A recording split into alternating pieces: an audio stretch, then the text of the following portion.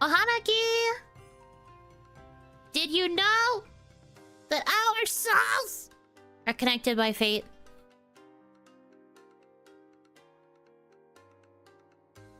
What do you know? I'm Yuno Hanaki, the one and only Oiran from Mialoon. Hi! I'm back! Our sauce! Your sauce! Sauce! Among Us mentioned? That's crazy. 1 minute into stream and we're already mentioning Among Us? It's more likely than you think. I'm back. What is that, a threat? Yeah, it's also a promise. You literally can't get rid of me. I'm here forever now. Think I heard that thing about souls somewhere before? Nuh-uh, I'm the first person to ever say it, actually. I'm the first person ever in a million years, ever. I'm the first person to ever put those words together, actually. Did you have fun on break? It was nice. I had a good time. I was big chilling. I was very good. I did not touch any of my work stuff. The only time I touched my work stuff was when I got email updates from my art mama. Other than that, I did not touch work. I did not think about work. I was not consumed with work. I was just girl, doing girl things, and it was nice. Back from outer space? No, back from New Sieg.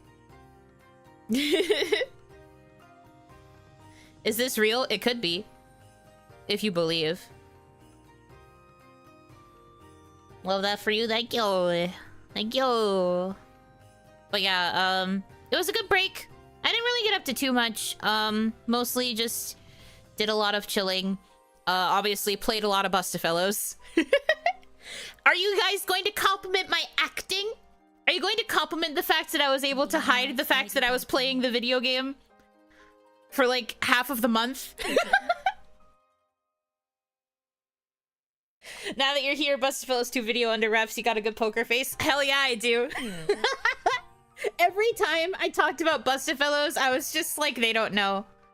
They don't know. I'm doing such a good job.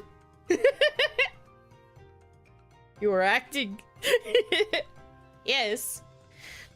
Yeah, so the story is, my first day on break. I mean, the dramatic reenactment was literally what happened. But basically, my first day on break, I checked my email for a second because I was expecting an update on something else, and then I saw an email from somebody directly from P-Cube Asia, and I was like, am I being punked right now?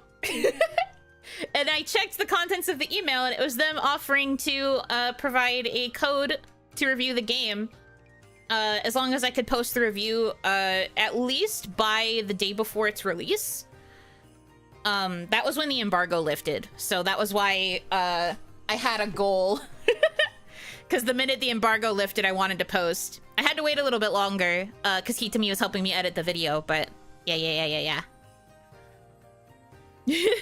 But literally the first day of break, I woke up, I was at my desk, I was like, let me check my business email really quick, and then I saw it there, and I was like, what? I think I literally freaked out. But I'm so happy that it turned out good. I feel pretty proud of it, all things considered. I think that one was a better mix of like my sense of humor, but also my ability to analyze stories. Hanakade was a bit more serious because the story was a bit more serious, but I feel like I was able to keep a little bit of a better mix between jokes and more serious review stuff. Yeah.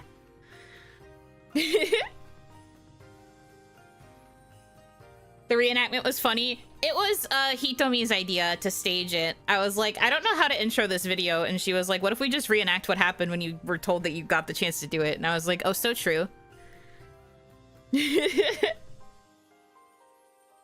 So you have her to thank for the idea. I recorded and then I gave her like a bunch of different files with like me memeing and being silly.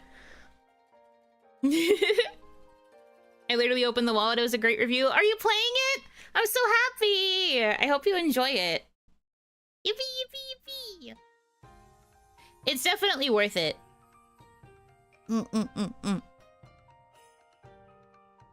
It's worth playing if you are into visual novels.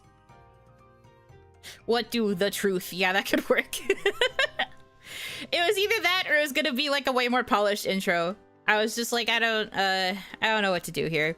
That's why I'm glad I have Hitomi to be an ideas gal for me sometimes, because I'd be suffering otherwise. But yeah, in terms of work, that was all that I did. I was able to keep it a secret for 2 weeks. Literally the whole time I was acting like I hadn't played, but I had been playing actively. Obviously, I finished Limbo's route as soon as possible. So I did Limbo first. And then I also finished Shu. I wanted to finish more, but I was still trying to keep up the illusion with you guys, so streaming was kind of cutting into my time to play, and I didn't want to pull too many all-nighters because I knew that if I sounded like too sleep deprived, you guys would be suspicious that something was going on. So I was like, I'll do my best. So the reason the review only covers a couple routes is because I didn't have enough time to play all of them. But also, the routes in the game are long as fuck, so it's really nobody's fault except for Project Extend for making the routes super long. Shakes my fist. Some of them were like 30 episodes. I don't want to talk about it. Anyways, so like, I was going through it. The review only covers based off of what I know from playing Limbo and Shu, because they were the two I managed to finish both good and bad endings for. When I wrote the script, I was in the middle of Helvetica. By the time the video was finished, I had finished both Helvetica's route and Moses. So I wish I could have had time to like make an addendum, but I didn't. Maybe you need to start calling Hitomi Mane-san. I mean, she's probably more of an assistant than a Mane, I would say. Because I still handle most things by myself. It's just that Hitomi helps with the video production side. Welcome back, thank you. They made too much game. Literally my biggest complaint. Too much game. How was I supposed to finish it in 2 weeks? Because by the time I got the code, I had exactly 2 weeks until the embargo lifted, so I was like, fuck, how am I supposed to beat the game in 2 weeks? The only reason I was able to beat the game in 2 weeks the first time around with the first game was because I had nothing to do. I was unemployed. I wasn't in kawaii yet. I had nothing to do. I had all the time in the world on my hands. And they expected me to do it again this time.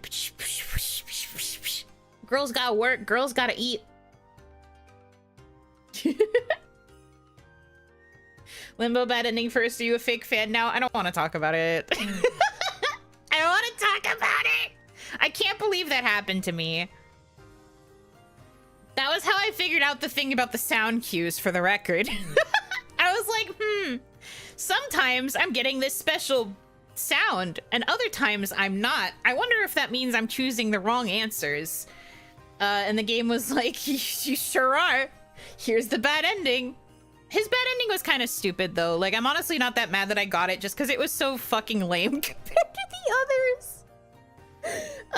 No spoilers, obviously, but it was pretty lame compared to the bad endings the others had, because, yes, in order to 100%, you have to get the bad endings. And you also have to do some, like, other pretty tragic stuff related to the epilogue. But, again, I'm trying not to spoil. The game's too new. But you might get me to yap about it in, like, a member stream or something where I can't risk, people getting mad at me for spoiling. One of those games, yeah, one of those games where you have to experience the tragedy in order to get the true completion. It is what it is. I have thoughts on the epilogue that I would like to share, but because it's still too early, I will not be spoiling. Especially now that I know that some people actually, like, bought it and are going to try to play, so I'm gonna try to zip my mouth shut. I did the motion of, like, zipping my lips shut just now, even though you can't see it. But, yeah, I have thoughts.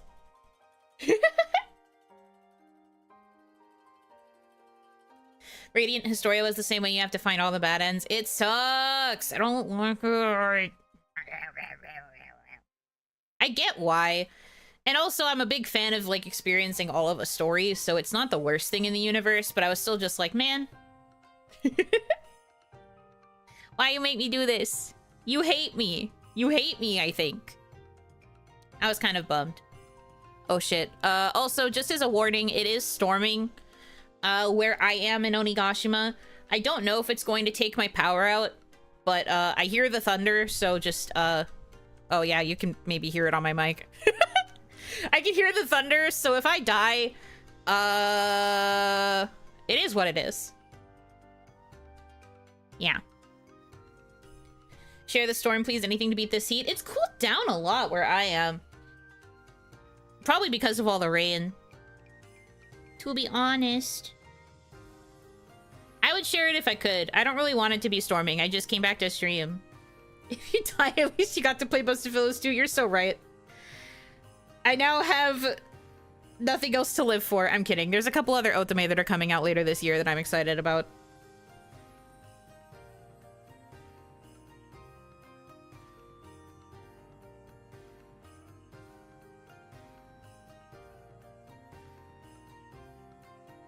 Okay, yeah, it's gonna rain for another, like, hour or so. Alrighty. Alright, fine. I don't hear it. I like a good thunderstorm. Well, that's good. As long as it's not, like, obnoxiously loud on the mic, I think we should be fine. School Days only has 6 bad ends from its 21 endings. Well,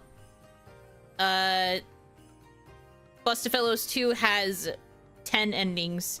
5 bad, 5 good. Which I guess is better than the last game, because in the first game, minor spoiler, I guess, the first game, Limbo had 2 bad ends. I think he was the only one that had 2 bad endings. Everyone else only had 1 bad end. So it was disproportionate to good and bad end, specifically because Limbo had an extra bad end, which is so fucked up if you ask me as a Limbo liker. How dare they do that to me? And I had to play both of them in order to get the completion, so what the fuck? Hey. That's messed up to me, in my opinion. This is Purple Girl Hype Erasure. Well, Purple Girl Hype came a little later. Purple Girl Hype was a little later. But you're right that that was the only other thing that really happened during my break. I got the final update on 2.0. And also today, this morning, I got an update on Yellow. As in, I have the final coloration for Yellow as well. So both of the models are finished in the coloring stage. Can I get a woohoo leak? No. No, not right now. You're not getting a leak from me this early. I literally just came back. Yes, correct. Ooh, yeah. As you should. I'm very excited. Yippee! It's so cute. They're so cute. They're so cute. I just imagine you went more feral than a cat at 3 a.m. with an empty food bowl. It's true. I think I literally, you know that like meme image of the feral creature that's like, ruff, ruff, like chomping at the bit and like basically shaking it like a chew toy? That was me holding 2.0. And then also Yellow. Yellow turned out so freaking cute.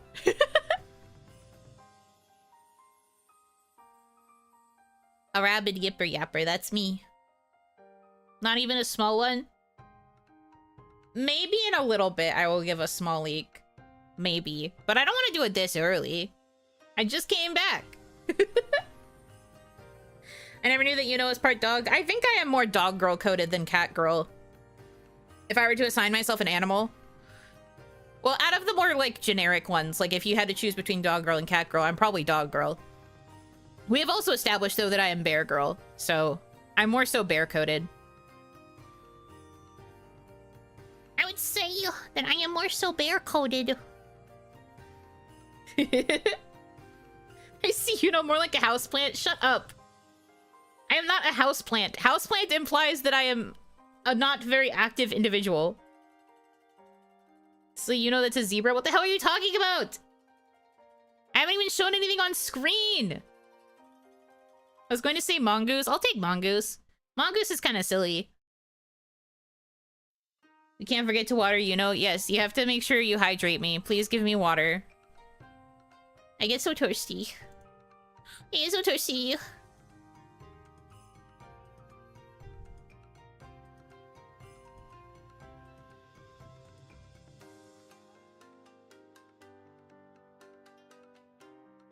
You do drink mostly water? Yeah. Do you ever touch grass? No, not really. Not really, to be honest. Will you turn fully green if we water you? Like my skin? I hope not. I don't think that's how that works.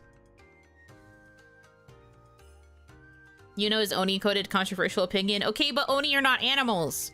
They are Oni.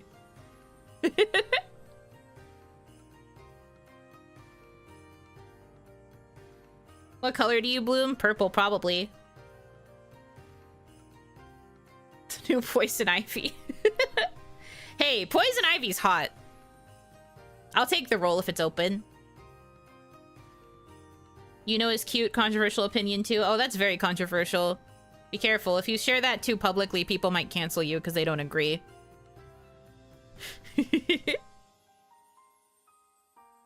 Truest thing you've ever said? I feel like I've said things that are truer, but I do agree that it was very true of me to say that.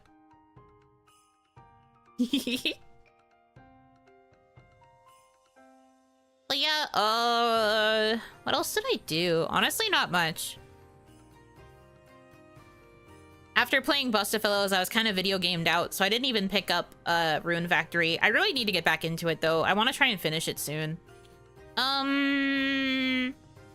What else did I do? I should have read more, honestly, but I didn't really read very much either. I was just kind of chilling. Cactus doesn't cause trouble, chills in the quarter, stores up gallons of water unless you poke her. True. You could say she forever blooms. Hey, I didn't know that reference. Did you at least catch some sun because summer? I did have a passing thought of going out to a pool. Like, I thought about like packing a little beach day bag and like going to like the local pool and like chilling out and reading outside for a bit. But then I was like, that sounds too normie, and I didn't do it. I was like, what? Who do I think I am? A normie going to socialize outside? Who is this in my head? Because it's not me. Did you see the new South Park? Yes, I did. I enjoyed watching the premiere with Hitomi. It was fun. Crazy episode, eh? And then at San Diego Comic-Con, they announced that the trailer that they released was fucking bogus because they were pressured by the network to release a trailer. So none of those clips that were in that trailer are actually going to be in the new season. They're so fucking funny. Which I guess is good for me because I was very nervous about the Kyle bird flu episode. I'm glad I don't have to worry about that, but also I was just like, oh my god.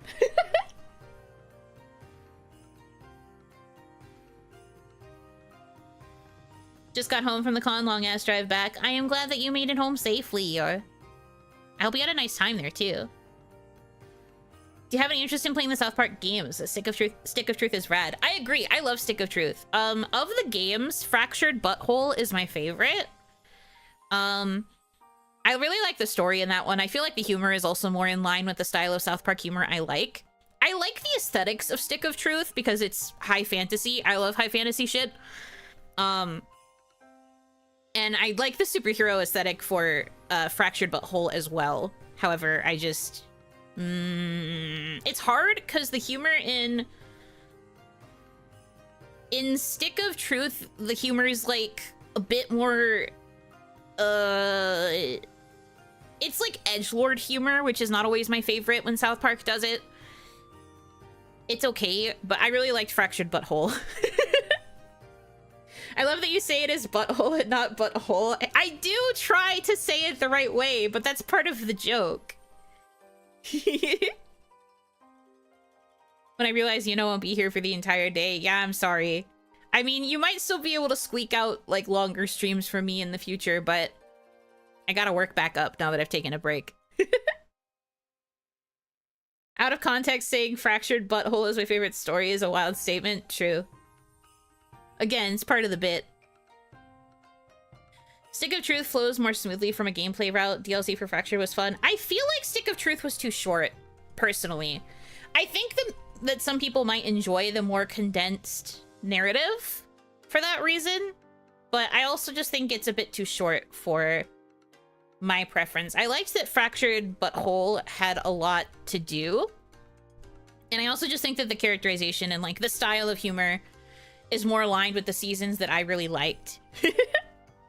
And I think Stick of Truth was too short, and I feel like maybe it could have benefited from being a little longer. And again, some of the like humor and the overall jokes were not my favorite. So if it was like closer to the more modern-ish South Park humor style, maybe I would have enjoyed it more.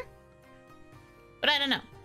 That said, I like the universe of Stick of Truth a bit more than I do the superhero universe, but I like both very much. Back to the question, maybe. South Park streams have to be flagged as mature, and that kind of kills your channel and the algo, among other things.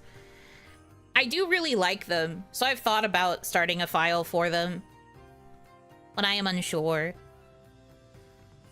Also, don't talk to me about South Park Snow Day. I'm so sad about how that one kind of turned out. That one was also quite short. I think me and Hitomi beat the campaign within a couple of hours. We were just kind of like, well, I guess now we just go through it and play more? Question mark? Gotta risk it for the biscuit? Yeah, I suppose that's true. I appreciate the thoughtful response. No problem. You know me, an excuse to yap, especially because I haven't been able to yap with you guys for a while. Ask me questions and I'll just go meh, meh, meh, meh, meh, meh, meh, meh, meh, and you're just like, oh my god, shut up. Maybe we didn't want you back. Speaking of Hitomi, how is Best Girl? Hitomi's doing good. She's been working, she took a bit of time off with me to play more Bustafellows. But she's been doing good. She helped edit the video as well. I mean, she's mostly just been working or hanging out with me. I cling to her face the minute she comes home from work. I'm just like, please hang out with me. My socialization is literally gone. Where's the timer? It's not here! We're still going by honor system. I haven't found a good timer for keeping track of the hours that I owe still. So we're going by honor system. I'm really sorry. I literally can't find a good timer for what I need. I need one that can just do a countdown that won't get impacted by donations or members or whatever. Because the one that I had did show the right amount just fine. But the problem is, anytime I tried to disable options that would let people add to it, it would stealthily re-add them. And that made me nervous. I was too nervous. So I didn't want to use it because if it stealthily turned back on, people would be adding time again. And I'd be like, that's so interesting.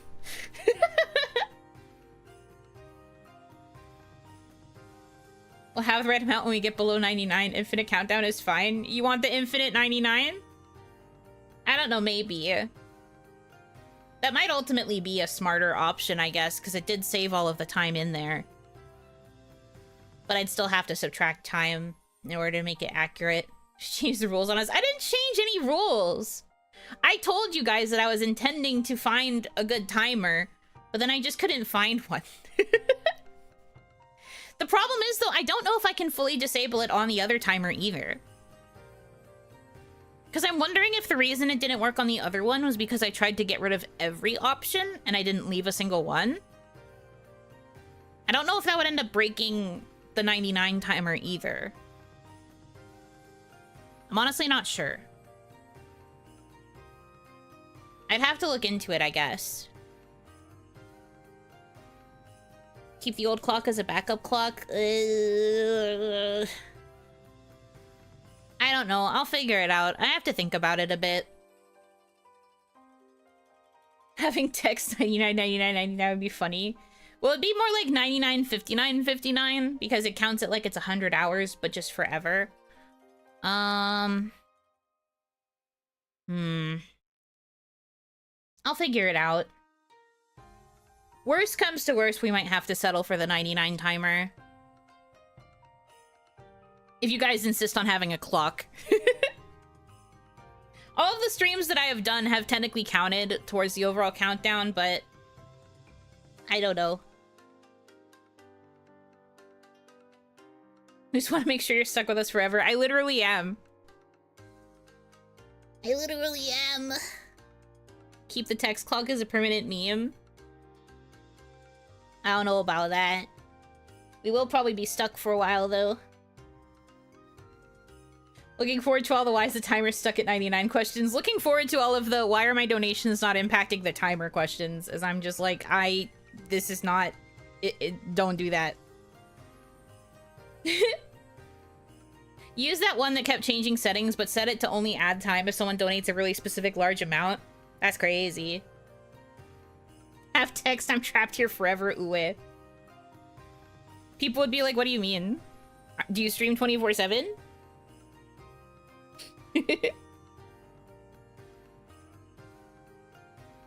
Maybe. Maybe. I'm doing a lot of thinking about it. I probably should have tried to figure it out before I came back to stream, but I was just too excited to come back in the app. I didn't do much preparation. I was just like, yay. Blink twice if you're trapped. How many times can I blink twice?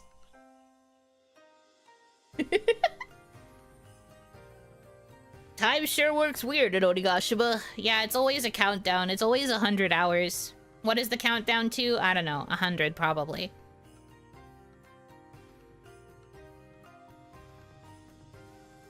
That's failed. Thank you. That's an odd number of blinks. She's fine. No! Dang it. Distracted by boys? I guess, if you guys count as boys. I haven't played Bustafellows for, like, a few days now. Almost like a week, even. No, not a week. It's been a few days. I don't know what I'm talking about. It's been a while. Because I beat it. I have the 100% completion already.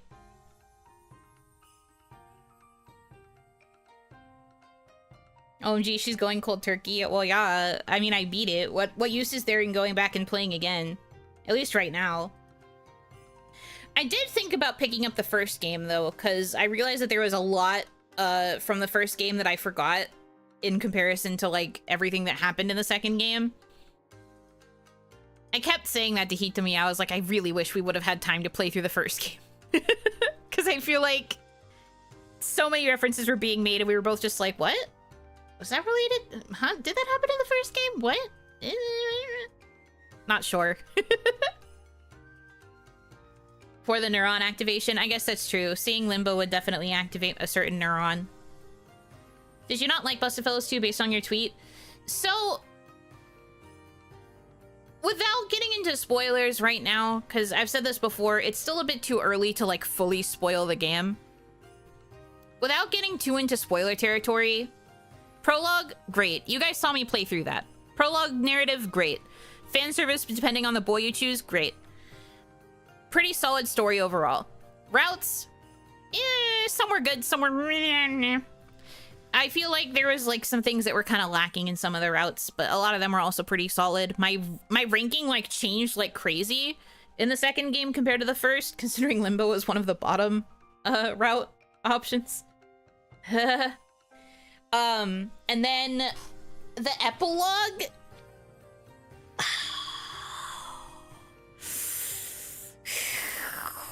The epilogue... Now, see, I didn't like the epilogue in the first game either. I thought that the epilogue in the first game was a little bit... Well, okay, one of the epilogues was okay. The first game had 2 epilogues. The first epilogue was alright. The second one... Not ideal. And then in this game's epilogue, the narrative was pretty good in the first half, and then the second half... Oh, I'm gonna get heated if I don't. I can't. I can't.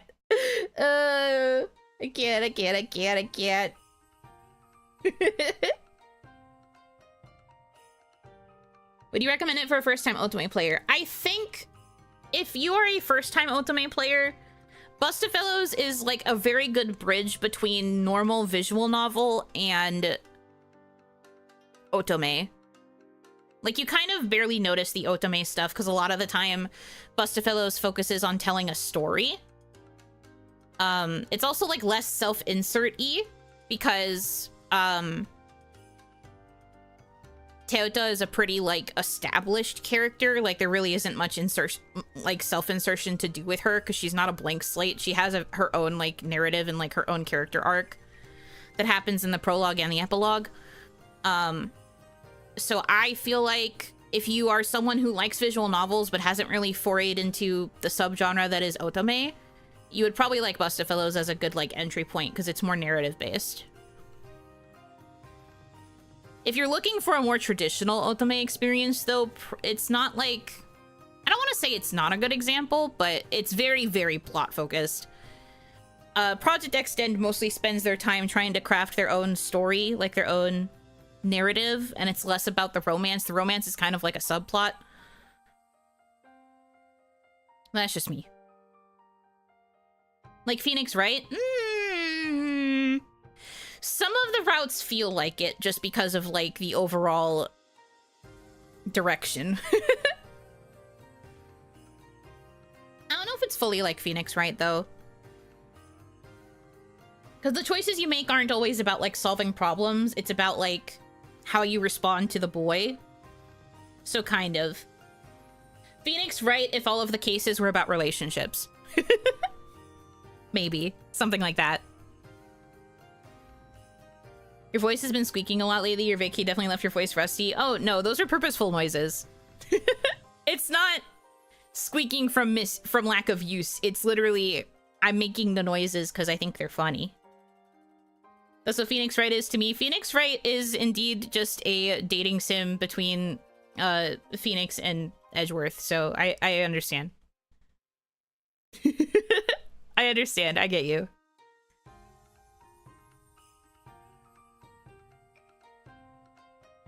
But yeah, I think it would be good if you like visual novels and you want to experience an Otome for the first time, maybe. Because it's way more narrative focused. I don't know what game I would recommend as a first Otome that's like a more traditional style Otome. It depends on your vibes, like what kind of narrative you like. You're so real for that.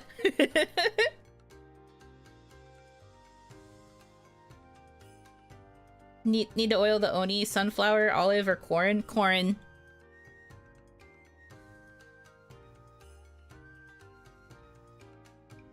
I think technically I would choose avocado oil, but that wasn't an option.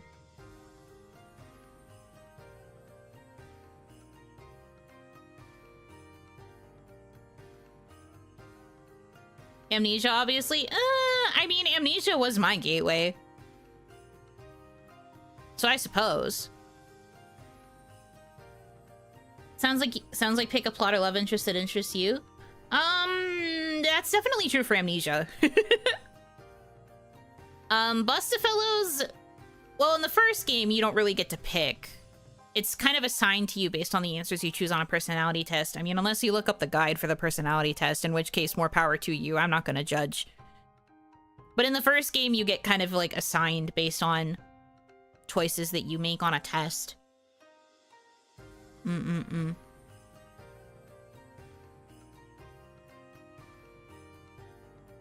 Avocado oil has changed my life. I love avocado oil. My beloved.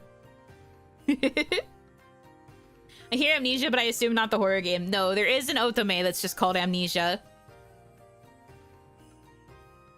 Yes. Not the horror game. I will say, though, when I was screen sharing playing Amnesia the Otome to Hitomi, Discord kept labeling it like it was the horror game. So I'm pretty sure people thought that I was playing the horror game for like 3 weeks straight. And we're just like, man, Yuno really likes Amnesia.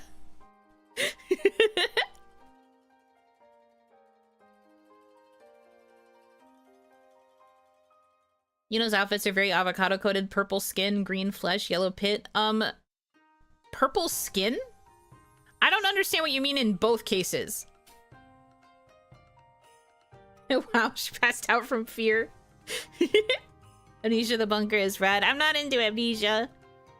I don't really play horror games.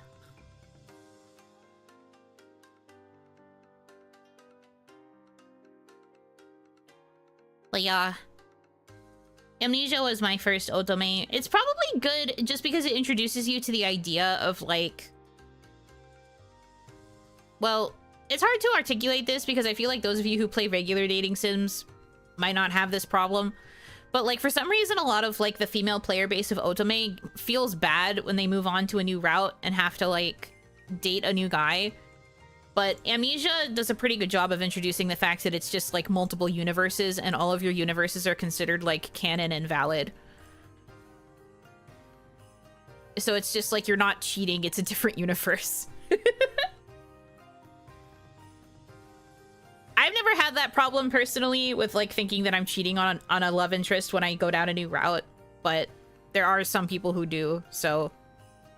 Amnesia does a good job of, like, justifying the fact that you can choose whoever you want and you're always going to be considered canon.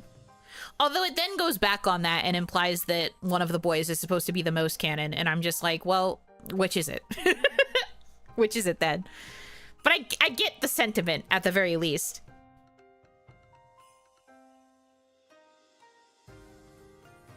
Amnesia the Dark Descent VOD win? What do you mean VOD? Are you saying you want me to play it off stream and then post a Let's Play? No. No, I won't. I shan't.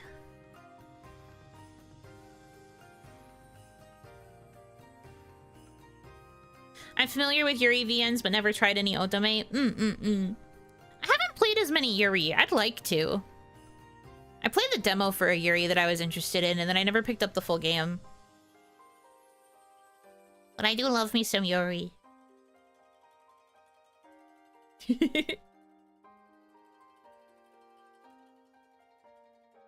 Aside from cheating, I don't like when in order to get one route you need to shit on another character. I'm looking at you, Mystic Messenger. So true.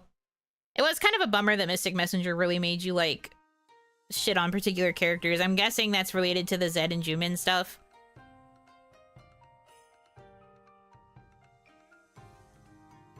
Or, like, you had to show, like, an insane amount of favoritism towards the character. Even if you didn't necessarily agree with what they were saying in the chat, you had to, like, basically be their yes man.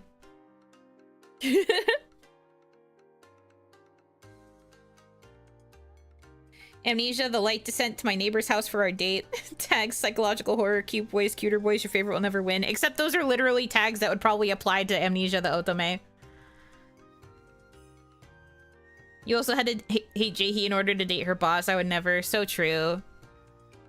Well, I guess you didn't have to hate Jaehee, but you had to, like, basically tell her to keep working. And, like, encourage her to keep overworking. Unless, of course, you're aiming for that one bad end for Jumin where you just replace Jaehee. That one I always thought was so weird. I never got it because it made me feel too icky.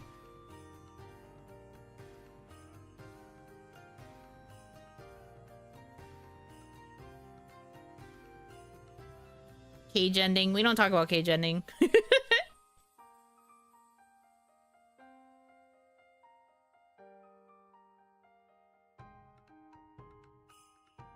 Grind set, mindset, overtime, pays time plus. I guess that's true.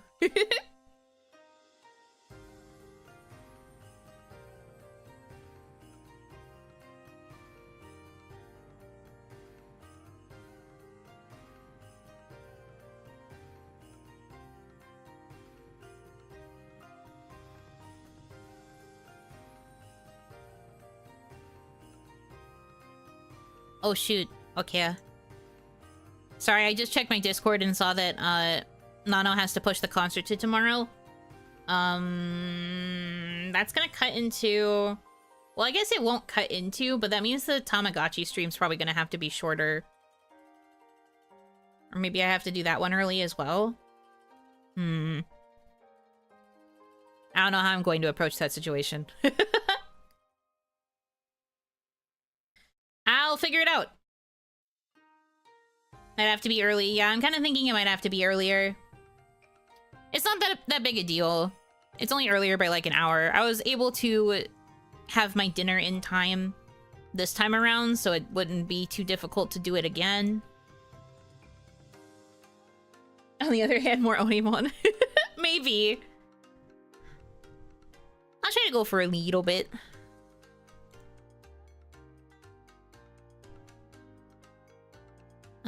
Yeah, so instead of 8, we'll do 7 for Tamagotchi Plaza. Are you going to delay OniMon to 8? Huh? We're literally doing OniMon right now. What are you talking about?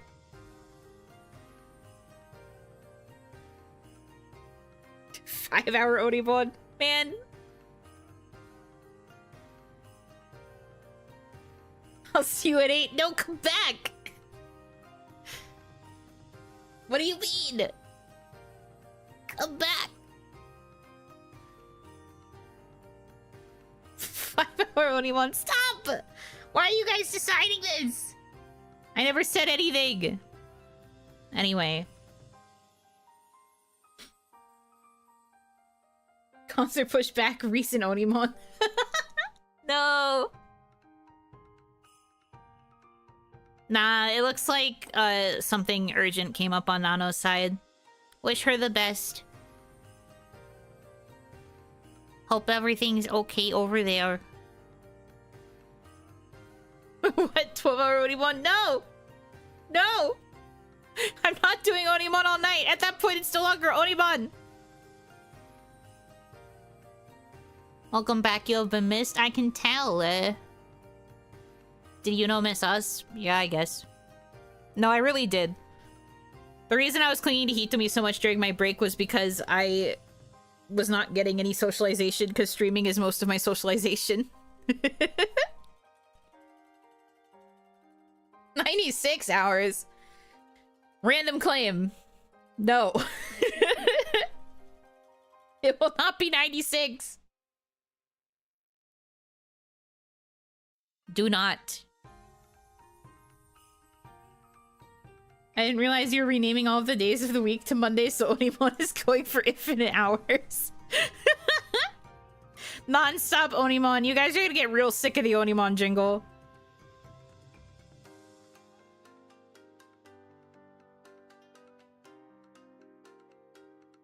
$69 then? No! Explodes. I don't think the world could handle that many Mondays. Or that many OniMons, for that matter. Infinite OniMon that almost dents the timer. I guess. You have a good point. But it's not OniMon if it goes an entire week. You guys don't understand what OniMon means. The mon is for Monday.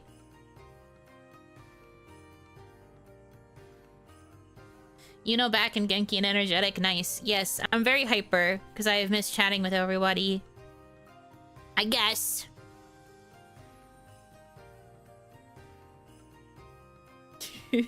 Yeah, almost dense. That's the thing. It would still take forever. Our codependency, parasocial, social battery relationship. That's so true. The mutual recharge is occurring. Boop, boop, boop, boop, boop, boop. Thought it was Digimon. No! It's OniMon because it's short for Onigashima Monday. I made it OniMon because I thought it was a cute abbreviation. What the frick?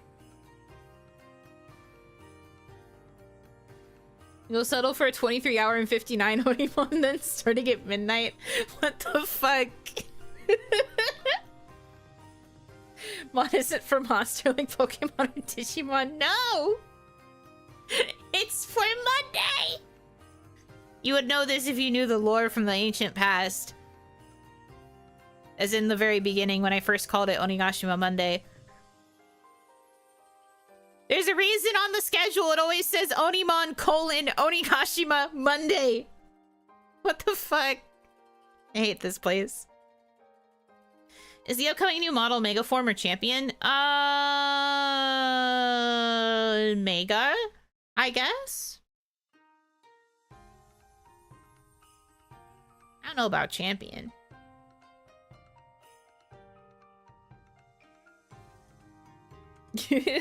That's why it's called Oni-san. Shut up.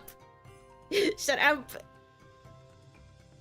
But still thought it involved monsters. Well, it technically does, because an Oni is a form of monster, I guess, technically.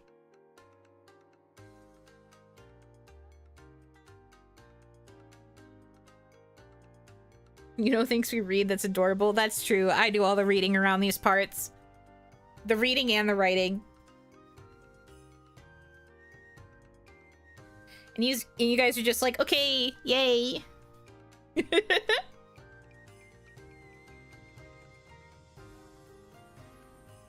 Call Oni Monster a happy accident. What the heck?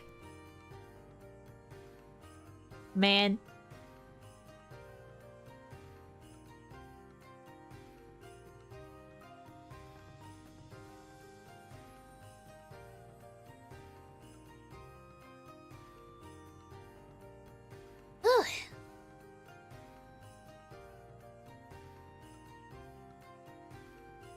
Gosh, I love water. I know that makes me sound more like a plant, going back to the earlier conversation, but I do really like water. We have Jingle Keys level intelligence, that's true.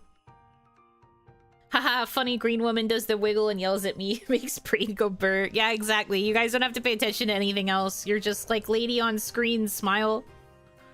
I love when lady on screen.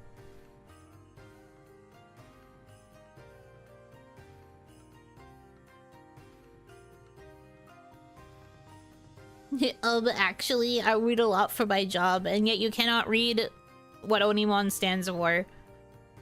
Interesting. Funny how that works.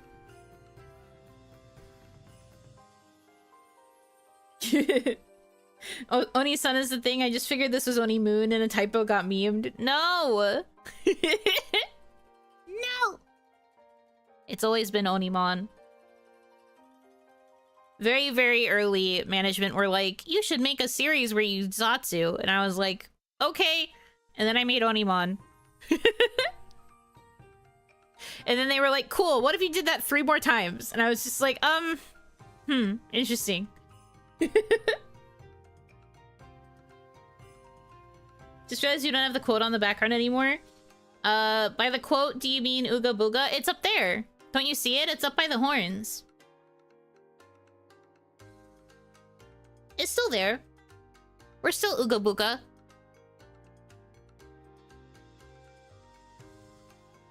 To be fair, Mondays are named after the moon. This is true. Gets a Yobi.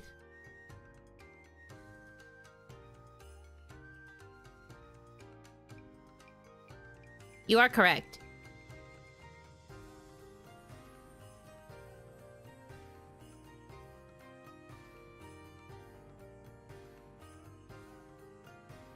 I'm just blind, I guess.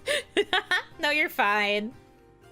We moved it up there because it gave a bit more space on the overlay, especially when I had the countdown here and it had like all of the big bars of text. We just needed more space. It works better this way. A little less crowded.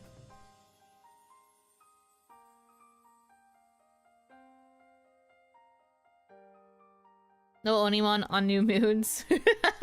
Not usually. Too busy celebrating Moon Day. I mean, I am in Mialoon, which is a moon-based unit.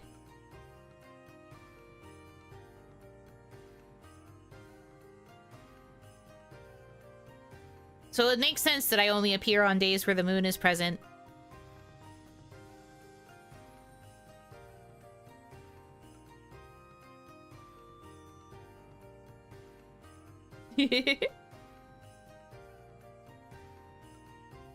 A minute behind, it do be like that sometimes. I feel like YouTube has been a bit worse with its latency lately. Like Christmas? What do you mean by that? The honeymoon unit, but not that kind. Yeah, not that kind though. Meow, meow.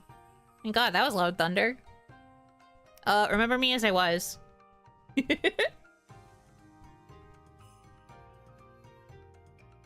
What you get for Christmas this July? Nothing. Whole lot of nothing. Well, I guess the one present was the, update on how 2.0 is looking. Because I think I did get that around the 24th or 25th.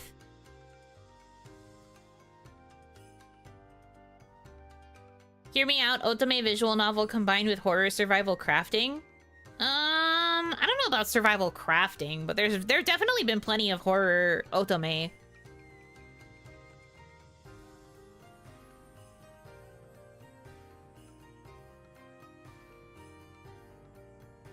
Are we the present? You guys would be a belated Christmas in July present if we're going by that metric. Because it's clearly not Christmas in July anymore. May the Oni lights guide you back to me. You're just in time for OniMon at 8 p.m. Shut up.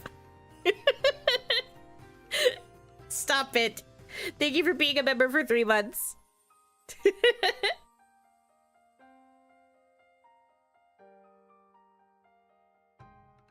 Or more like a consolation prize. Hey now, don't sell yourselves short.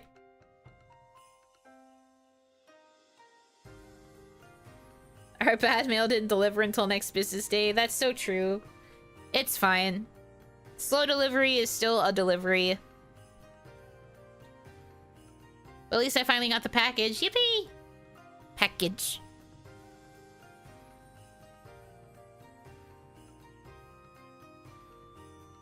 We still have 3 days left. It's so crazy to think that there's 3 days left of July. Oh god. I have so much I have to do. If I want to aim for my debut in October, I have so much to do.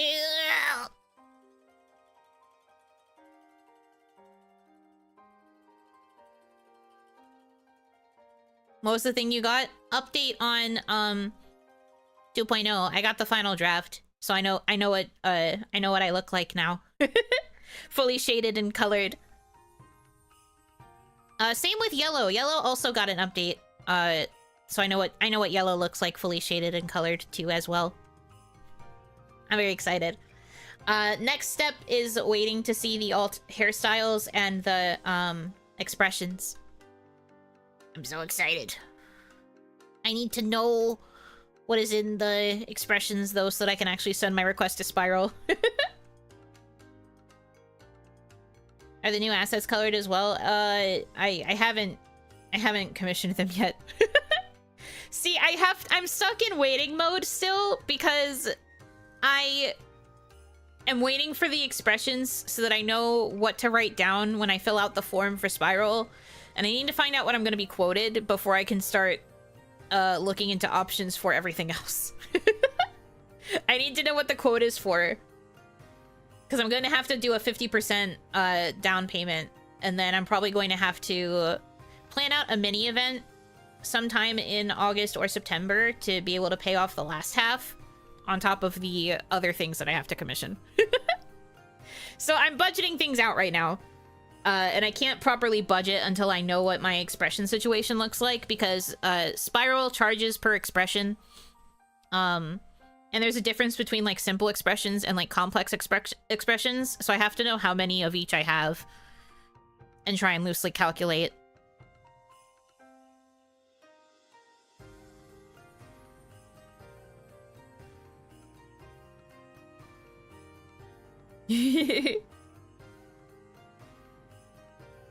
Next step is bikinis and sunblock. True.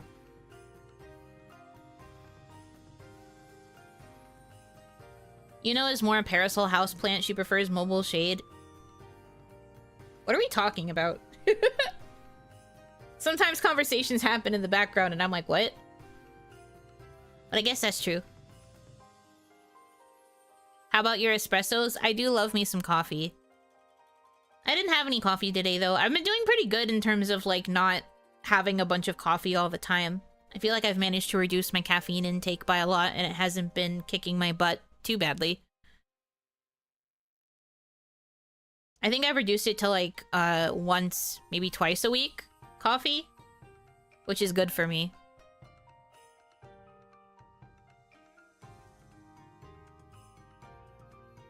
Drinking more water instead. And like smoothies, I guess. That's pretty good. Yeah. It feels like character growth. I used to have coffee like 4 times a week usually. Which was bad, because if I didn't make coffee at home, I was buying coffee, and I need to cut that down a little bit. Congrats, it's really hard. I've been trying and failing. It gets hard. The only reason I crack and I drink coffee is when I have a caffeine headache that just will not go away. Because, you know, I'm not going to replace it with things like soda, because I hate soda. And sometimes my headache medicine just isn't enough. I don't want to get too reliant on headache medication either, so... Those are like the few times where I'll be like, okay, I guess I'll get my coffee.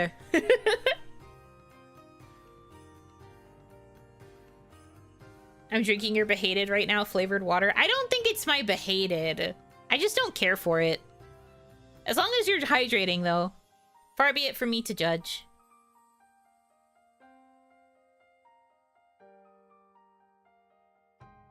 Soda is 1/3 headache med. It's true. It really doesn't do that much. You'd have to drink a lot of soda for it to actually do anything.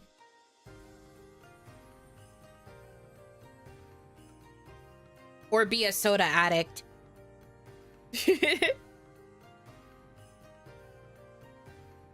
The expression espresso joke missed? Oh no, I knew what you were saying. I just answered you truthfully. Think of it this way, it's bean water, you hate beans. Well, I mean, I guess. I do like coffee, though. Coffee yummy. If anything were hated, it would be kale water. I haven't really had a lot of kale. The idea of kale water is weird, though. Play too hard to the straight man. It do be like that. I am the ultimate Tsukomi.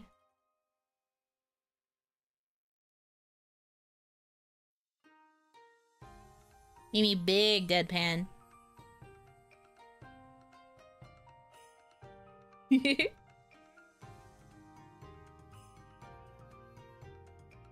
That is a good point. Coffee is beans. We've talked about this already. You guys made fun of me before for liking coffee despite it being made of beans, but because they're ground down into a powder usually, I don't really care. Kale water sucks. I mean, I would imagine. Most veggie water sucks. I like cucumber water, though. Cucumber water, good.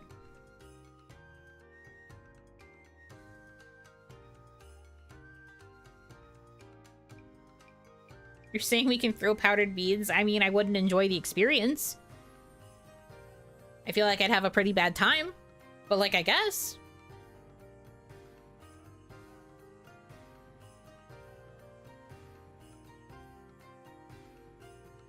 Now, see, that doesn't work because it's literally the bean emoji still.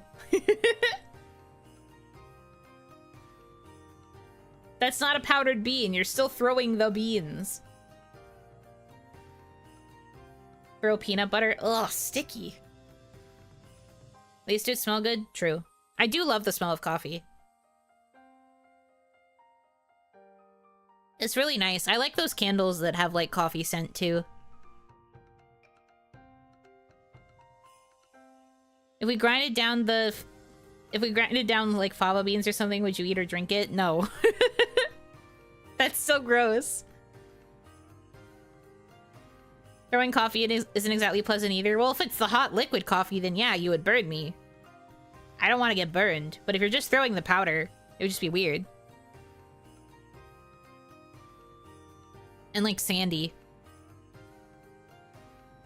I usually don't drink coffee, but espresso martini is my beloved. Fair. I've never had an espresso martini. But I have had coffee-based alcoholic beverages before. Yum, yum, yum. Baked bean puree. Ew. That would have the texture and look of vomit. Yuck. No, thank you. Do you eat tofu that's basically coagulated ground beans? I can't because white soybeans are the thing that Oni cannot be near because that kills us. So no, I don't eat tofu.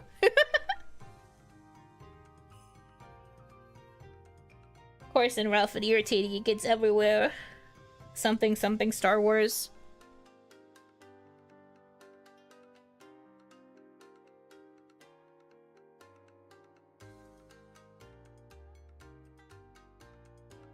What a sad existence. It's fine. I like meat. So I still get protein. I just don't get it via tofu.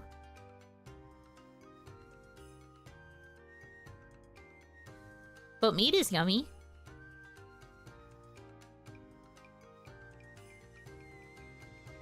And like peanuts and peanut butter. I get protein. It's all good.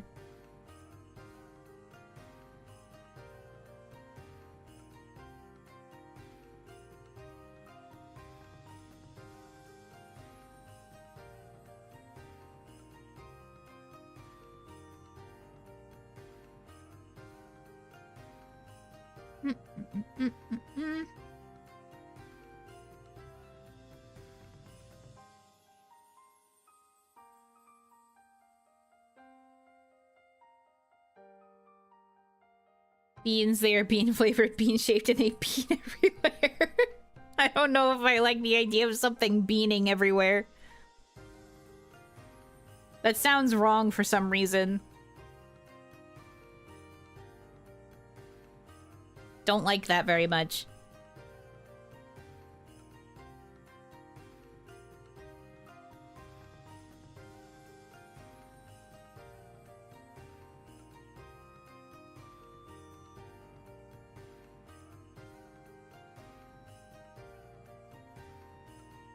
What does it mean to be in verb? I don't know, but I don't like it.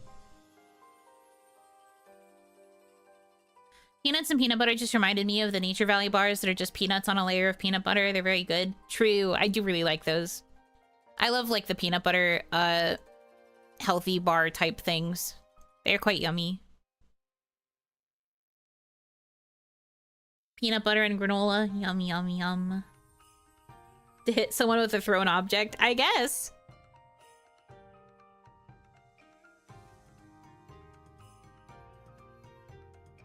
I guess I have heard that before, actually.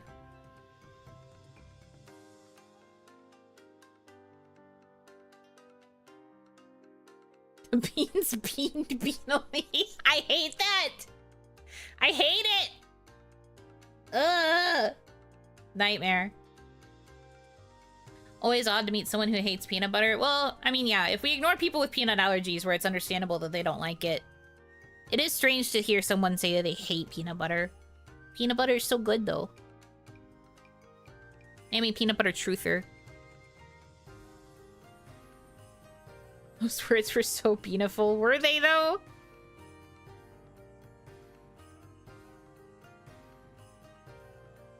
God, I hate beans. Can we drop the bean topic?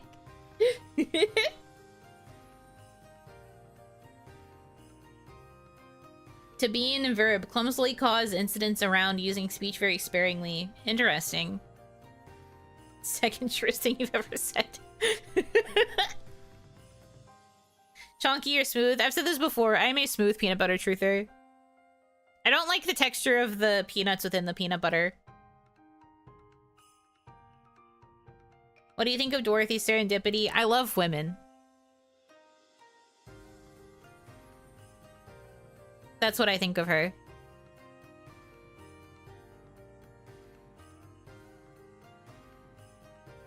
Heard a story from a guy with a peanut allergy, was offered a chocolate and was told there's no peanuts in it. He took one bite and it was full of peanut butter. Oh no! Nightmare.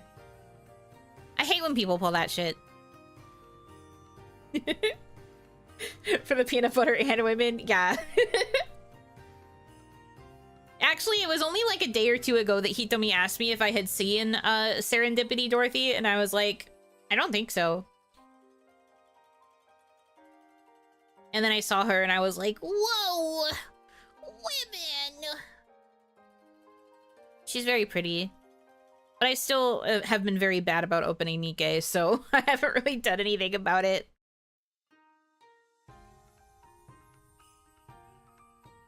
Listen, PB on women. Whoa, now.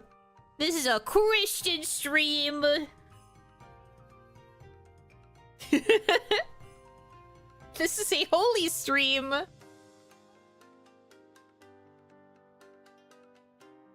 Anyway, remember how I said I'm dog girl coded? You know, something dogs really love is licking up a lot of peanut butter. So so with if you with the when the and the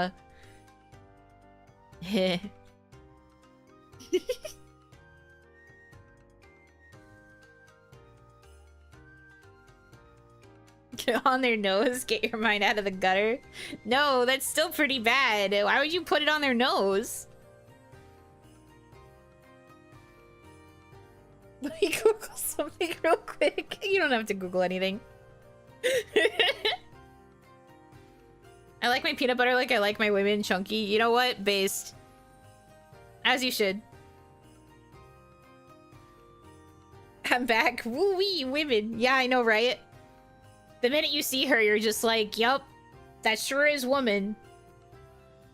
That sure is a woman. She's so pretty. I love her. If only I had the mental capacity to play more gacha games. Honestly, my capacity for gacha games has gone down a lot. I feel like I'm barely playing them anymore. I'm lucky if I remember to log into Star Rail to do a weeklies. And that's like weeklies. I still forget most of the time. I feel like I'm healing. Barely drinking coffee. Barely opening my gacha games. Maybe I'm becoming slowly more and more normie. Maybe that's why my brain decided it wanted to go to the pool. When is Nano's concert again? Sorry for the topic swing. It was supposed to be tonight, but she had to push it to tomorrow. Something urgent came up, so she canceled doing it tonight and pushed it to tomorrow instead. I think it's at the same time, just tomorrow. So, in order to fix that, we'll be doing Tamagotchi Plaza early tomorrow as well, so that I can still raid the concert. Yeah.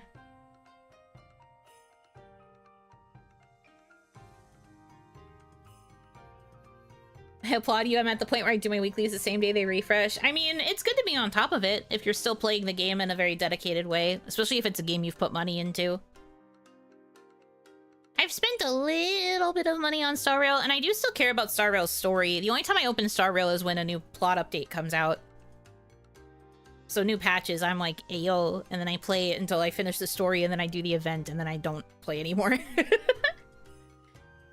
That's kind of the extent of me playing Star Rail. And then other than that, I've barely been touching like any other gacha game, which is kind of sad, I guess, because I did have a lot of gacha games that I liked, but I don't know.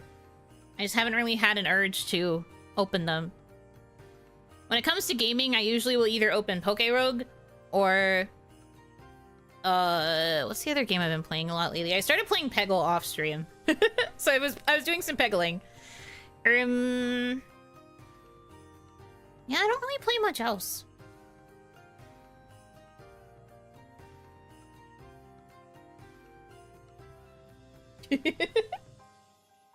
I've paid way too much into a gacha that's been crushed like many others by Musume. That's fair. Understandable. Musume has like really taken over the brain space of a lot of people. Still sad we got Peggle taken away from us by cursed OBS capture. I know, it was so sad. But yeah, I played a little bit of Peggle off stream. I was just like, I need to make sure that it actually works, and then it did. I need to figure out what the issue was with the capture. I talked to Hitomi about it afterwards, and she said that it was actually quite common for issues like that to happen with Peggle. But we didn't figure out what specifically I needed to do to try and fix it. Just kind of for gore. I'm on the Uma wave. It's a pretty fun game. So I've heard. Hitomi's playing it. Sometimes when we're hanging out watching YouTube videos together, I'll ask what she's up to, and she's complaining about her horses. Whining about the struggles her horse girls are facing. So she likes it too right now. I don't know anything about her favorite horse girl. You would have to ask her next time she comes around.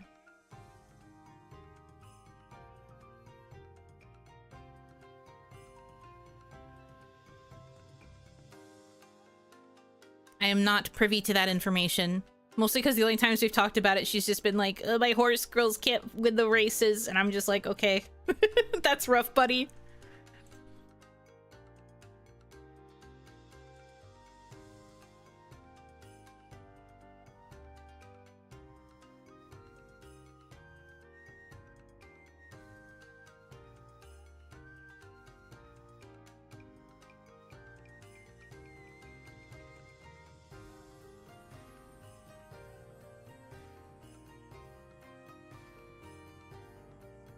I think the funniest part about the game is how much the fans get into the IRL horse lore. It is kind of funny how they decide to start getting into IRL horse racing and then they find out all this sad stuff about their horses, and I'm just like, again, that's rough, buddy. I'm happy or sad that happened to you, literally me. That's great, or I'm sorry that happened. That's literally me. Whenever she talks about the horses, it's okay, as long as she's having fun. Because most of them are sadly dead now, indeed. But they get to live on through the video game, so it's fine. But I can still imagine it being sad to find out that your favorite horsey isn't alive. So you can't go see them for whatever reason.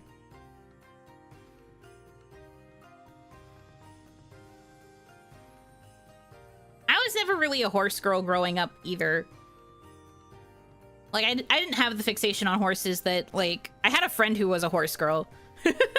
But, like, I never really had a fixation with horses. So I think that's part of why Musume doesn't really appeal to me all that much. I'm just like, eh. I didn't have a horse girl phase. No horse girl.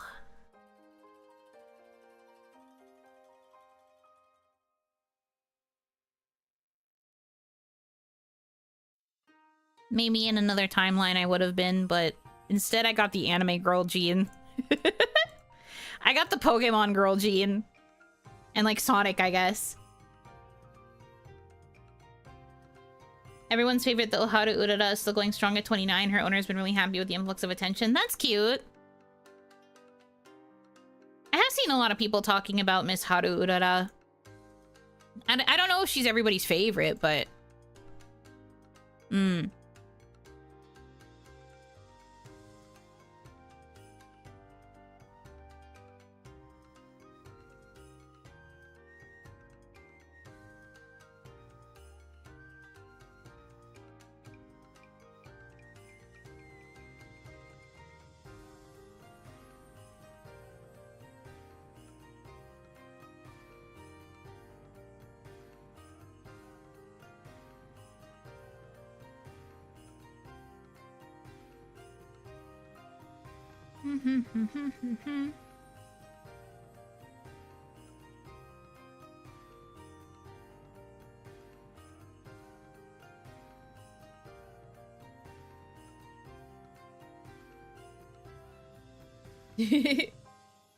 Were you an Egyptology girl at any point? No.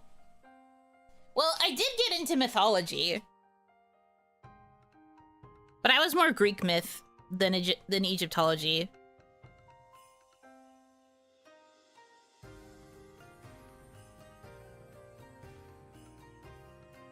Bullshit has been my favorite for years, but only found out about Haru recently. Yeah, I mostly see people talking about Gold Ship. Or whichever one is the one that does Bakushin over and over. I don't know. I see people talking about horse girl stuff, and I'm just like, you might as well be speaking another language. EP, it's 8 PM here. I have turned 60 sometime in the last week. Congratulations on turning 60. Get to bed soon, Grandpa. Nice nature #1? Oh, I see you. I don't know what that means. I'm guessing it's the name of another horse. Did you hear about the owner of Haru opening a site for grass donations and people crashed the website? Wait, that's so funny and very sweet. They really just wanted to give that horse so much grass. That's so cute. Love that for them. I mean, at least it's going to a good cause, you know? Actually taking care of a horse.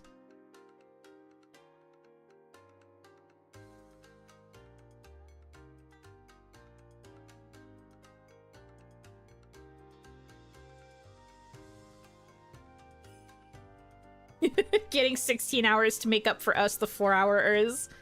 We're just handing him all of our EP. This is what allows me to pull an all-nighter. Thanks, man.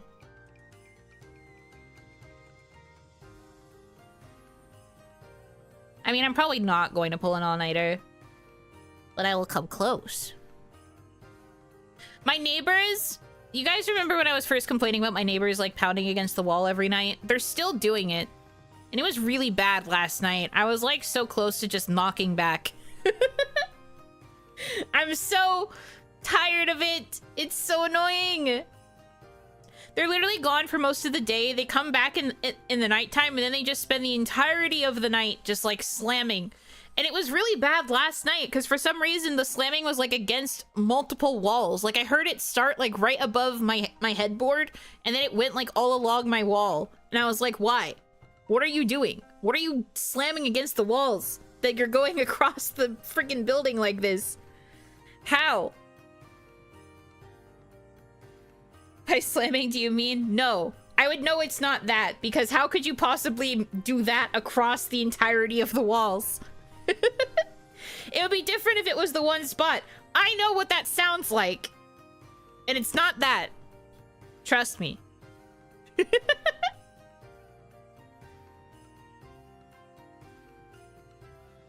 But also, if that's the case, that means that it goes from 10 p.m. to like 3 a.m. every night.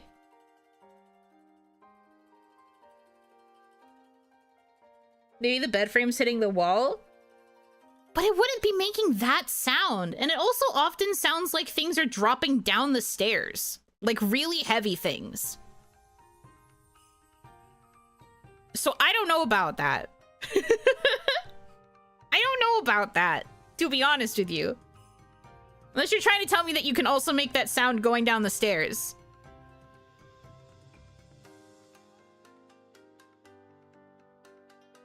Maybe they have a rage room.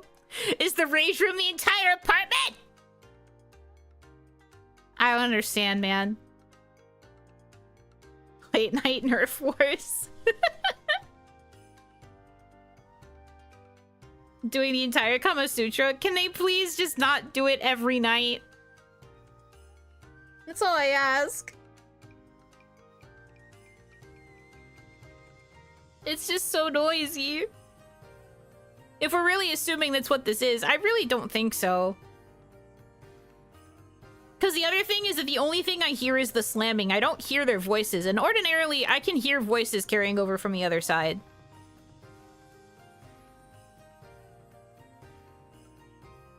So they're doing it for hours in complete silence. They set up a cat obstacle course on that wall? Maybe. I don't know if they have a pet. I think they have a child. I don't know if they have a pet. But it's been so noisy and it's been driving me crazy. So I've just been like, do I need to... I'm this close to doing something about it, and I don't know.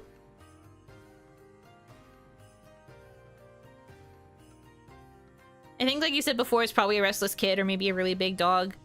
Yeah, my thought is restless kid. But I guess it could be a big dog. No idea. I don't think they have a dog, though. I feel like I would know if they had a dog because I hear the dog barking. Because when my previous neighbors got a puppy, I heard the puppy barking like all the time. So I probably would be hearing a dog bark. I don't know.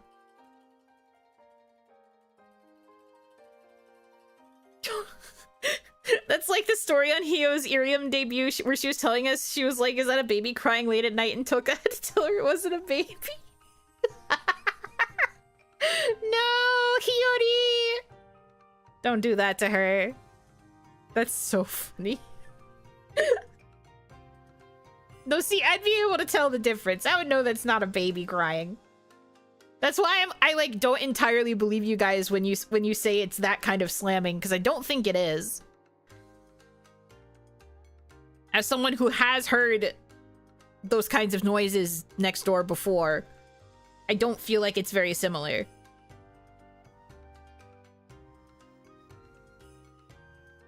Banging next door is still a problem. I can usually ignore it or like make myself go to sleep despite it.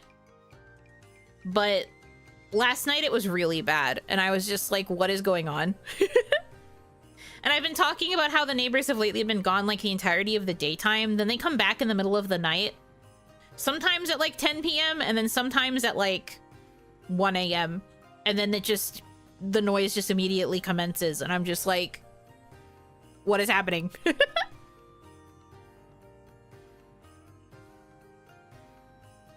If it's this big of a problem, I'd give a knock at the door and talk to them about it. Oh, I don't want to talk to them about it. Because in my mind, I'm just like, I feel like I shouldn't complain, especially because I'm streamer. And there will probably be times where I have to stream late at night and I get noisy, maybe. I know that's very funny to say, because you guys know I'm quite a quiet gal. But, like, in the event I do get noisy, I don't want to, like, have that chip on their shoulder and then have them immediately like file a noise complaint. I'm trying to like make my life as a streamer a little bit easier, I guess, so that I don't have to frickin' die or worry about getting noise complaints sent to my house.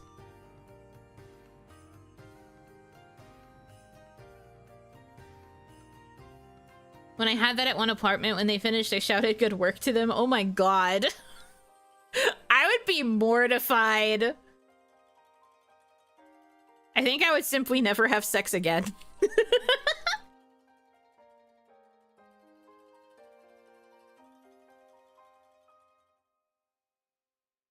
You know, banking goodwill for the inevitable 2 a.m. women. Very true.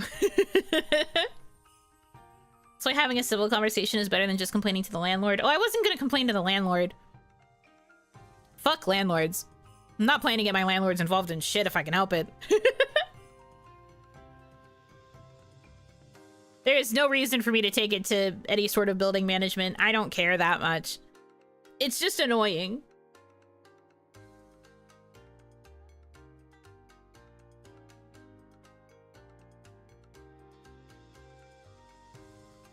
Frick landlords. I don't give a heck.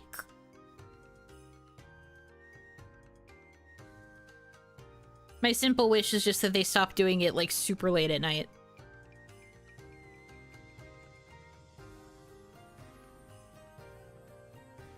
When they open the door, just poke your fingers together and say, ooh. They immediately, like, report me for being a fucking weirdo. Nah. I don't know. I think if it gets, like, really, really bad, I might finally say something. But I'm just like, I don't know.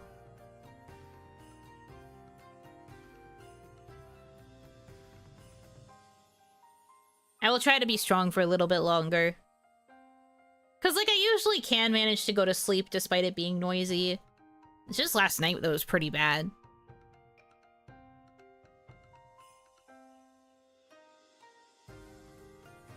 All I'm saying is I've had noise complaints called at parties in the past. Generally, it doesn't escalate past keep it down. That's true.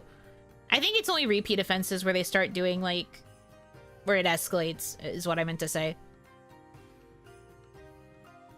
The correct reply is to shout hell yeah back through the blush. If the wife shouts at first wife her again, she's earned double wife.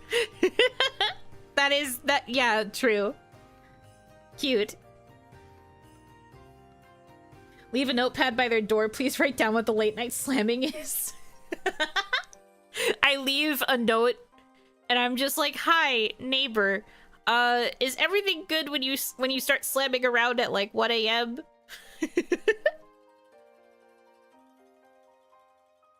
Is your child okay?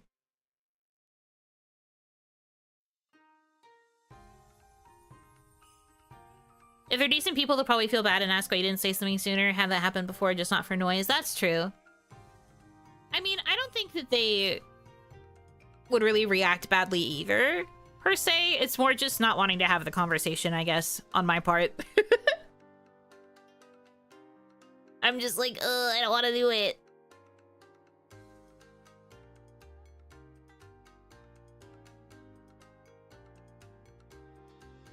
I don't know.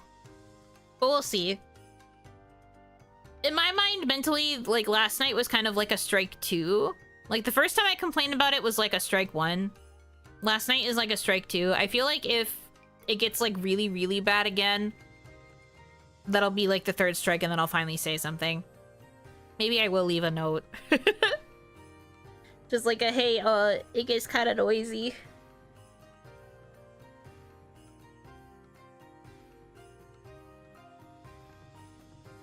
It turns out they're just a really indecisive interior designer. Honestly, when I heard the slamming initially, I thought it was because they were still, like, organizing their furniture because they just moved in. Because, you know, they only moved in, like, a month ago. 2 months ago, I think, at this point. So I was like, maybe they're just still unpacking and, like, rearranging their furniture and stuff, and they can only do it late at night. That's what I thought it was. And then it kept happening, and I was like, surely they can't still be unpacking. But, like, I guess there are people that, like, take forever to unpack, so... It could be that, and the only time they have to do it is the middle of the night.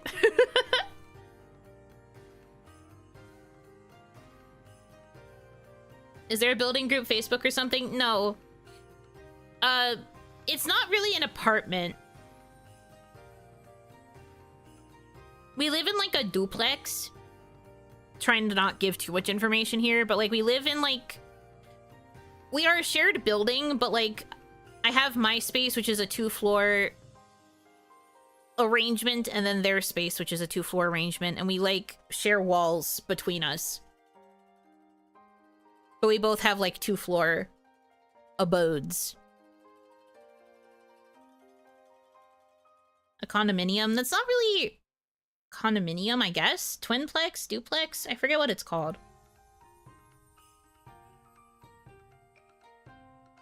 Like a townhouse sort of deal? Yeah, sort of. I guess it's like townhouse arrangement. Basically a house that's split in two, kinda. Yes. Duplex is basically one house but 2 residences. Yeah, kind of. I guess that's what it is then. Suplex.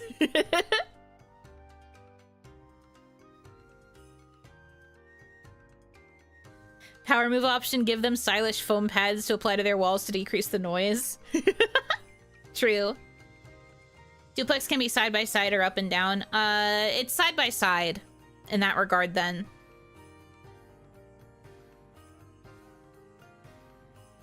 Rather than up and down. So luckily I don't hear shit on my ceiling.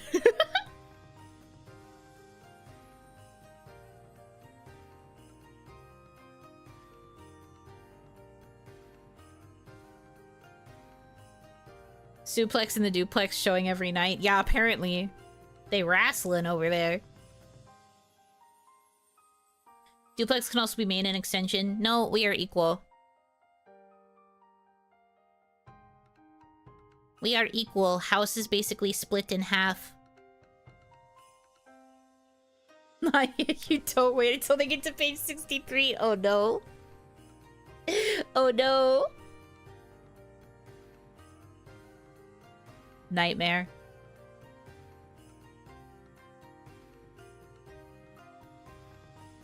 Mayhaps they're also streamers in their own style. Oh boy. What a way to learn, honestly.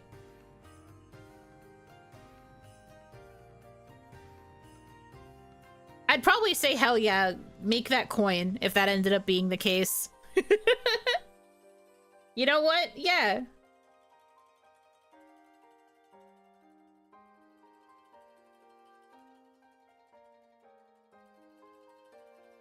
I don't think it's ever picked up on my microphone, so I don't think you guys would have to worry about the noise. The way my desk is set up, I'm like opposite from the wall that they're usually slamming against. So you probably would never really hear it unless it was like really loud. I only end up hearing it at night. When I am in bed, usually.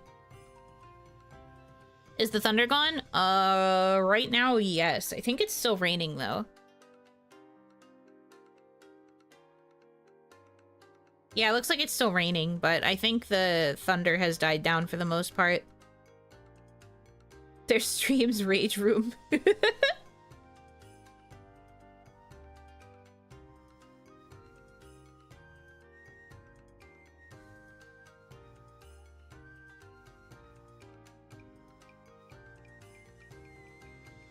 Can't they just slam against the only other wall that doesn't face against a neighbor? I mean, you would think. I don't know how they've arranged their side, though.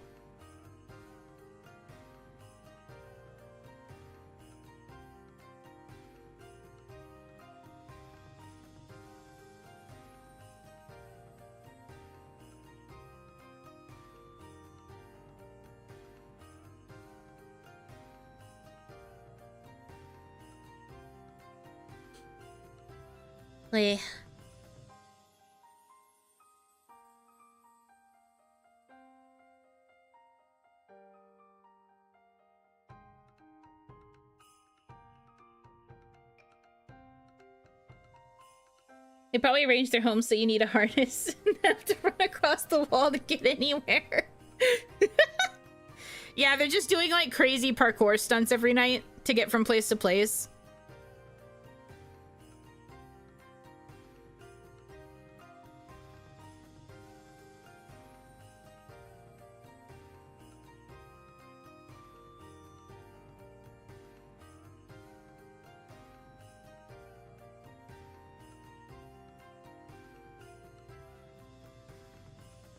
Whole room got turned into a Rube Goldberg machine.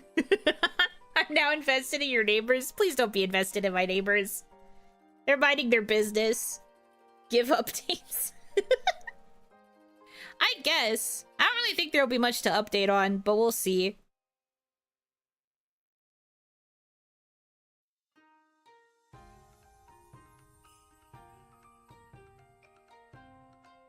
Neighbor coin to the moon. Please do not. Don't be weird about my neighbors, man.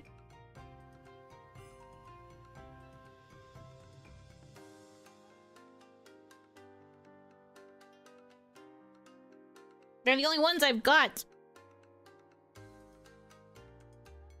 They're digging to steal from a bank a mile away. Digging? On the wall?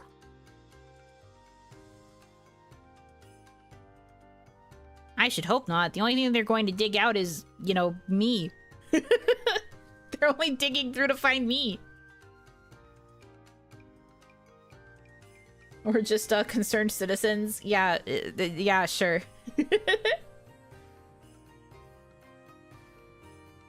Day 267, they're still banging the wall. Yeah, the wall. The Oni heist. Is that... Maybe that is the thing that they're trying to do. They're trying to get in because they're like, we heard that this Oni streams and makes money. We want that. And I'm just like, you really don't. It's not that much. It's not that much. I'm actually not really worth it. I'm just a girl.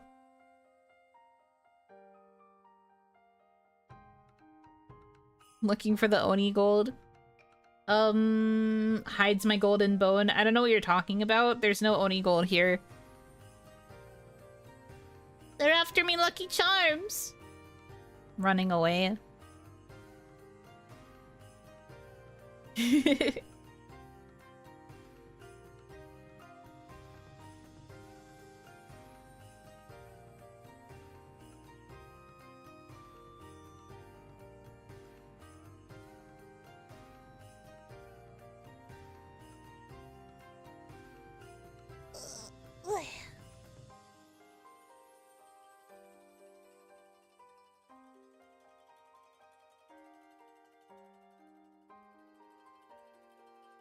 Man, this week is probably going to be the week where I get the final model.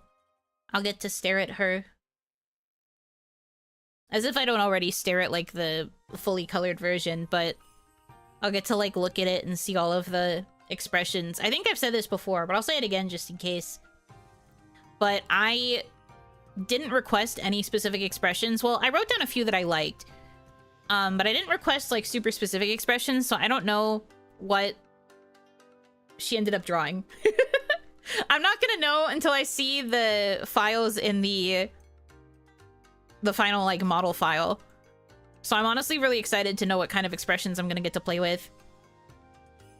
And how many there are, because I didn't ask for a specific number either.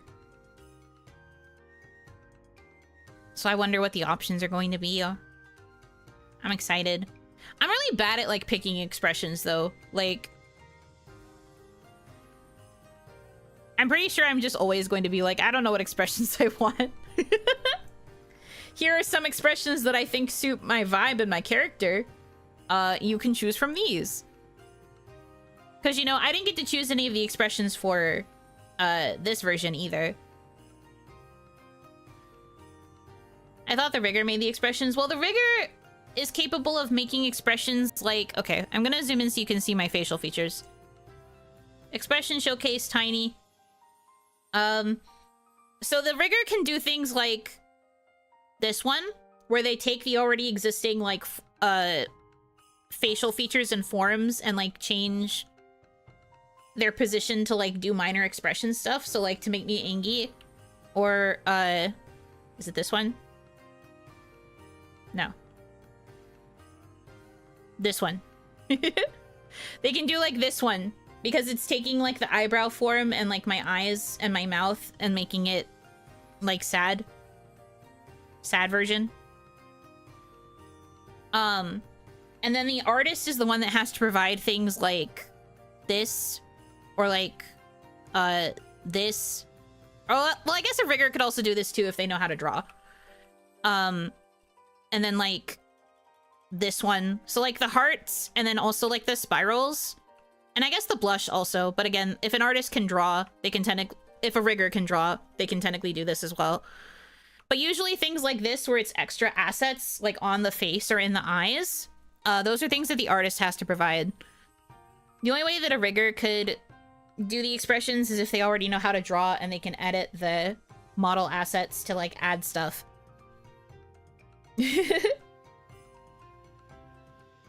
So it's like all this stuff that would count as, like, extra expressions.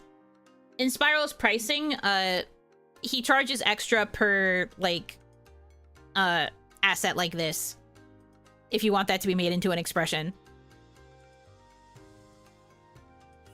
And then so, like, also things like the blush or, like, the crying, those would be, like, slightly more expensive expressions, and then versus things like the angry or, like, the sad, those would be a little bit cheaper.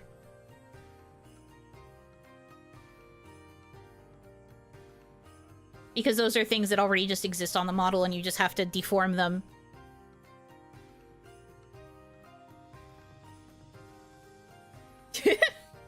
Smile 1, Smile 2, Smile 3. Serious Business 124. Angie 47. Heart Eyes 18. Limbo 2 limbos. I like the idea of a limbo toggle. What expression would that even be?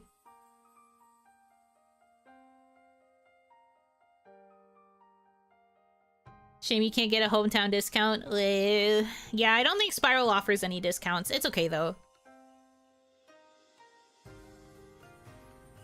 Both body pillows. Star eyes. Hard eyes, big mouth. True. Hard eyes. It just automatically puts me like this.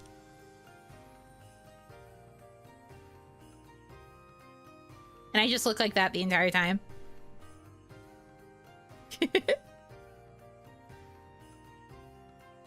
Hard eyes, blush, breath fog, drool. Oi. I'm not that much of a degenerate. Breath fog, definitely. Man.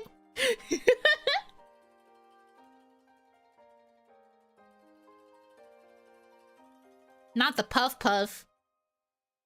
I can definitely see the drool. I do think having a drool expression would be funny. Messed up mascara? Hey now. It changes to you going to profile view in limbo holding your chin as you look up at him. You mean side profile? That would be very difficult. I think if I had anything like that as a toggleable option, Spiral would just be like $8,000. I'd just be like, maybe not. Maybe it will go unused.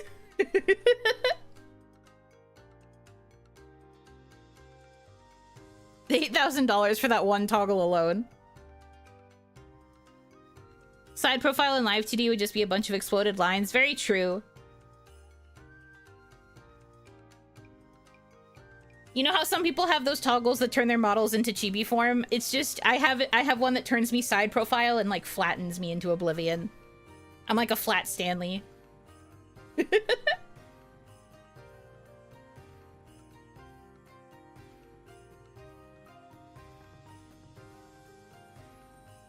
No, no, no.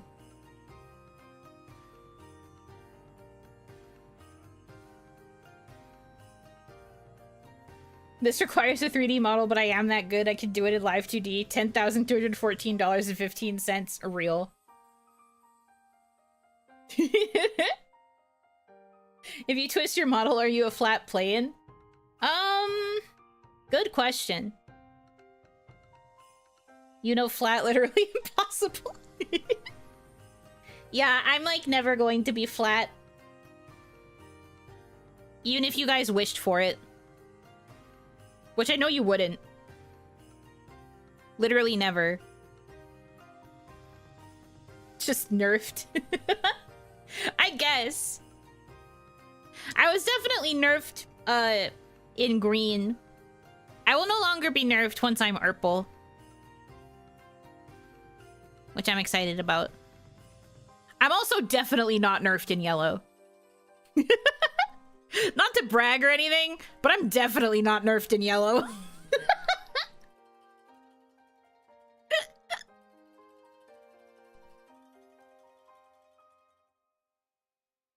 Whoa.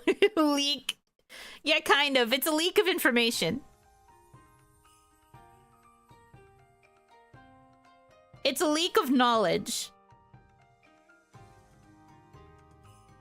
Freeing the Bunos from bondage. It's true.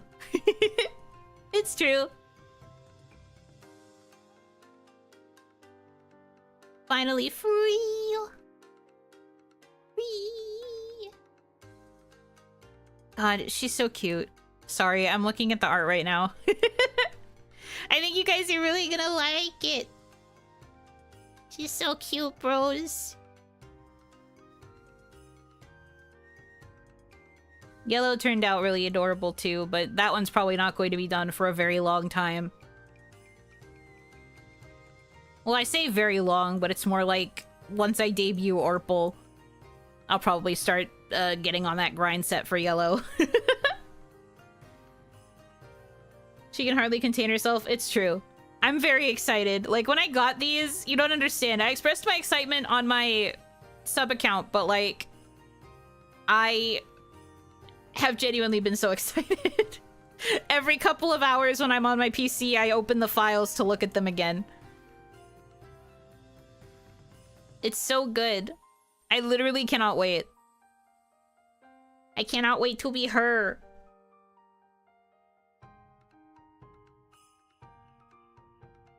She's so pretty. And the people that I have shown her to have all been really excited. Which I think is also a good sign. Because, like, obviously it's one thing if I like it. But I think it's good if I've been able to show her to other people and they've also been excited.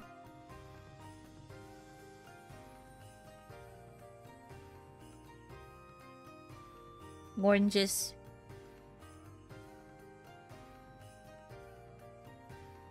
Even Kaya? Yeah. Kaya's been excited. I think Kaya was like... Well, the first thing she said, which you guys will probably understand, was she was like, holy shit, your tits.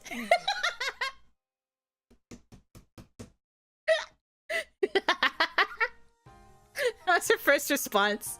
And their second response was, thank God you're not green anymore.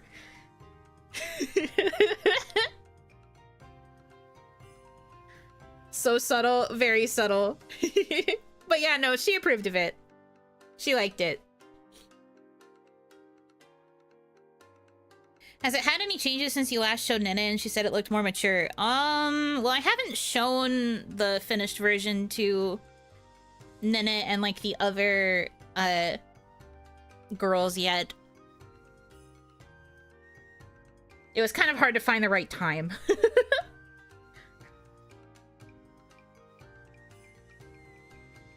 boob envy. I guess.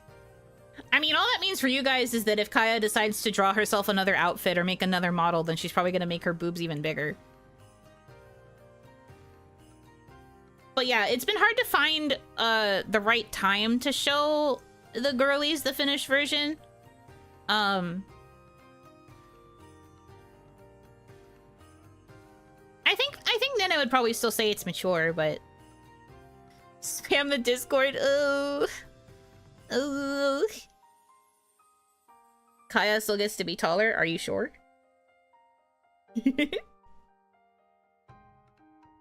I'm excited to find out who the artist is. Hee hee. I'm excited to be able to finally tell you guys who my mama is too. I've been doing such a good job keeping it a secret, but it's also so hard. Was it that she wanted to be shorter? Shorter than me? Well,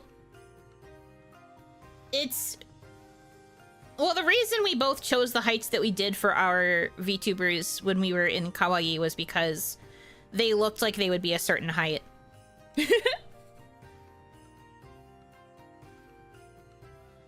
Like, Kaya used this, like, height chart and was, like, sizing heads, from what I remember. And she said that hers looked really tall.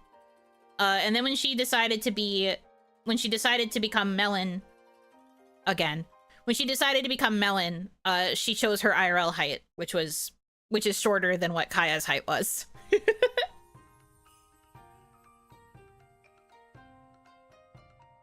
And then for me, something similar happened when I looked at Yuno. Yuno just looked like she needed to be short, so I made her short, even though I'm not that short.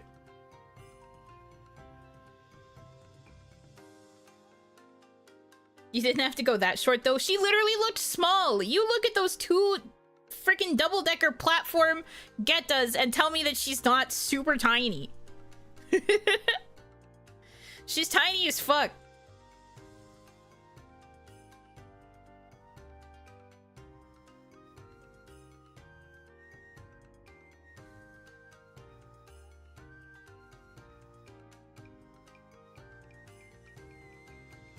You didn't have to go that short, though, but when we were doing, like, the comparison stuff, it made sense.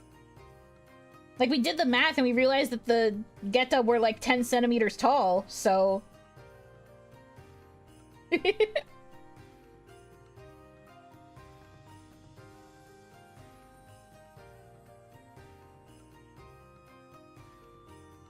Haven't seen you in a little while. Where have you been? I was on break. I was taking a rest because I had been grinding nonstop for quite a while. And anytime I tried to take a break, work ended up happening. So I took a much-needed long break. And now I'm back. Hello.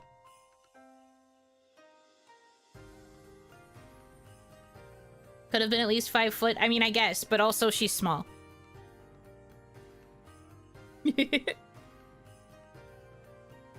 But no, I think 2.0, there will be some adjustments, probably. Because after showing her to Kaya, we started discussing the sizing again. And we made some notices. Work. What do you mean, work quotes? It's true, I really was always ending up working during my breaks. This time, though, it truly was like a relaxation break. I did nothing. Zero zilch nada. Did you bring the milk? I can get you milk if you want. What kind of milk do you like?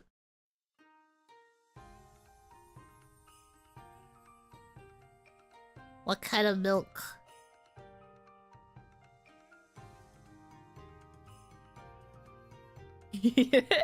There she goes escaping again. What do you mean? I'm not escaping. Strawberry milk? Okay. I'll get you strawberry milk. Mango milk? Ugh, I don't know if I like the idea of mango milk.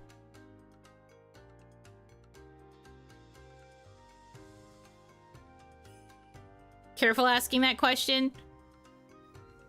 You'll get bonked if you say something nasty. Banana milk? Banana milk is good. So good when I had it in Korea. I've only just started realizing that I like mango, which is why I'm not sure if I would like mango milk. But I had like a mango, lemonade slushie a while back. It was really good. And I was just like, I guess I like mango.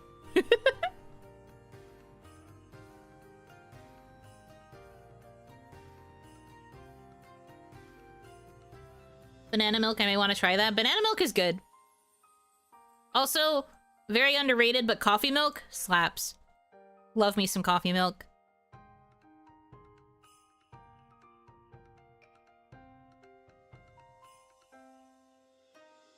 I do not like melons of any kind. No, you're good. I'm kind of meh towards melons as well. Not Melon, my unit mate. Melons, the food. I don't really care for melons that much. The food, not my unit mate.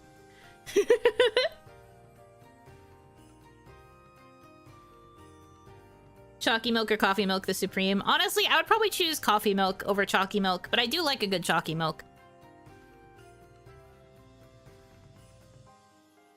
Wish I could consume bananas again. Oh no, did you develop a banana allergy? So sad. Vanilla milk is primo too. That's fair. I do like a vanilla milk.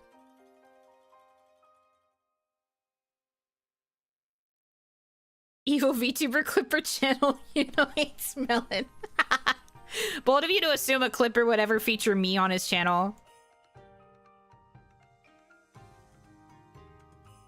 I like lactose-free normal milk. That's fine. I also like normal milk. Normal milk slaps.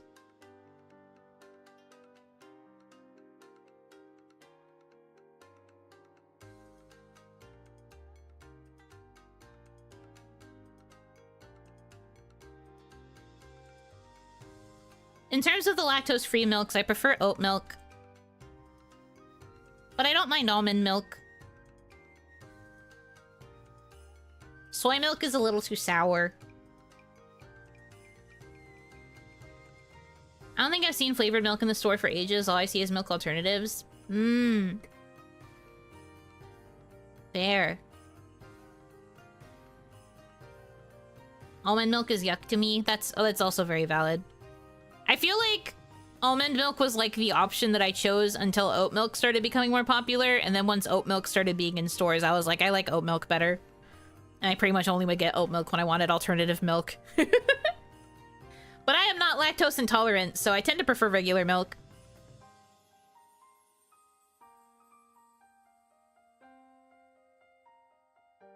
I remember being pretty into milk as a kid, but these days straight milk kind of grosses me out. I mean, I guess. I still drink milk regularly. Maybe I'm just a kid. Milk yummy. It won't delete from your on-stream chat? Yeah, unfortunately, your sin is going to be stuck there. Get wrecked.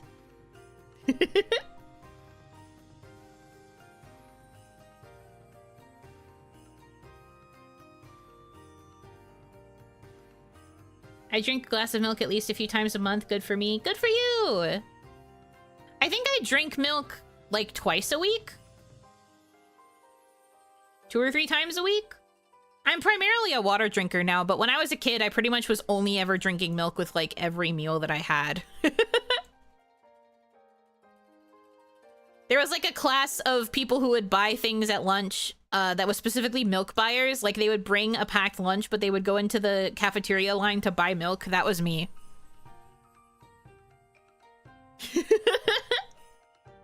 I had milk, like, with every meal, literally. Breakfast, lunch, and dinner. Milk all the time. And then, like, occasionally water, but I was primarily a milk drinker. Didn't really care for juice. I had moments where I liked juice, but... Buy milk, they gave it out for free. Must be nice. I'm dating myself, I guess, but back when I had to go to school, milk was 40 cents. I was spending 40 cents every day at school to get milk for my lunch. So unfortunate. And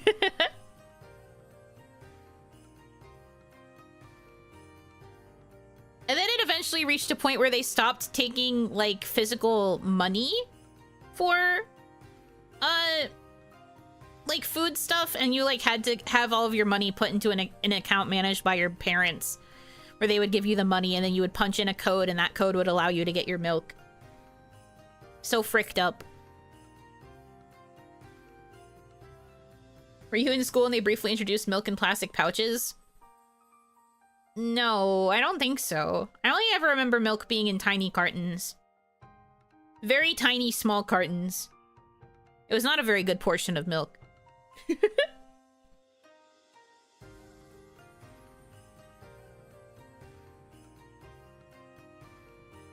I love milk, but just stop buying it all the time. No thought behind it, just happened. No, I get it. If you don't really use it much, it just kind of takes up too much space in your fridge. But since I like to drink it, and I also use it with, like, most of the meals that I cook, I'm pretty much always buying a new gallon of milk. So you're not that old? Yeah, I'm not that old.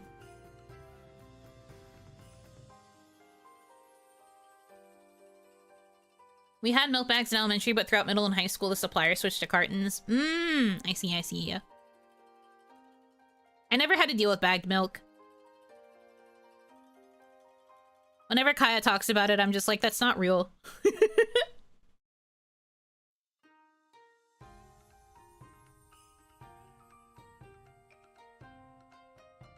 I remember when my school switched from coins to an account thing for food, quite the shakeup in the student economy. So true. I still remember my school lunch code.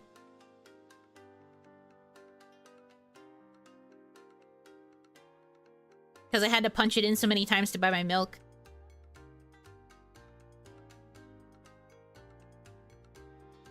Have you ever had bagged soda? No. Crazy. I switched from cereal to basically a banana or other fruit for breakfast, so the only time I have milk is with coffee. I mean, I think that that's valid. There are a lot of people that say that drinking milk is, like, not that good for you.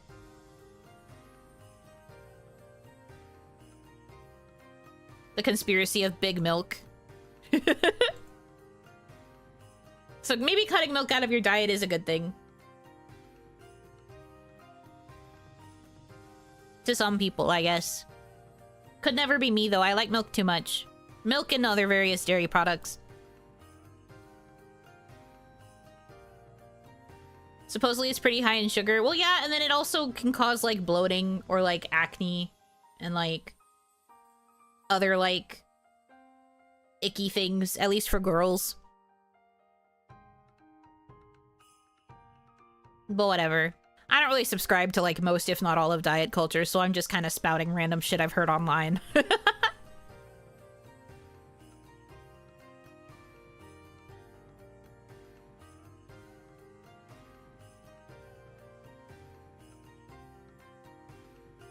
Cheese. Yeah, I love cheese too much. I used to always tell Hitomi that the day I develop a lactose intolerance, me knocking on wood repeatedly, is the day that I have to be put down. Because I will be miserable. I love dairy products too much.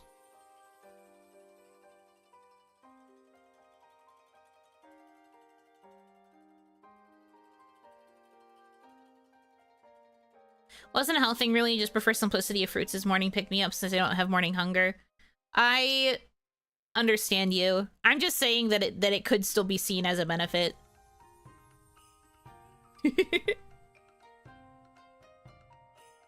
Hanaki, welcome in. Be like the rest of us and eat dairy anyway. I guess that's true. What's the worst that happens? Tummy ache? Whatever. Tummy ache? It won't kill me. I already have tummy ache, and that's without the intolerance. What's the worst that could happen? Regular tummy ache?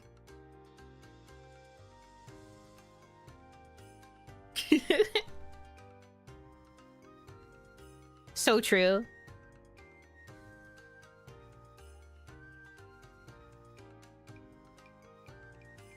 I learned that like 70 to 100% of Asians have lactose intolerance. It's more like most other places have, like most other people have lactose intolerance. It's like primarily Europeans that don't, but like most other places and like other types of people either start with it or will have it. Like a lot more, it's a lot more likely for them than for us. It's crazy. Drinking milk is a white people thing. Very true. Milk drinker core. Explain Tomoe Carmine. Well, Tomoe doesn't like cheese. Has she said anything about milk? Or was it only cheese? Because I feel like cheese is different.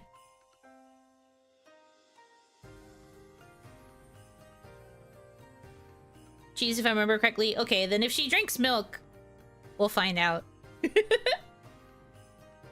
Drinking milk to prevent intolerance, literally. I'm building up my body's resistance.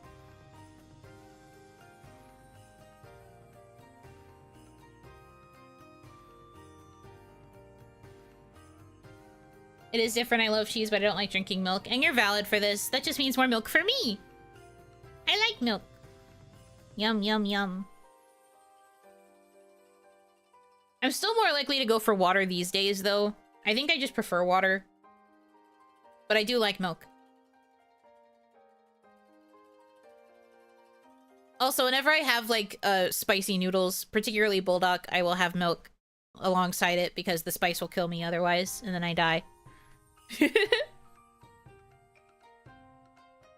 No melted cheese on pizza, I can't imagine it. That was how I found out about lactose intolerance for the first time. I think I've told this story before, but we had a pizza party in my kindergarten class, and one of my childhood friends, he had like a straight up dairy allergy on top of like the lactose intolerance thing.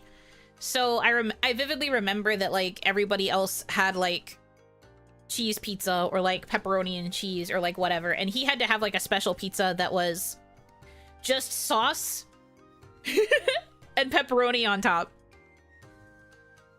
So it was just the saucy bread with the pepperoni on top, and I remember looking at it and I was just like, why does that look so weird?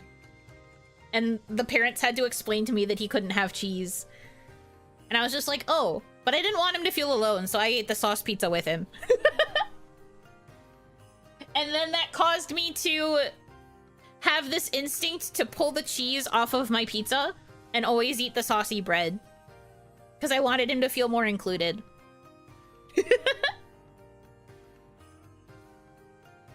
Was I intolerant? No. I just wanted him to feel included.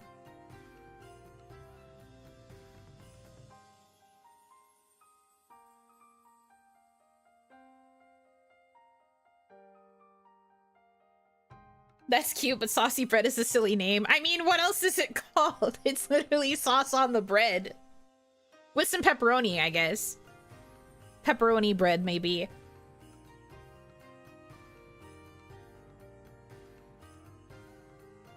I had a phase like that where I pulled the cheese off the pizza and ate it, then ate the rest of the pizza.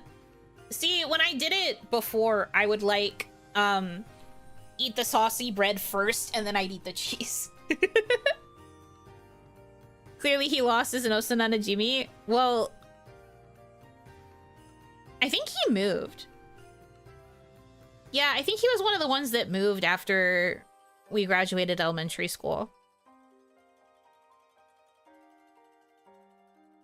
He was a real sweetheart, though.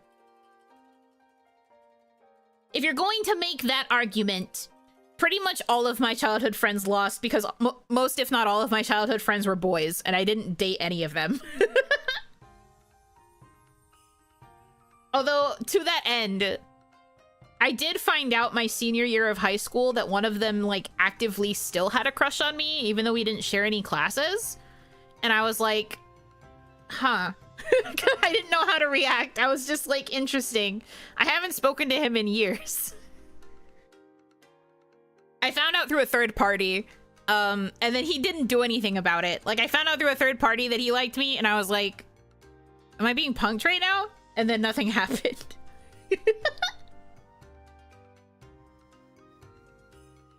You know, not going the childhood friend route. I just didn't have any people that, like, fit the vibe. Well, No boys, anyway. Because if you will remember, I did already tell you guys the story of how I dated my girl childhood friend.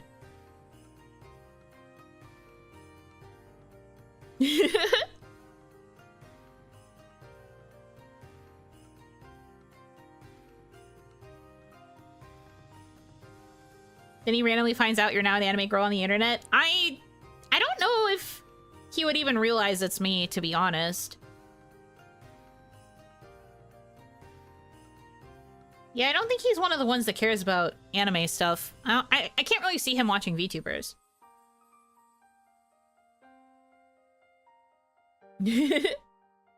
Dang, bro, hope he learned to shoot his shot. I hope so. It's definitely better than hearing it third party. Advice to you guys. Don't get a third party to say that you have a crush on someone. Because that person's just going to look at the third party person and be like, are you pranking me? Because that's literally how I felt. I went through the entirety of high school with not a single person ever asking me out or having a crush on me ever. And then, like, the last couple months of senior year, I found out that a guy had a crush on me the entirety of our high school career. And I was like, yeah, and he didn't shoot his shot, so why am I supposed to believe you? You can't just make shit up. You can't just walk up to me and make shit up.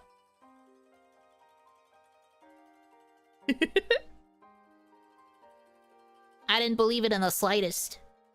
So, you know, don't do that.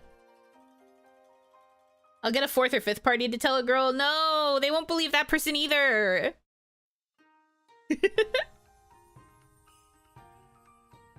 Been on both sides of that coin, but life goes on. I suppose so. You know what the Riz? Unintentional. And again, it was from someone who I hadn't even spoken to in a very long time, so I was like, what? Huh? Me? Impossible. I refuse to believe that guys weren't chasing Yuno. I think I was getting chased more when I was younger. But I think by the time I was in, like, middle school and high school, when I was really entering my, like, cringe weeb phase, I think that kind of turned a lot of people off. But that was also around the time that I got together with my first girlfriend, so I was pretty committed to her for a while. Then things happened and we broke up. But then after that, nobody really expressed any interest in me. And then again, I found out that someone had a crush for all of high school, and I was just like, but we haven't spoken. Who?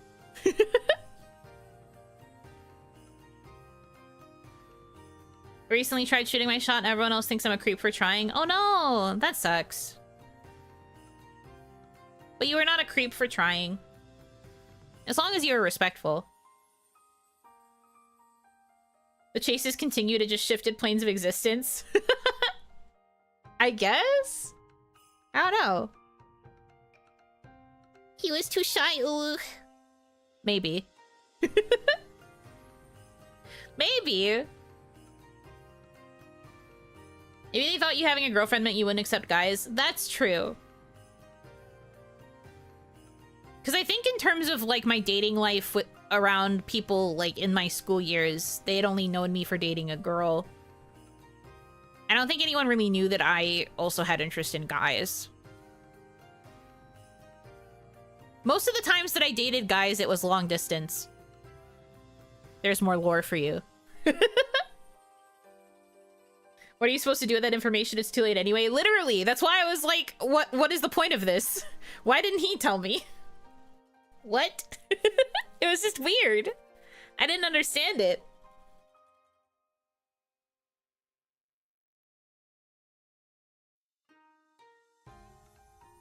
Same for my dating experience, long dist, shakes her hand. It really sucks. Actions like that are what lead to people being withdrawn and more likely to never shoot their shot. I know, right? Never had that problem of being too oblivious. I was, however, very skeptical. There were girls who were interested in me, but I never believed it because I didn't like me. Haha. No, I get you. That's kind of why I didn't really believe his crush either, because I was at a point where my esteem was kind of low. So I was like, huh? You're telling me after all this time? Don't bother asking around. She plays the other team. I mean, yeah. Again, I can kind of understand that perspective.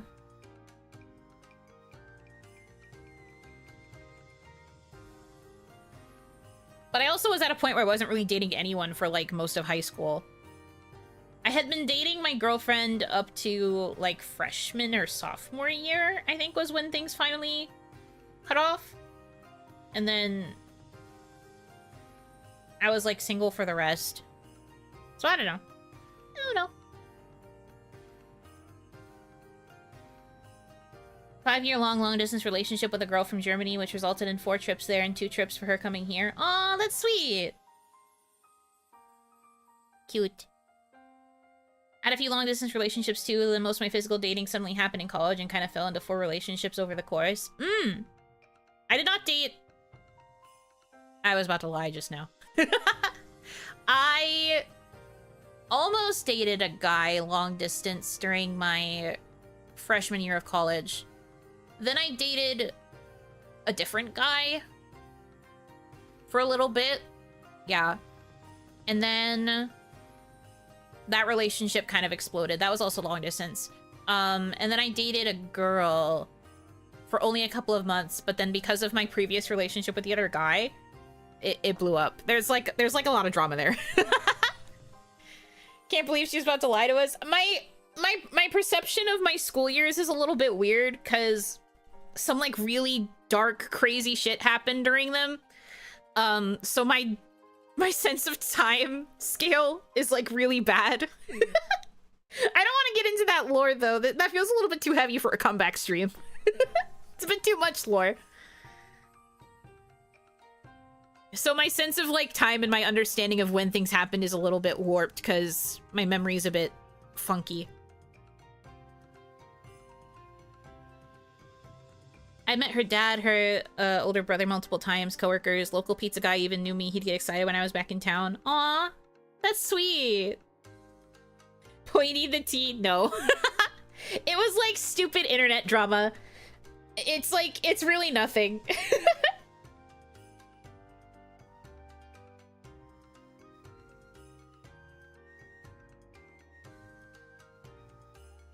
Well, yeah, ever since then, I have not dated, and I think that means that the last time I had a relationship was my sophomore year of college. So it's been a while. Without getting into too many details about my age, it's been a while.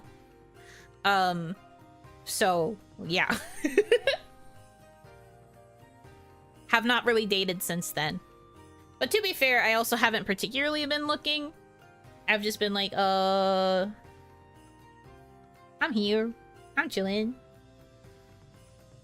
If you know any single around 40-year-old plus ladies, please send them my way. I don't.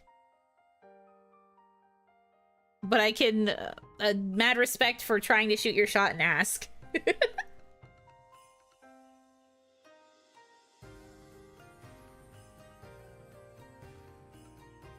2 times I asked someone out when I was in school. I got accused of being a stalker, and boy did that rumor spread quickly. It's dampened my confidence to this day. No, that sucks. I don't understand why people, like, go to the extremes like that. I think as long as you are nice and respectful for the whole experience, you really shouldn't... I think it's also the fault of the girls for being shitty.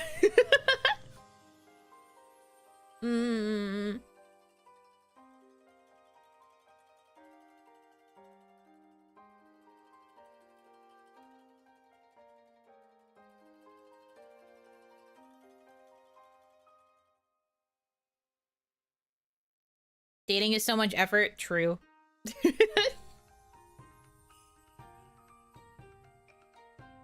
I've been chilling, not really looking as well. There's someone I'm really interested in, but I don't think either of us are at the right stage in life to get into something. On and up for life progress. I think it's smart to kind of like know that you're not ready to date because you're not at the right place life-wise. I can agree with that. Been a while for me too. Last college relationship ended before I left, then started up again years after when I joined the military. Failed again despite doing everything I thought right. Aw. Yeah, that's kind of sad.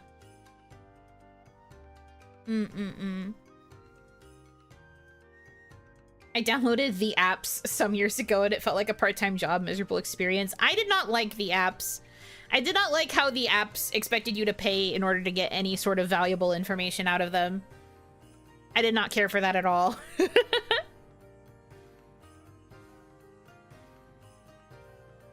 Why do I have to pay to freaking embarrass myself, you know? So I didn't really like it.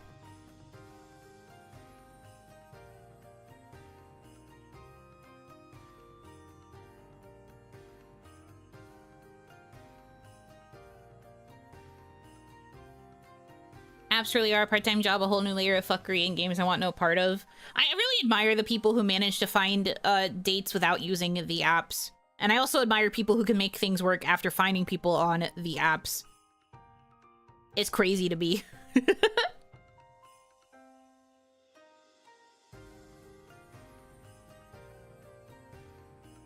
Not up to date with the apps unless you mean Tinder and Grindr. Yeah, I mean Tinder and Grindr. Tinder, Grindr, OkCupid, whatever the fuck else. FarmersOnly.com, I don't know. That one's a joke. There's so many different apps, and like for some reason none of them have interesting match options. Bumble, I've heard good things about Bumble, allegedly. Never used it. Yeah, I said Farmers Only as a joke. Christian Bingle. That's where all of you guys need to go.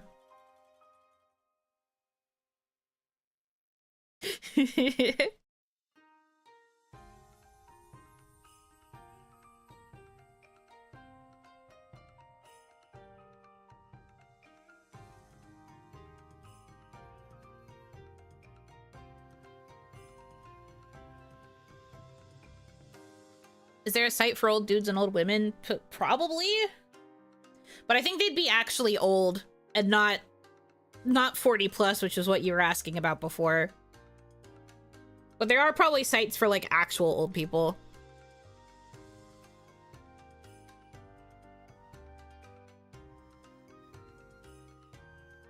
Anyone remember Face Party? What the fuck is Face Party? I've never heard of that one.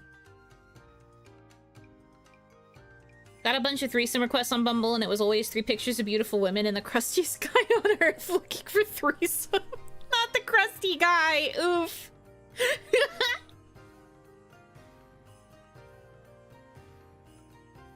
I want to be capable of being an equal to any future partners, not from the standpoint of not being good enough, but I want to bring enough to the table for my own sake. Makes sense to me.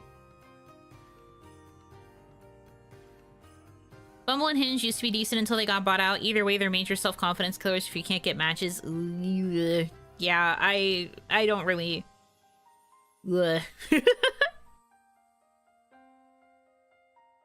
I can't see myself using any of those. I'm not really into it.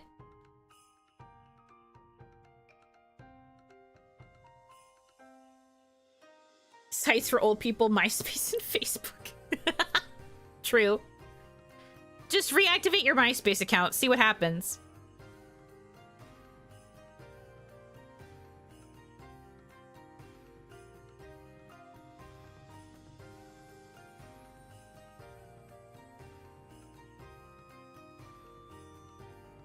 I'll stick to my long distance dating on the rare occasion, then go to dating sites. Honestly, Sam.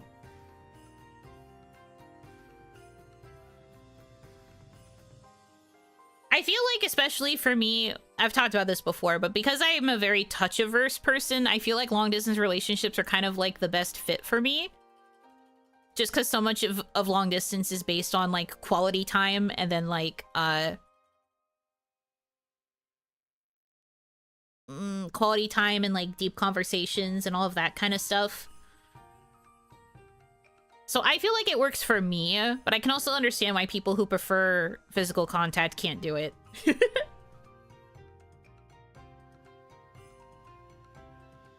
I know there's older adult dating sites because I got YouTube ads for them when I turned 30. Oof. YouTube finds out that you're 30 and is just like, all right, grandma. You ready to find a match in the retirement home? Let's pair you up with someone who also has to get fucking dentures, you old hag.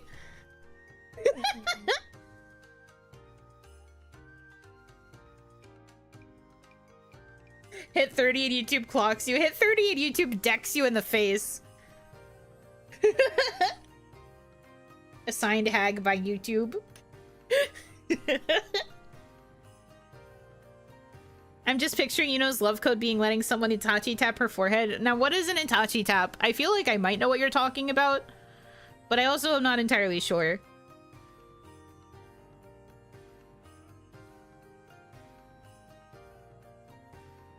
It tried wedding and baby products first. Oh, okay, so it was like, here, you're at the right age. Are you ready to start thinking about marriage? Are you ready to start having babies? And then it finds out that you're not interested in that stuff, but it's like, all right, you old hag. We're gonna have to find you a match first.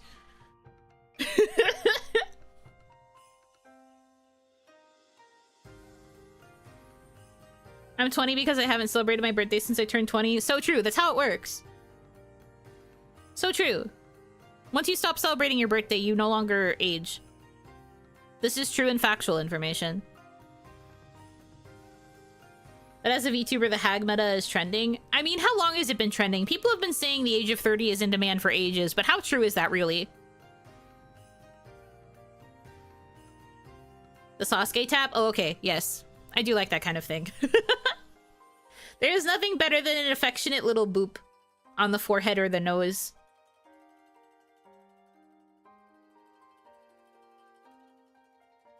Make peace with yourself and you'll be your own perfect partner. Maybe not in a literal narcissistic way, though. That's true. I think, like, I have mixed opinions on the whole you need to be happy with yourself before you can find a partner thing, because I think that you can still... I think you don't have to be 100% happy with yourself in order to be happy in a relationship. But, like, I do think that there are benefits to becoming happier with yourself. I think it certainly helps. Like, it makes your energy better. Perhaps more palatable to a future match. But, like, I don't think you have to be perfect with it. It'll be true for another 10 years, then it'll be the age of 40 is in demand. That would be pretty funny. What about when your family keeps reminding you of your said birthday? You have to... get the Men in Black forget pen, and then just make them forget about it. And then you officially never age. You ideally should be not a wreck, or at least not detrimental to a potential partner, but I think people should be okay looking for a partner even when no perfect. I agree.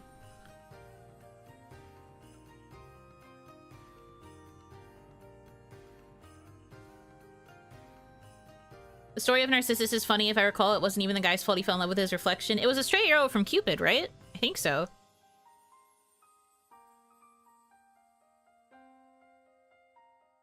You can't hate yourself because you won't get dates that way anyway, because you will be a drag to be around. Yeah, that's what I mean. It's more like you just can't really be, like, super negative. Because nobody wants to date a fucking bummer. But no, I always feel like... I feel, however, that it's kind of hard for people that, like, especially nowadays, because everybody has, like, a mental struggle that they're going through. Note that I'm saying struggle and not, like, a mental illness. But, like, I feel like everybody has inner strife that they are dealing with, and it's just kind of unrealistic for someone to be, like, completely happy and satisfied with themselves. I feel like we have to be at a stage where we are picking up enough of the pieces that it feels right to pursue a relationship. I guess, in my opinion.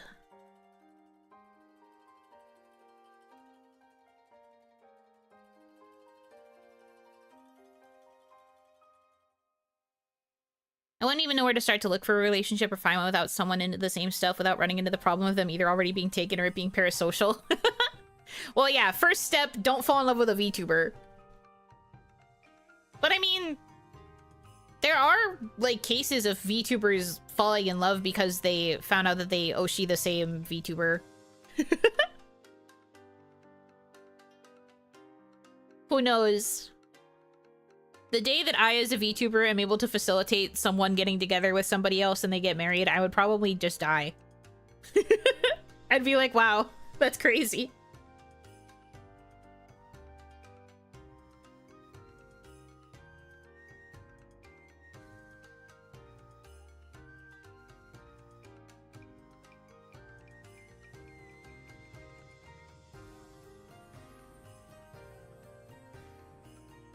My Oshi is you. Oh my god, my Oshi is me too. We should go out. That's pretty funny. Be your own Oshi.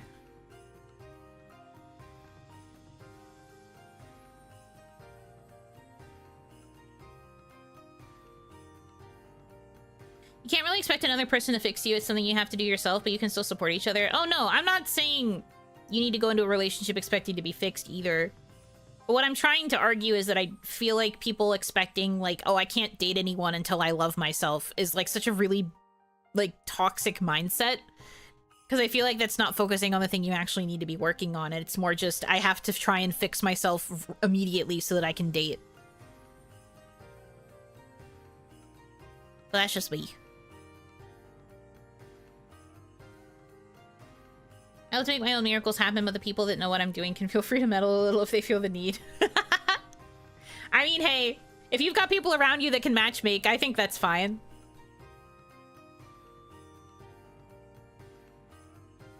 Heard of a YouTuber marrying someone who used to troll her online? That's wild to me. But I mean, I guess if you found out that it was like a tsundere kind of deal, maybe?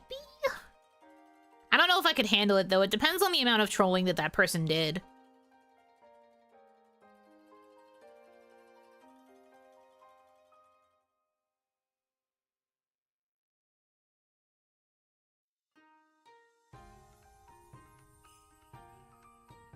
Oh, Hanaki, welcome in.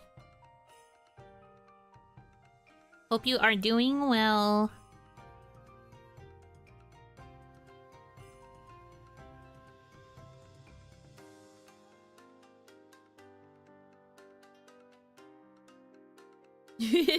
Welcome in. We're auto disqualified trying to court Buno because we bully too much. Well, I also just refuse to ever date a fan personally. So sorry guys, you could never ever shoot your shot. The minute you decided to become a Damadachi, your chances were fucking ruined. I'm doing well. How is the Oni? I'm good. I'm okay. I'm chilling. No take backs. I like how you think I would be the one trying to get a take back. Fine, I'm not a fan now. Just like I'm suddenly not a Damadachi anymore.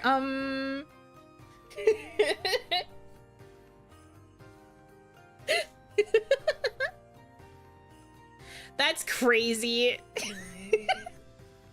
Right back at you. What the hell? You're saying the strat is to lurk? No!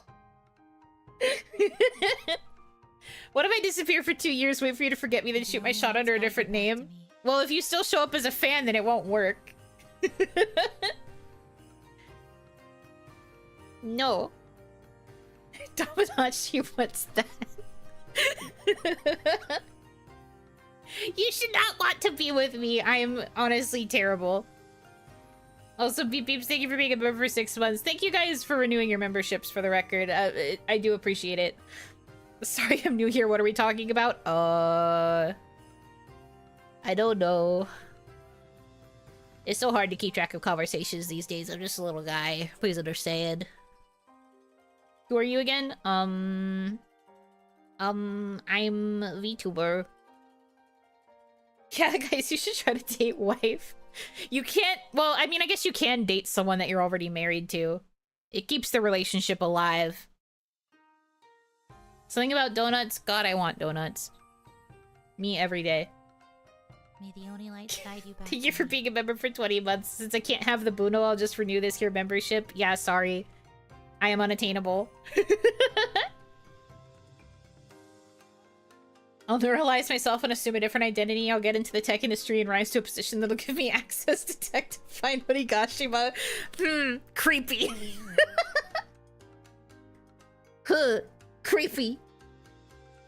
Dating someone I'm married to? No, I don't date married women. No exceptions. Your wife is just like, what the fuck? Are we never gonna go out on dates anymore?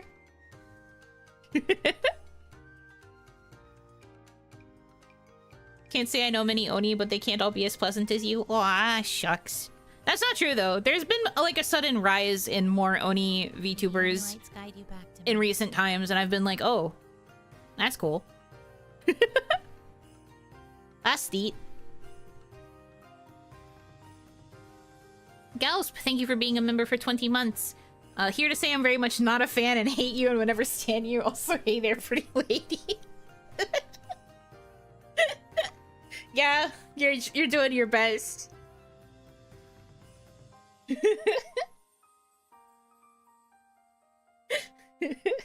You got date night money. That should be your responsibility.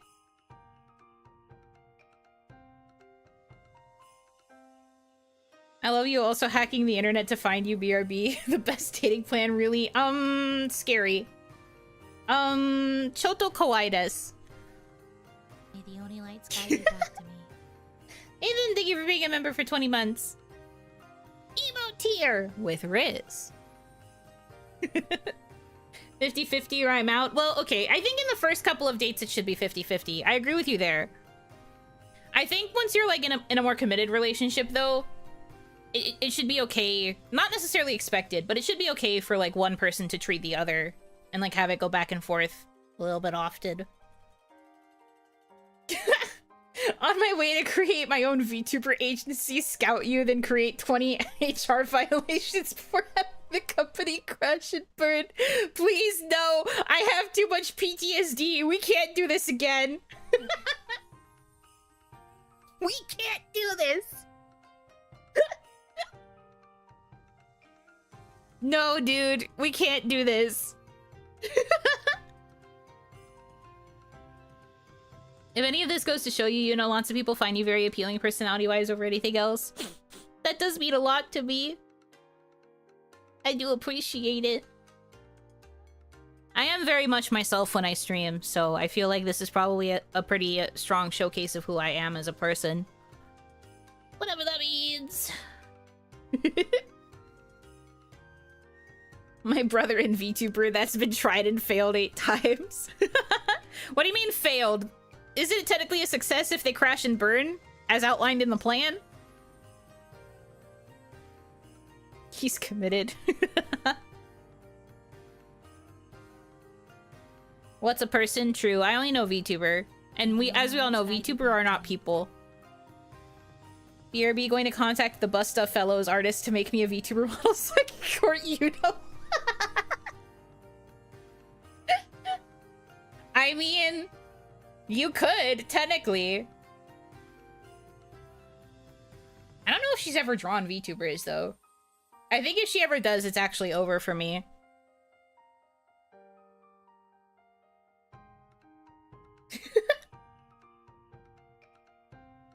If nothing else, I could chill and yap with you for hours. Oh wait, we already do that. Yeah, we have the relationship of bros. This is like we are out at the pub and we are eating bar snacks and we are shooting the shit. That is what is happening. That is what this stream is. It doesn't stop people from trying to form new agencies. It's an endless cycle of death and rebirth. This is true, but I'm just hoping that we get more agencies that are ethical. Can we just reach a point where they're ethical? I didn't think that this would have to be something I'd have to ask in the year of our Lord 2025, but for the people that are trying to go corporate, can we at least get an agency that can behave? Can we just behave? You also need to be voiced by Ken. This is extremely important. Yeah, you're gonna have to go pull an Ursula and steal the Seiyu Ken's voice. See if you can get the artist for Bustafellows to draw you a model that looks like Limbo. Then we can talk. The true way to court Yuno is to get into YouTube and turn on her monetization. You are so real. If you can get a job at YouTube and make it so that you approve just my monetization specifically, that's all I need. My heart is yours. It wants to give me the vibe that you make a 10 out of 10 friend, easy to banter with, but also pretty understanding even of more unorthodox things. Yeah. I think I'm a pretty understanding soul. Even if I don't understand something at first, I endeavor to learn because I know it makes my friends happy. Where are our snacks? It's BYOS. Bring your own snack.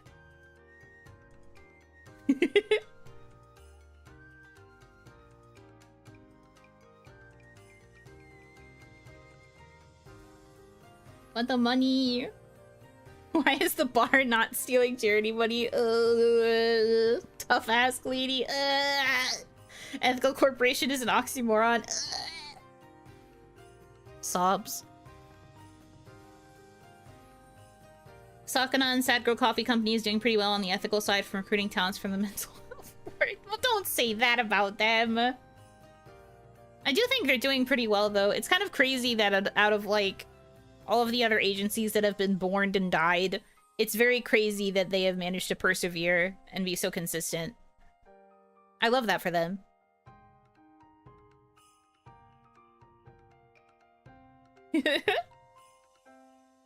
It's honestly weird seeing that this is how the corpo space has become since VTuber inception. It's...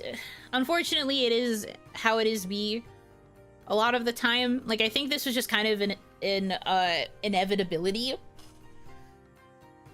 People will always want to try and cash in on the big thing, TM. And then there's also always going to be cases of like, people, usually men, thinking that they can use running a VTuber company to try and surround themselves with pretty women. And it's always just like, bro, please. Bro, please.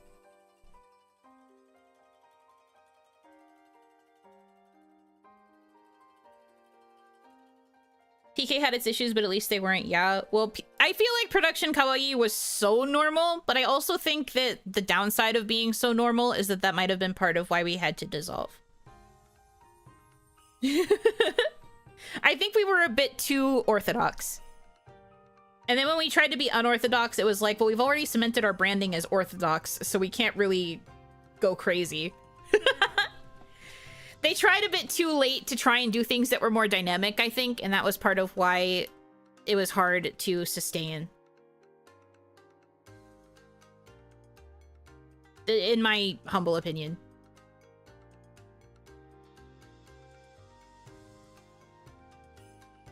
Most startups fail. This is weird because they are all failing or getting Pac-Maned by the Brave group. Waka waka waka.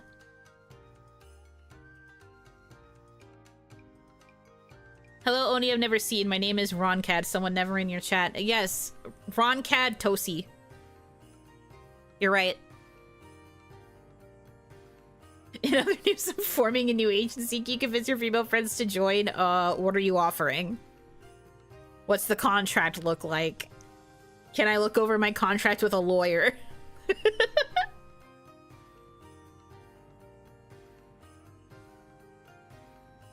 Pulling off an IRL concert was a pretty big move. I feel the follow-through was missed, though.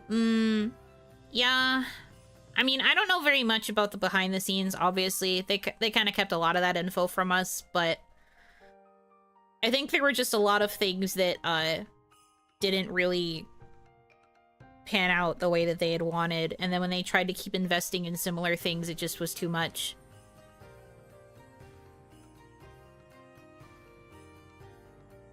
Look over the contract with chat. Uh-oh. I don't know if I trust chat to be my lawyers. Our company's based on trust. 12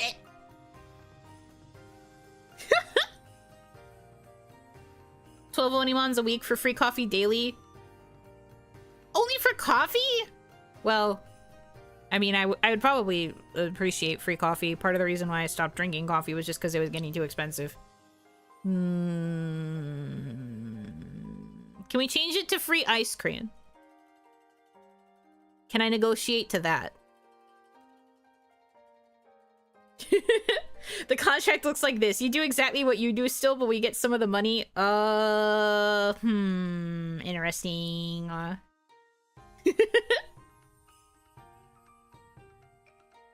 70-30 splits to me, and the exit clause is date with me at Applebee's Texas Roadhouse for a cool local place. That's crazy. Applebee's. Let's fucking go. Free coffee and ice cream. Oh, you're willing to do both? Hell yeah. Affogatos, baby. Where do I sign?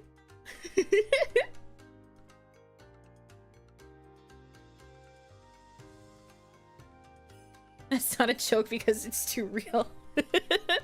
No, see, he used the Yuno uwa at the end, therefore it is still a joke. You do the same thing you do, but you can't play that game or that game. Oh, you need to wait a month to play that game? Firm's hell. The one thing I do not miss about being corporate. I miss a lot of things about being corporate, but the one thing I do not miss was perms. Holy moly. Perms make brain die. My offer free Korean barbecue Friday. During a stream or after streams?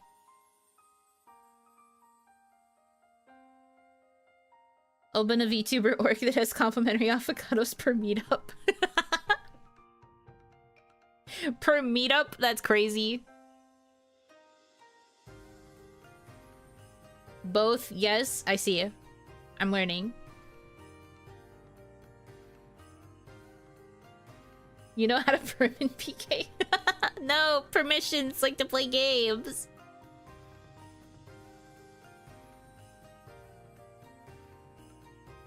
Kids' most hated question to ask. Can I go to the bathroom? VTubers' most hated question to ask. Can I play this game? True. Perms were troublesome, but how about parms? Like parmesan. I do love parmesan.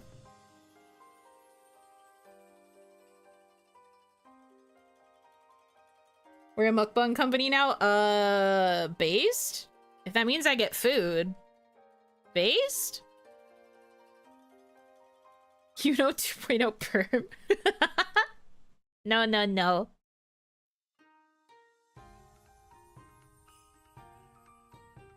We'll throw some chicken on the parm. On the parm? Let's go. I offer 10 billion, but you have to make the games you play. Oh, that's such good money. What if I take the 10 billion and say that I'm going to make games, but then I spend 8 billion of it on things that are not games, and then the 2 billion I also don't spend on games? What about that? What if we do that? May the Oni lights guide you back to me.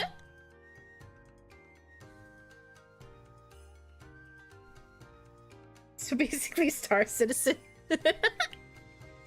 Dave, thank you so much for becoming a member of the emotes tier. 10 billion eggs. Oh, okay, eggs. Eggs. Eggs. Then we'd give another 5 billion in hopes you'd commit to the contract. What if I take the additional 5 billion and then I spend 4.5 billion on things that are not games, but then I spend the last 0.5 billion as a patron of the arts to support other games.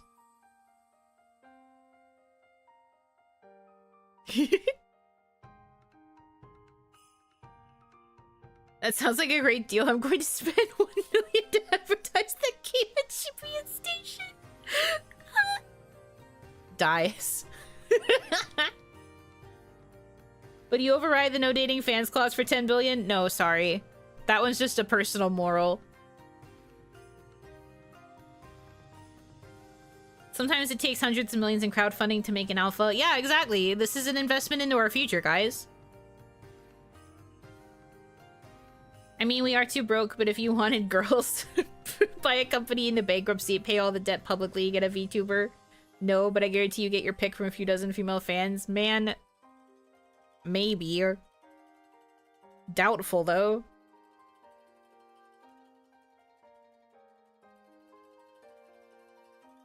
What if I give you $5 and the biggest hug you've ever seen? I will take $5 and no hug. I do not want to be touched. But I will take $5.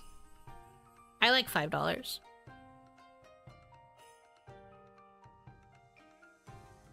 I can offer 1 potato chip. The pocket lint is free. I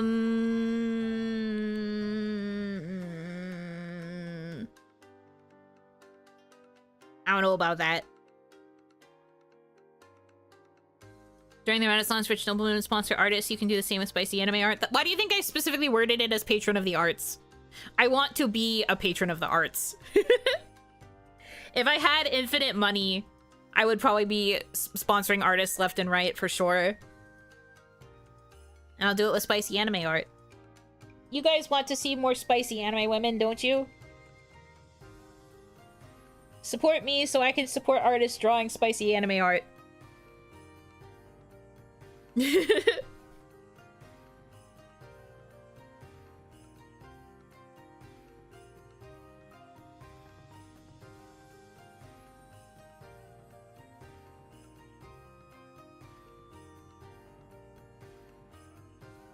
What about a cookie and affogato and talk about goofy things as an offer? I mean, that does sound yummy, but I already talk about goofy things pretty regularly.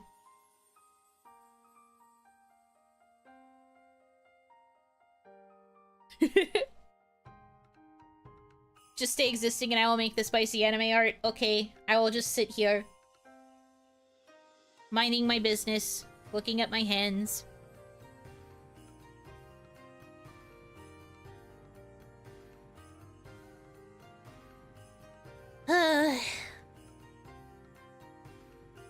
I think in the next couple of days I can actually try to apply again to get monetized on my YouTube.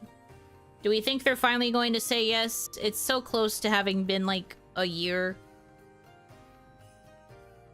I'm going to explode, dude.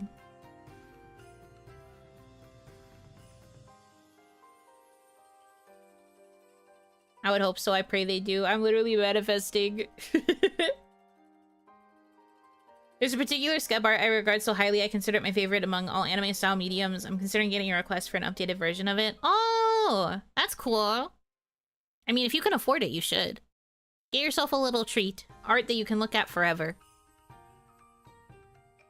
The patron is Miss Yuno of House Hanaki, who is, and I quote, an enjoyer of women in various states of undress. It's true. I do love me some women. I do also love the scantily clad. We already got peak with OL, you know? You think that was peak? I mean, I do agree. It's very pretty. It still gets notes sometimes. Like, there's one person who I think purposefully finds the art again and then they unlike it just to like it again. And every time it happens, I'm just like, huh? I think they do that to a lot of my art, though. If they did monetize you again, would you get access to everything in the back pay? They would recalculate my earnings based on the several months of me not having been paid, I believe. I don't know how much that would be. I have a loose guess. I think we're at the point now where it's like, it's still like above 1,000. Even based on the fact that I haven't made that much money in more recent months because people have been dropping their memberships and stuff. But like, in theory, yes, it should back pay, but it would probably have to take until the month after in order for it to pay out.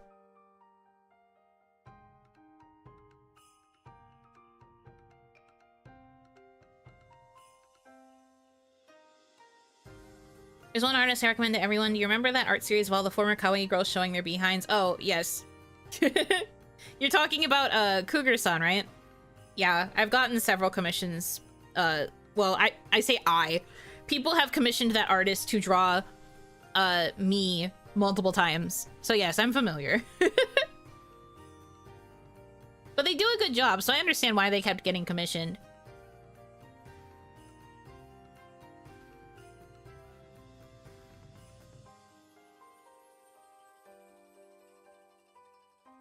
I've seen so many people who lost their monetization get their monetization back. Like you said, I think it's their fault for not providing the payment provider properly. Yeah, I really don't know what's going on, man. People crave the Yuno peach. Yes, that's why one of the themes for Donathon Art Award is Yuno peach. I will be trying to find a good artist to draw a nice peach.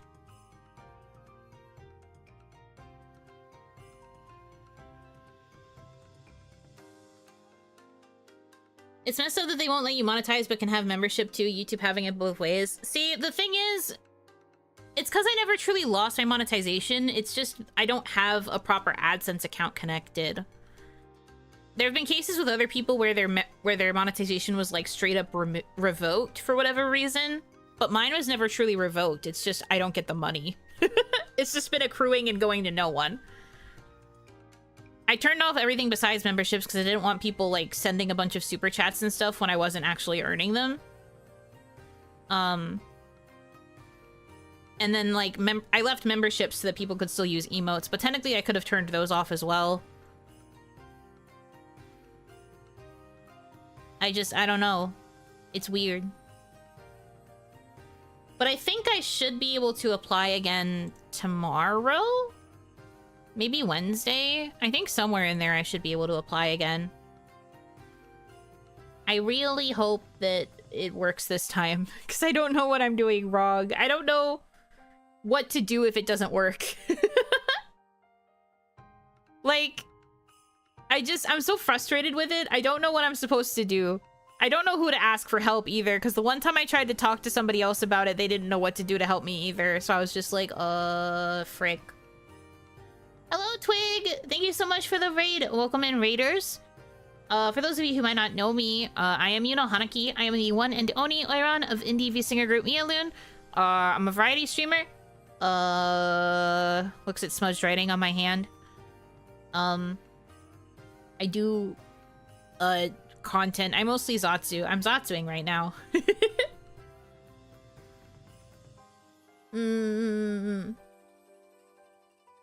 But yeah, thank you for coming in. I hope you had a good stream. Maybe wait a bit so we accumulate watch hours this week since you were on break. Oh, true. Yeah, my watch hours and everything went down a lot because I was not streaming. It's fine, though. It's okay. We will do that content grind and it'll go back up. Maybe I will apply, like, next week, maybe. We'll see you. Do you have anyone you trust with actual legal knowledge? Not really. At least not anyone who would understand the stuff about YouTube's legal stuff. I have no idea what to do. She drools at Yuri and Yaoi, by the way. Yeah, I don't discriminate. I love Yuri and Yaoi.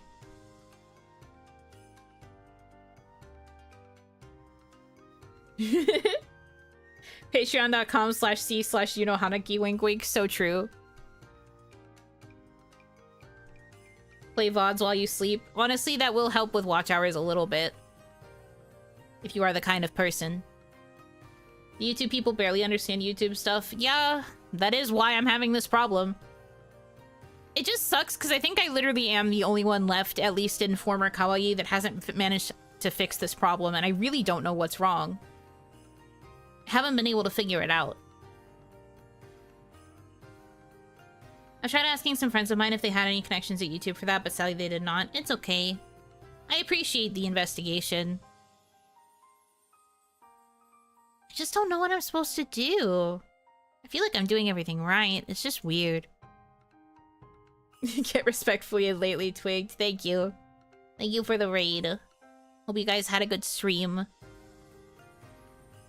apparently don't have volume set below 50 since it doesn't count. True. An offering. Thank you so much. Oh yeah, thank you for the $5 tip. Glad to have you back. At least Stream Elements works still. Indeed. Stream Elements does work. And if you will notice, I did put back the Yuno survival fund because I do still have to care about my survival. Yes, yes, yes. Ori got full nuked and they fixed that already. I know. I'm happy for her. Sometimes I wonder if I just need to get full nuked and then try to get them to give back my monetization that way.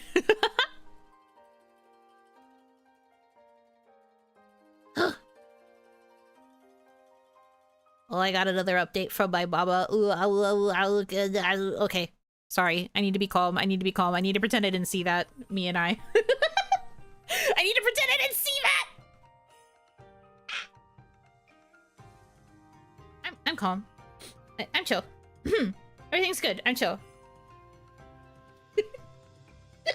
Look at it. If you insist, I'll take a peek at it. Hold on. Let me see what it says.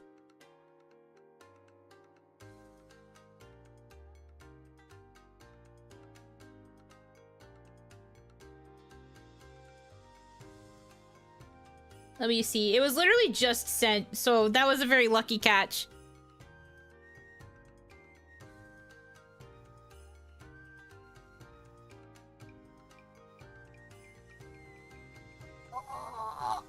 Sorry, I'm chill.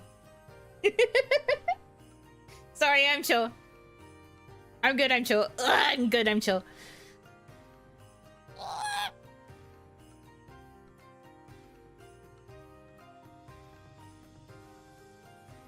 I'm good. I'm chill. I'm good. I'm good, I'm chill. I'm good, I'm chill, I'm good. I'm I'm good. It's the reference sheets. It's the reference sheets. They're finished. They're finished. They're done.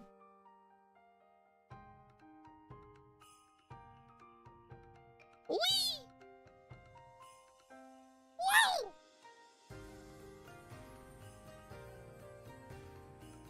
Guys, you're gonna be so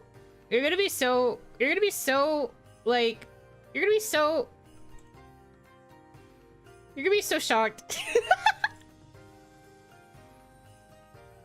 There's so much detail. Ow, wow, wow,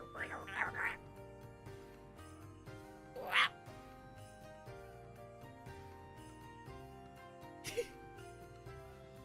Ref sheets is for me, not for you yet. You're gonna be excited when you do see them. It's so good.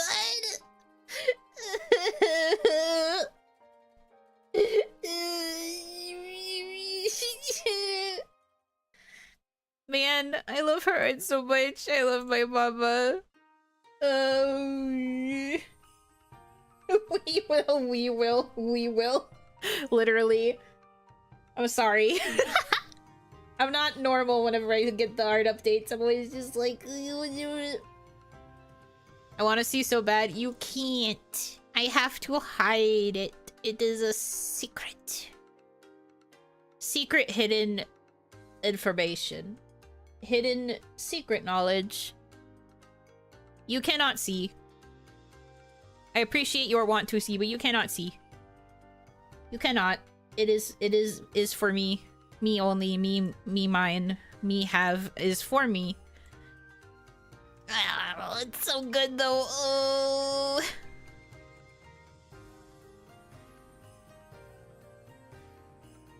Bro, I'm crazy. I'm crazy. I'm crazy. I'm crazy. I'm crazy.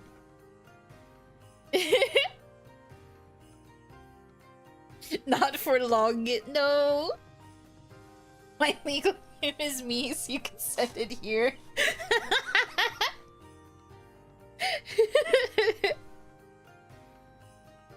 Give it 3 days, you know, will overpressure and less leak and more erupt. No, I will not erupt. Maybe I will show you a crumb. I have to figure out what crumb to show you, though.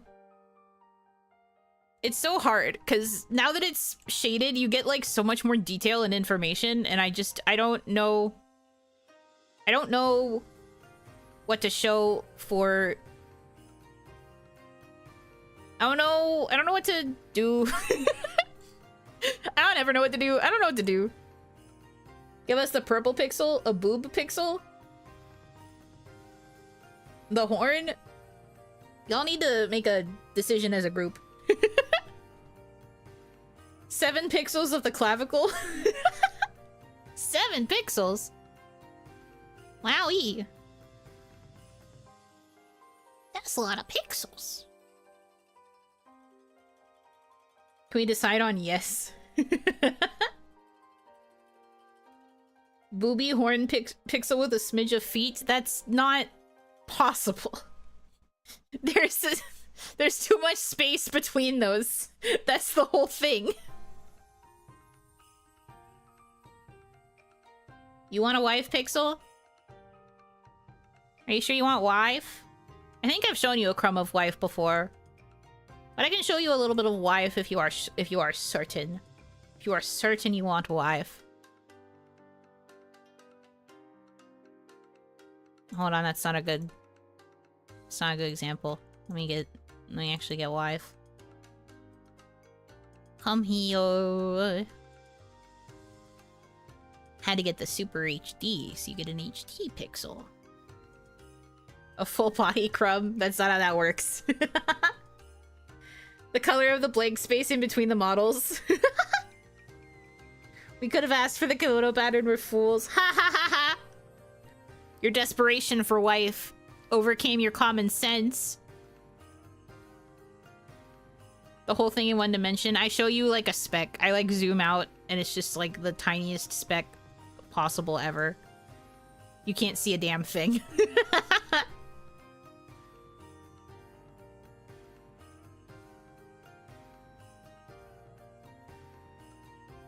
By all accounts, I could, but honestly, when I shrink it down to like 1%, it is unfortunately still possible to see details, so I will not do that.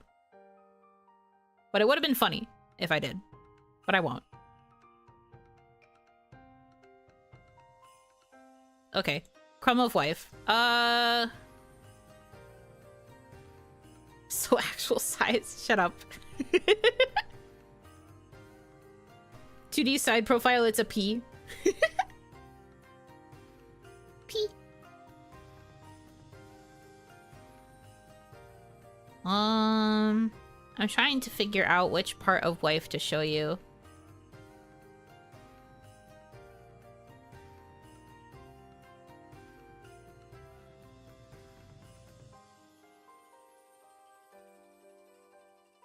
Is there a front, side, and back view on the reference sheet? Yes. There are 2 sheets. So technically I just got 4 sheets. But there's 2 sheets for each outfit. The first sheet is more so a reference for like the base like design, like the front facing and like all of the parts. The second is the one that has the side and back view. Yes.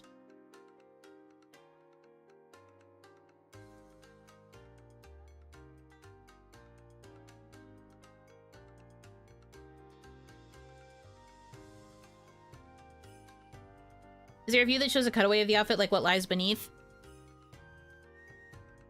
Yeah. Yeah, there is. Yeah, there is.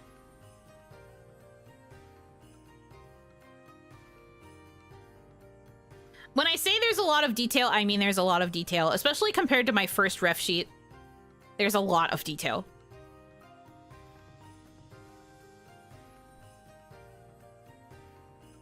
So I hope you guys are prepared. There's so much detail. Wow, wow, wow, wow, wow.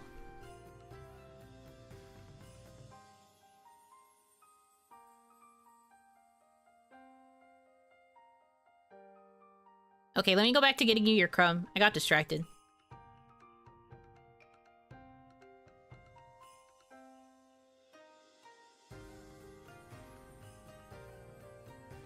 When will you biting the cage bars? I mean me. I'm also biting the cage bars. I want to debut already, but I can't. But I can't.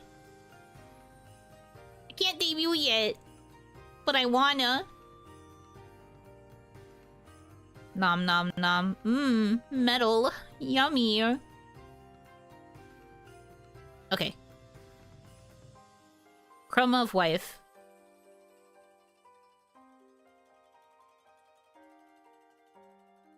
Pixel of wife.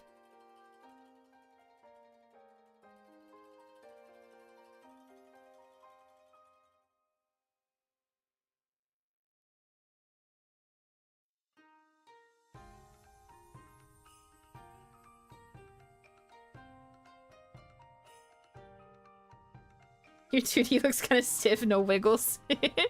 It's just me, but like, it's not even rigged at all. It's just me sitting there like, yes. Yes. This is all now.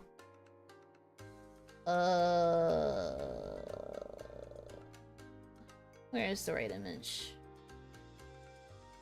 No, not these. I guess I'll make a new one. Image.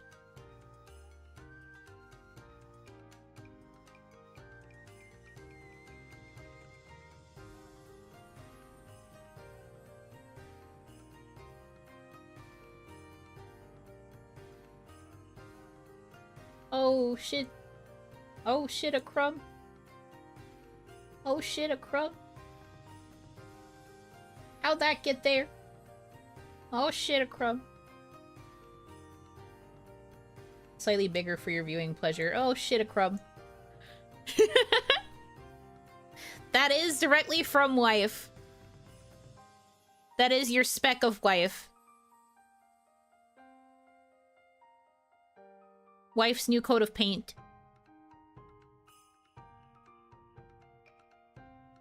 I take the crumb and I eat it. Yummy! Yummy, yummy crumb! I know that wife. I've drawn her enough. I can recognize her anywhere. Eating it up like a Roomba. Hell yeah. That's a pixel? Whoa, it's HD. I made it a bit bigger. I made it a bit bigger for your perusal. For your consumption.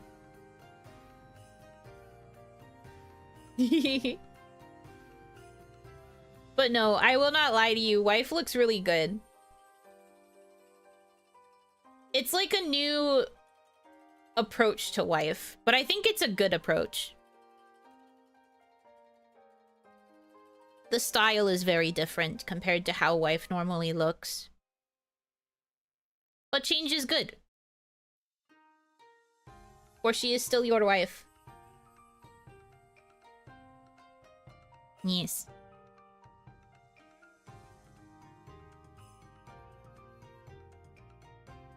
But okay, there is your crumb. There is crumb. I guess there's 3 colors. Kind of. I guess. Not really. I think it's more so just how the shading looks. How is good? Like normal good or Looney Tunes eyes popping out making siren noises good? I would say... I mean, I think she's pretty. I don't know if you guys will necessarily be eyes popping out. Sure, it'd be crazy if we got another. Do you still want your peek at horn? Because we could do that, I guess. Unless you want booby? Wobby?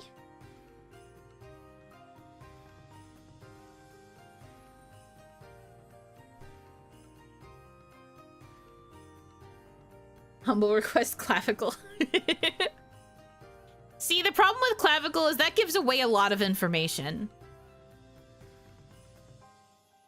Then again, so does Blob, but like, I don't know. Uno?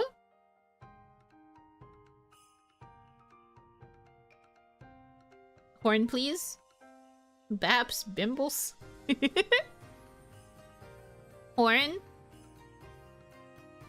I think people want to see Horn more so than Blomp.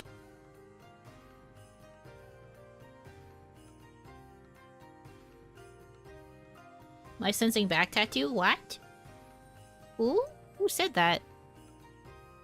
Not me. Not I. How about elbow? Can you even see my elbows? I mean, I guess. Did you add a mole? What? Who said anything about moles? Gophers?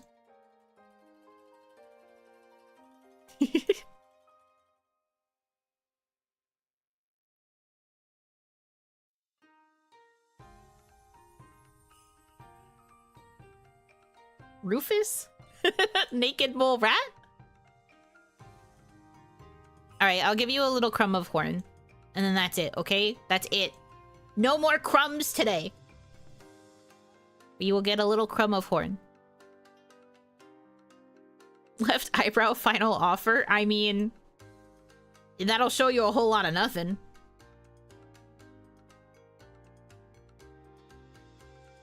Ha ha ha, yeah yeah.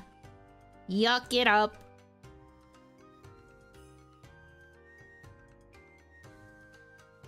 Okay, crumb of horn. I'm trying to find a good spot.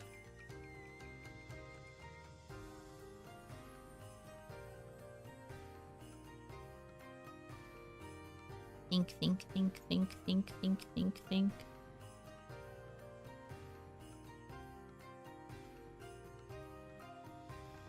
Oh, did my capture freeze? That's so funny. There we go.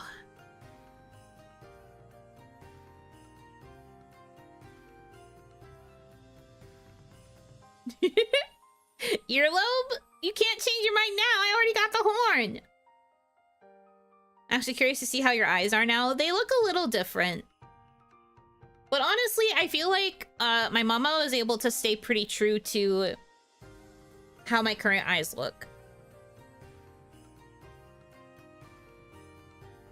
In my opinion.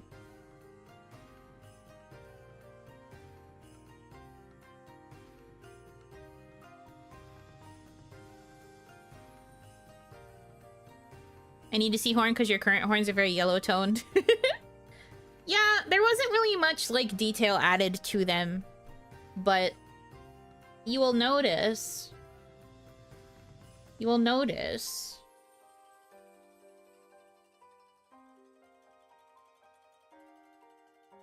Did it?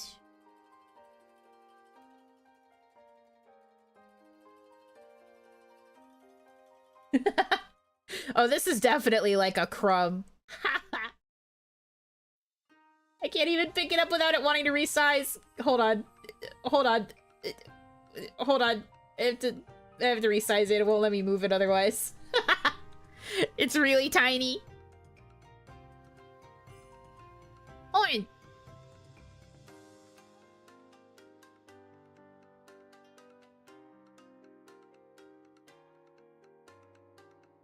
On.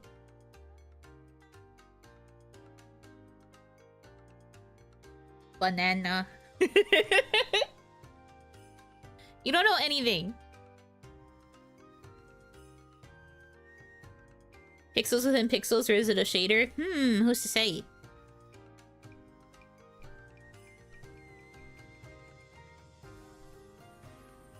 Oh, banana. It's the color of the moon. Now I can fully conjure up 2.0. Oh boy, I'm sure you can. Banana. You can't all keep calling it a banana.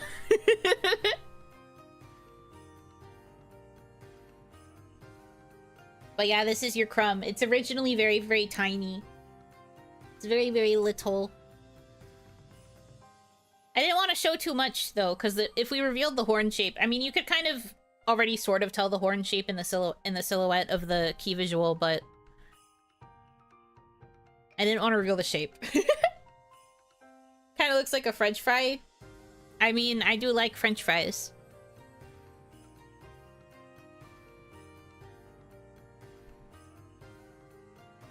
I do love me a French fry. But no, it's not a French fry! It is my horn. It is my horn. Those are the only crumbs you get for now, okay? We have to be good. We have to have some form of restraint. You don't have that much longer to wait. It's fine. It's hyper crunchy on my 4K monitor. Good. Banana flavored like the best Laffy Taffy. Does it have a joke printed on it? No. The fact that it's attached to me is joke enough. A horn can be a French fry if you bite hard enough. How sharp are your teeth?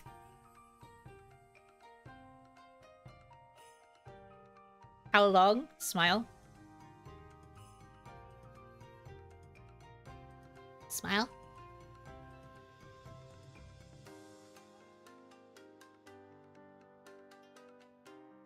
How long?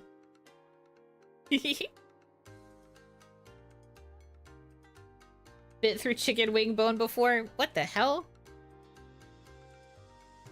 That's powerful. I could never. You saw the outline? Yes. That's what I mean. You've seen on Orpal. You kind of know the relative size. They look a little small. They look a little bit small in the key visual, but that's because of the key visual's pose. They look a little tiny. But I don't want to reveal too much of how the actual shape looks. Or like, you know, the actual detailing of the horn. But the crumb that I gave was supposed to show that it does shine more than my current ones do. My current ones don't really have that much of a shine to them. Not that they don't have a shine, but there's just not much. 2.0 though, they're very shiny. Get a load of these hordes.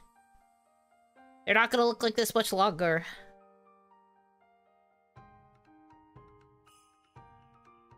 Yeah.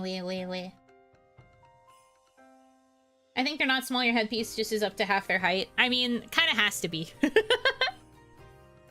of has to be visible. But it's okay. Ooh. I'm so excited. Are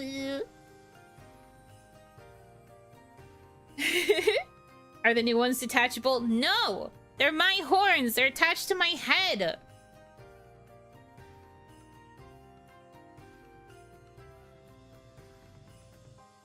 Can we eat them once you debut the new model? Like the horns on this model? No, because they're attached to my head. Unless you just get like really, really sharp teeth, I guess. To chomp off, you know, bone. So they're spring-loaded? No! Stop it! Are your horns filled with chocolate? No! They are mine! They are of my body, and I am not a chocolate being. Can we sell the gold? No! It's for me! I have to get the profit if you're gonna sell it. The fuck? My horns. I grew those.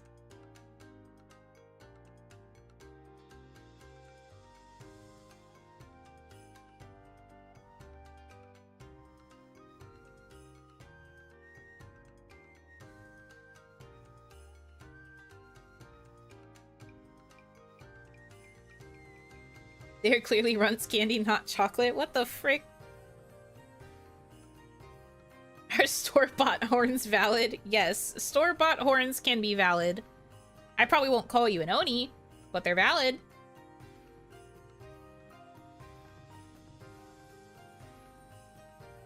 I'm assuming with the money you're forking out, you're acquiring the full license and usage rights of the model? Yes.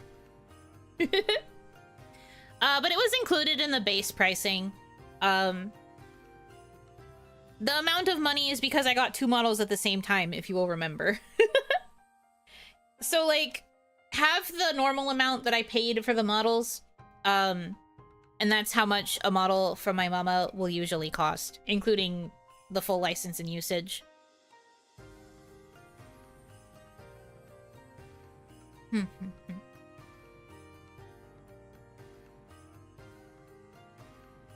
And then rigging, I did some like basic recalculating, and if I go based off of the amount of expressions that I have on 1.0, assuming that my mama gave me the same amount in the 2.0 PSD, rigging is probably going to be closer to 3K, because I don't really need that much fancy stuff. I am a kind of simple girl. I mean, even with my wiggles, right? Like, I feel like that's like the most notable thing about my model is just that I bounce and I wiggle, and that's kind of just like a natural thing that Spiral provides in models. So I don't really think I'm gonna need too much fancy stuff, so I was able to, like, when I was pricing out, I was like, I think I can get it down to this and it should be okay. It would be really weird if she took the IP. Well, technically, with Japanese artists, they would own the IP if they design the character for you, because they designed it. But my mama gave me the rights, usage rights, full usage rights, I should say. The next goal will be just needed for rigging the second model. So if I do another mini event in like August or September, it will be to pay the second half of rigging for 2.0. And then we're going to have to do a whole separate event to get the money to rig the second outfit. But that's okay. I'm also hoping that, like, once 2.0 is out and I've gotten everything refreshed and I'm, like, doing more and I'm, like, locking the fuck in, maybe I will be able to start making enough money that I won't have to worry about crowdfunding again. At least not to the same degree that I had to do for 2.0. I had a specific timeline that I needed to get the money for the models, like the art. Rigging is not going to have the same kind of timeline because I'm probably just not going to start the rigging of the second outfit until I can get everything on lock. The return of Speen. Yeah, Speen would probably come back for like a mini event. I'm thinking about doing like a 48-hour event to do the grind for the last part that I need for 2.0's rigging, but it's going to be really small. So like, don't worry, I'm not asking for another 10k. I'm not crazy. It's literally only going to be for the other half of the rigging, and it's going to be pretty affordable. Assuming that I'm right about my price estimate. But there's a chance that my price estimate could be higher because of complexity reasons, and it just depends on how Spyro feels after seeing the model. So, like, I'm not gonna go crazy and, like, ask for, like, an insane amount. I think whatever the second half ends up being, it will be fine. How high are we talking? As in, what do I think the amount's going to be when I do the mini event? Or are you asking what the actual price of the rig is going to be, probably? Specify your question. But what if we give 10k again? Why? Why would you do it? An offering. Thank you so much. Daniel Smith, thank you for the $20 tip. Spin! Wait, sorry, Reflex. Yeah, not yet. We're not spinning yet. But it will probably happen in the future. A guesstimate? So, my guesstimate for the total cost of rigging 2.0 currently is like 3k. And I have enough money that I have been holding on to from the Unathon to be able to do a 50% down payment. So we would probably be doing a mini event for the other 1,500. Would be the goal. Yes.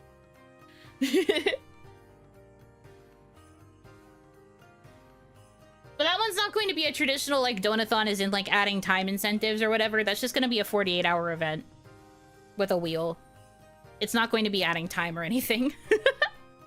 Because it's going to be 48 hours, is my current thought, if I go through with it.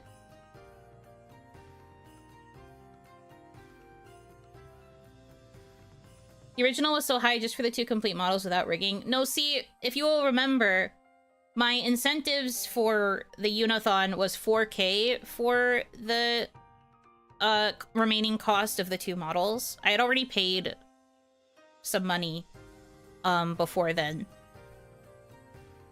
It was 4k for the cost of the 2 models. The remaining cost, anyhow. But that was also including, like, the ref sheets and the key visuals. All of those things added together. Technically, it wouldn't have been that much if I didn't ask for those additional things. But when you're a VTuber, and you are a VTuber, like me, I guess, you need those additional things, and that adds money, obviously. So it was only the 4k. Everything else was for, like, partial rigging and then full rigging. Rough estimates, and then also a lot of that money has gone to investing in getting, like, assets and other stuff. Must be the least observant person on the planet, but have you always had 4 eyebrows? They're not eyebrows. The thing that you see moving is my eyebrows. The stuff that's, like, above it is my eyelid. That's my eyelid, homie. You see the way it moves with my eyes when I blink? Those are my eyelids.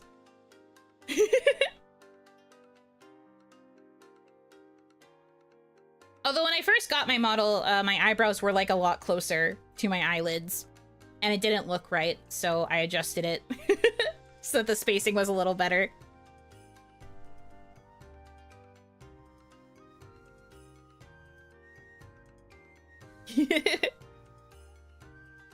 Yeah, those are my eyelids. I'm old. Fair enough. Understandable. Have a good day. But yeah, so my current thought is if I do another, like, mini event, it'll be a 48-hour special stream with just a wheel. It's not gonna add time. And then it's gonna be for the remaining cost of the rig for 2.0. Thumbs up.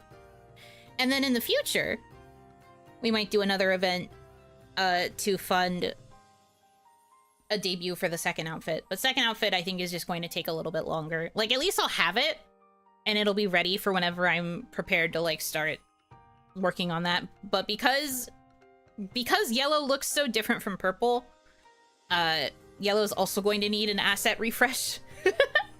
So that's going to take a bit of time. That's why during the Yuno-thon, I think I mentioned initially I was going to have yellow debut for my birthday in February, but I think I might push it to a spring debut.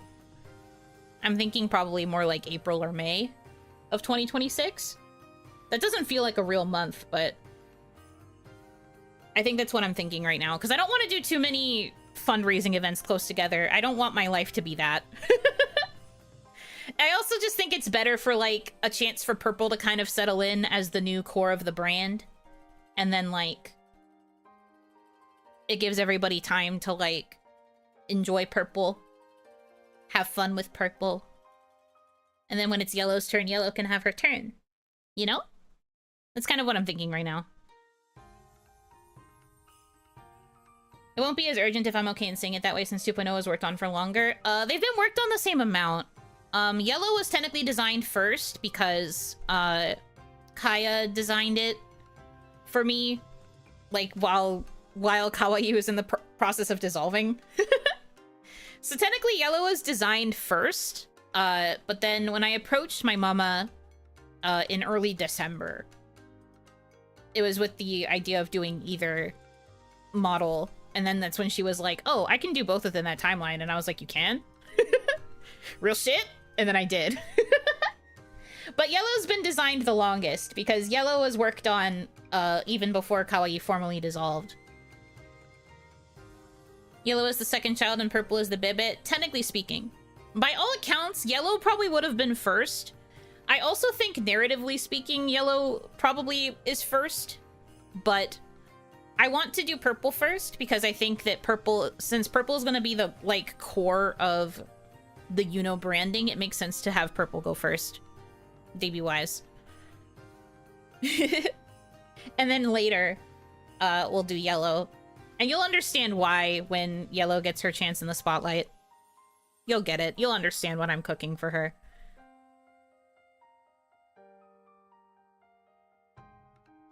Yellow is the hidden Onisan lore-wise, of course. If we count them as separate characters, I suppose.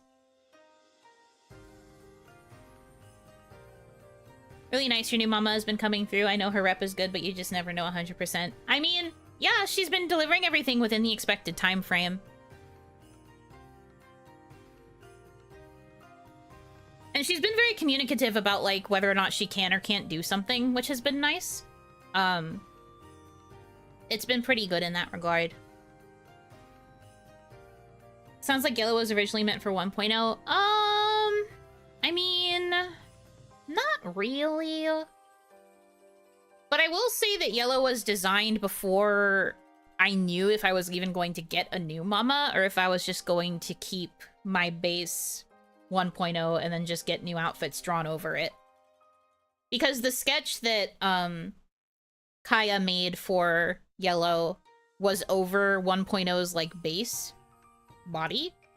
So the reference was, like, 1.0's body proportions. Just with Kaya having scribbled all over her to make the outfit.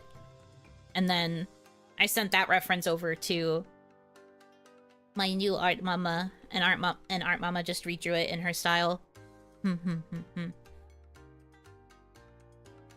But perhaps, maybe in another life where I was still in Kawaii and I couldn't change mamas, maybe we would have done yellow as the first outfit. But then again, management probably wouldn't have let me change my hair color, and that would have made me sad. Sounds like Kaya approves of Purple's design. She does! Even if all she does is compliment my boobs.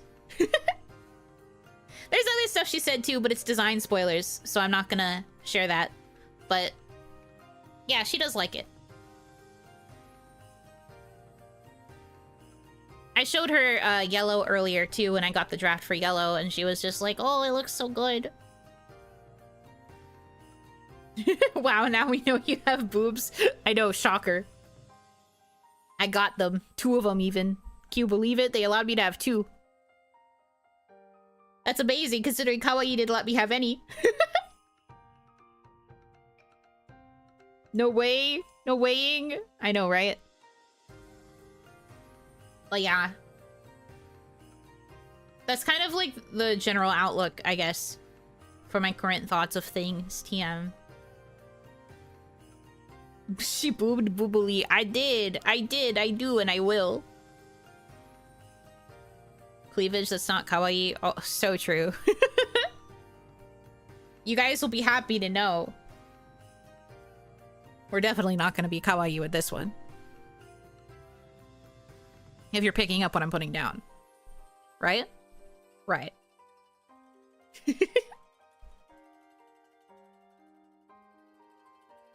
I say a lot of my clues verbally because I'm hoping that you will forget them.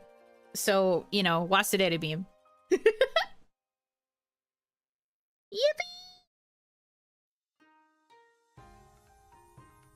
So reading good. I think it's a pretty yummy outfit. I think she's very pretty. I really hope that you guys like her.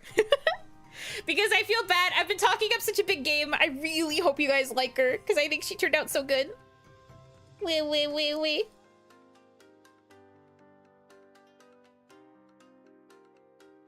I'm so excited. It's gonna be so hard to wait, but I will do my best. It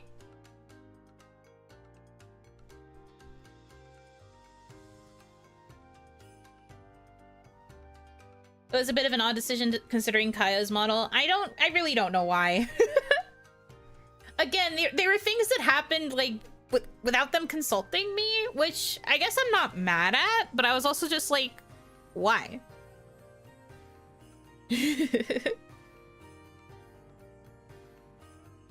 We're so hungry, you know. I know. Guys, if anyone is hungry, it's me. I want to be able to play with the model so bad. I'm really hoping that I get the full PSD this week so that I can see her expressions. I want to get things started. I really want to get the ball rolling. I'm crazy. Oiron but cute. Oiron but like not Oiron is basically what they did. Can we have an Oiron and like have her be based off of like the Oiron and Maiko aesthetic, but then also like what if we covered her up? And like what if we made her look softer and cuter? And I don't mind the soft and cute. I feel like soft and cute in some ways does suit me a little bit better than the full-on like mommy that the initial design was, but again, I just wish I had had a little bit more of a say maybe. But also never be able to say Oiron. I know! They explicitly were like, you can't call yourself an Oiron because that's not kawaii. And I was like, but that's literally what I'm based off of. So I had to go for half Oni performer. Mer. What if we made her a librarian? What if we just made her a fucking nerd? And I mean, I did kind of. In my lore, I made it that Yuno was always a bit of the bookworm type, but that's part of why she was able to excel so much as an Oiron, because she was already so well read. Why did they give you that backstory? Girl, I wish I knew. You and me both. When they told me that I was based off of an Oiron, I was like, oh, that's so cool. I can incorporate that in my lore. And they were like, well, maybe you shouldn't, because that's not really kawaii. And I was just like, huh? But you said. But you said just now.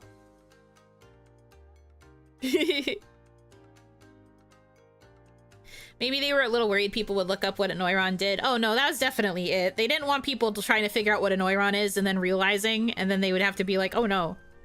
Oh no. So that's definitely why, but I still think it's funny.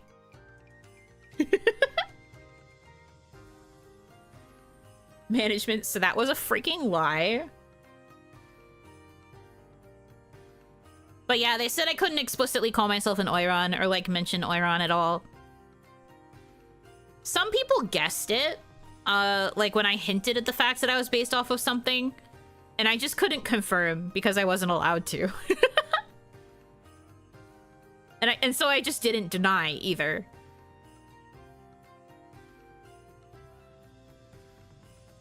All those spicy Yuno Oiron streams that never happened. Honestly, there was so much wasted potential, especially when they encouraged me to make the Patreon so I could start releasing like slightly spicier content, but then like Kawaii's level of spicy was barely spicy. Like I think the spiciest that I got was the fact that during my the vampire themed one, I made like moaning sounds during the blood sucking. That's like the spiciest I was allowed to get, but even then I had to like cut out a lot of the sounds because it was too spicy. They didn't like it.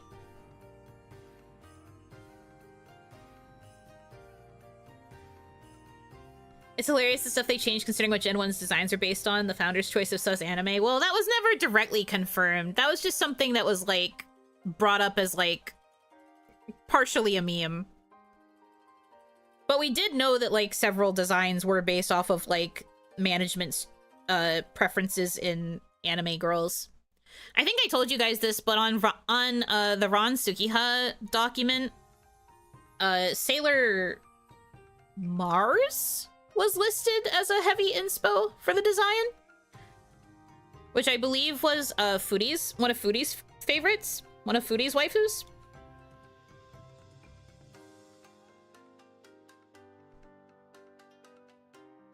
Sorry for putting you in an awkward situation whenever I kept calling you an Oiron. Oh no, I just ignored it. I was always just like, I wish I could confirm, but I can't, so whatever. And then I would just ignore it. It was never awkward.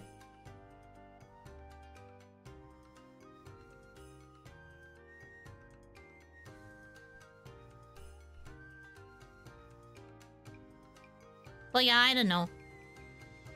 Also, I do not know if there were any anime characters that were on my sheet. The only thing I remember seeing was the whole section about the Oiran and Maiko. And I think there was also a whole section dedicated to Oni.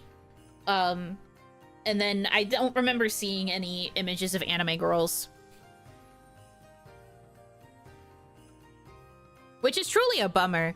I would have loved to know if there was a specific anime character that Cowdian thought of when she was coming up with the concept for me. Apparently, whatever it was green.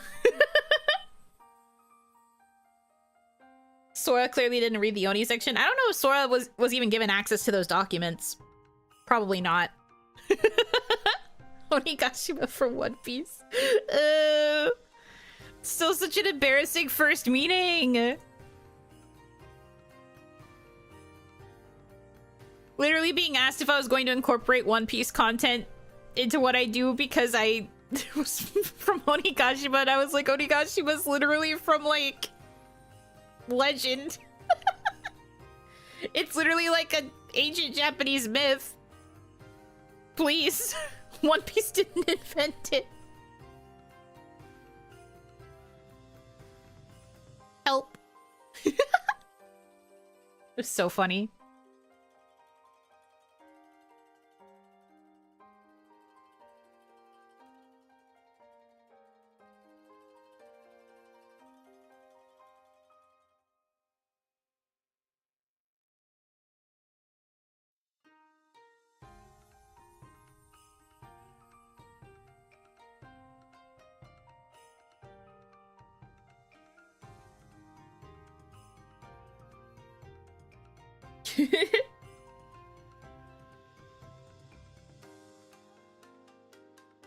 If it's anime, it's gotta be One Piece.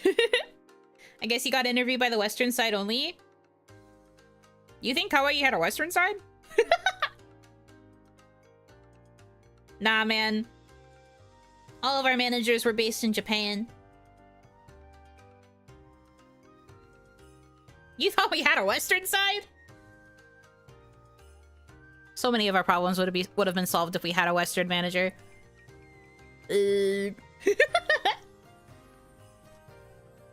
Management be like, we're into Oirons, but you're technically not an Oiron, so that nobody questions their decision making. I really don't know, like, what it was. Maybe they just liked the aesthetic. I never really thought to ask. I was just like, okay. I found it weird that I couldn't say the word, but bit. Odd that they didn't understand the Onigashima reference then. So I just didn't know. Apparently when he Googled it, most of the references that were coming up were to One Piece, and I think that's because One Piece was in the middle of like an Onigashima arc or something. So that was why. But I don't know.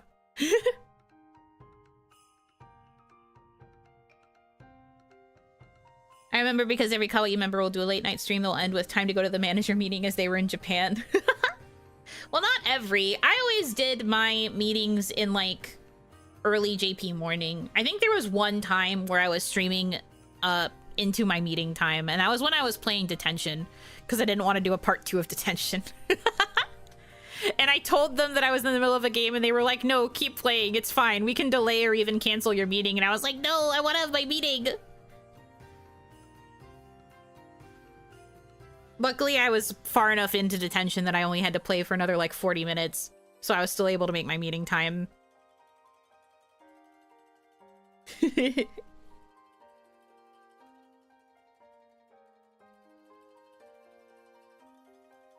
But yeah, no, Onigashima is a real place in Japanese myth. It is not solely from One Piece, but when my manager at the time Googled Onigashima, all of his results were related to One Piece, so he thought that I was referencing One Piece. And I had to tell him that I've never read One Piece. And I think he also just assumed because he knew that Kaya was super into One Piece. So I think he just assumed that I also just really liked One Piece. Which is funny to think about because at the time, Sora was also like directly managing Ron, so I wonder if his first meeting with Ron also talked about One Piece. Because he thought we were like a secret One Piece gen. Literally not, though.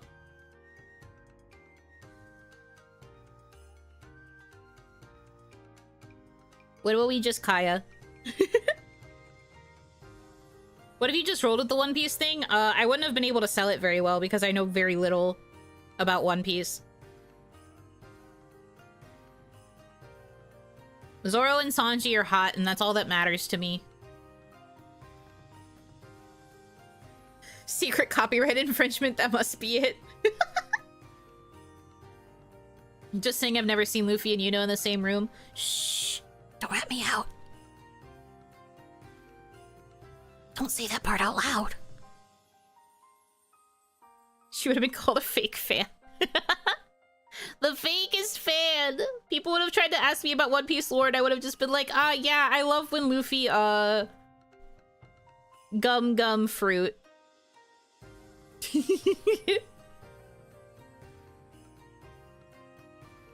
Luffy B. Lemur, am I right, guys? You know, on debut, probably.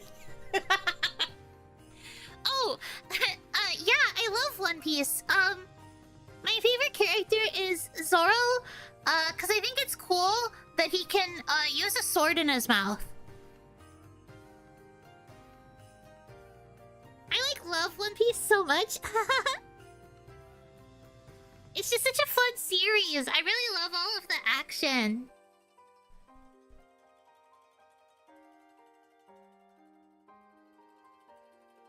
I love how many characters have gigantic mouths and big, big teeth. You know, ask Kaya to teach her One Piece lore, Kaya explodes.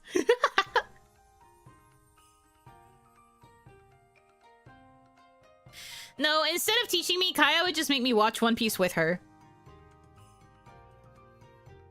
Give me not One Piece fan Yuno back. I don't like this one.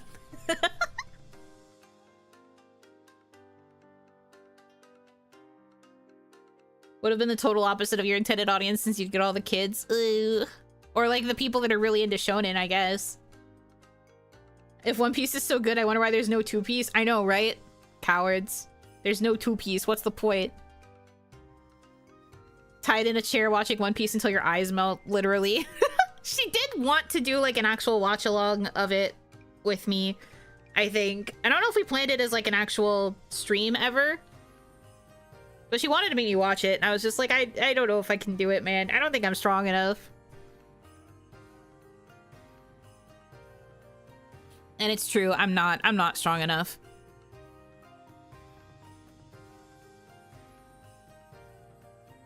I think that's just one thing I wouldn't be willing to commit to.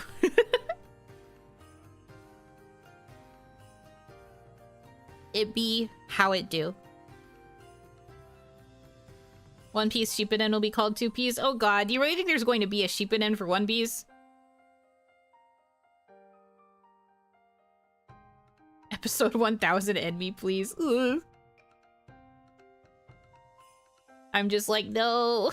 No, stop, please. No. Yada.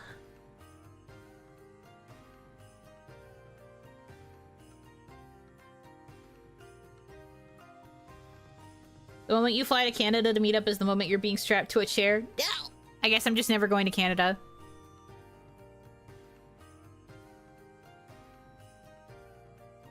You'd be gone for an entire year with Kaya to watch One Piece because that's how much time it will take to catch up. I mean, she was able to catch up pretty quickly.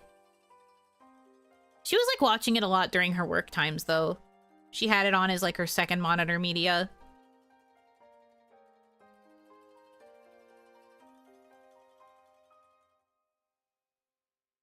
Let the Canada spawn in Onigashima.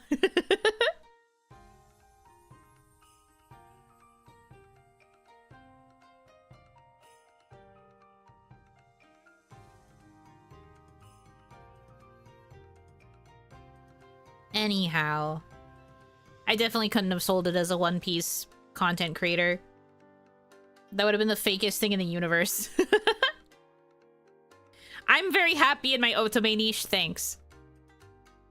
Even though I had to fight to get my Otome niche, but I'm very happy that I'm in it now, thanks.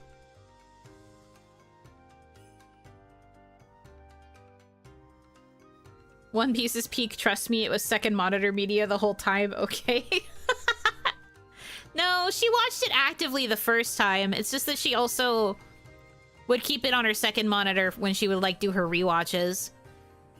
Because she's crazy like that. I can't rewatch something within the same year that I first watched it. I have to wait, like, way longer. I just cannot.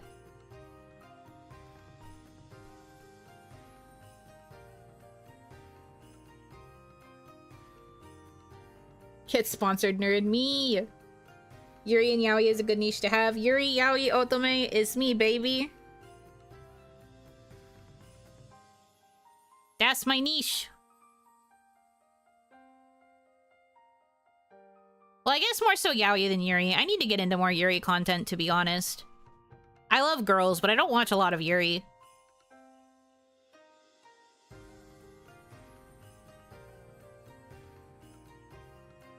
Let's stream when? As soon as Lads has a PC client, I'll stream it. You want to pressure Infold to make a PC client for Lads? You do that. And then I'll stream it. Because I still don't have a working phone that can run Lads. So, we have to wait for that. And then I will go crazy for Caleb, and you guys will have to deal with that. I'm gonna be honest, you know, I think BL is better anyways. Ooh, that's an interesting take.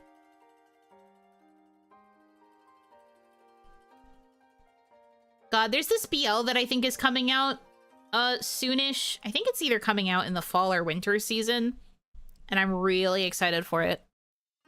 I haven't really been keeping up with most like airing anime in the past several months, but I really want to watch this one.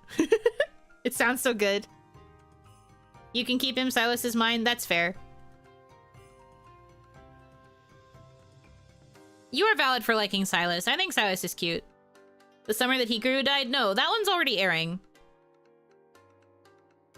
And it's also a little bit too sad for me. A little bit too sad. I think it leans more in, like, the sadness and the horror, than in, like, the romance. So, not as much for me, but I have heard good things about it, so I do know that people like it. I forget what the actual name of it is. I have to see if I can find it. No. It's like a isekai.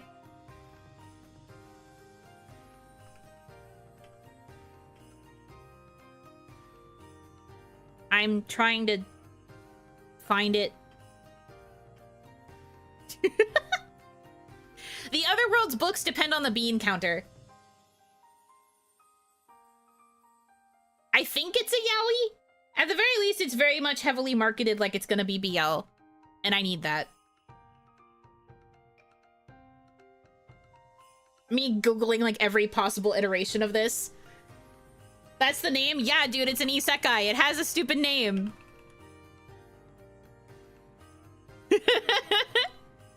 Yeah, bro. You should be used to it by now.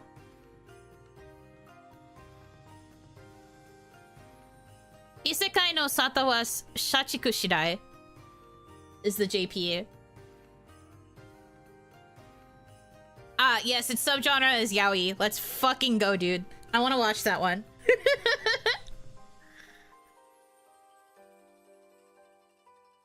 It looks so fucking good. I want it.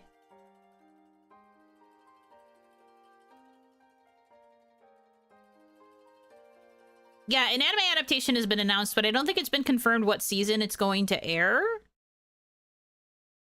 But it was announced.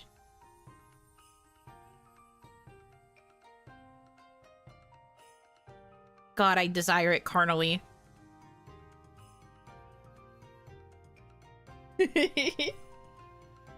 I love when you say yaoi, it sounds so enthusiastic. Yaoi!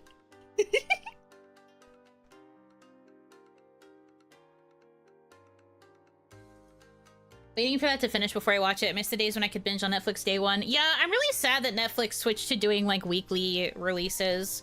I tried getting into Witch Watch, and then I saw that it had weekly releases still, and I was like, ugh. And I gave up. I have to wait until it's finished now, but that's also because Witch Watch is already on its second season. Second core, I guess, technically. It's cute, though. I watched 4 episodes of it. I like it. That was one of the other things I did on my break. Another anime that I need to watch again is My Happy Marriage. I still haven't watched season 2. I loved season 1. I need to get on watching season 2. My romance animes.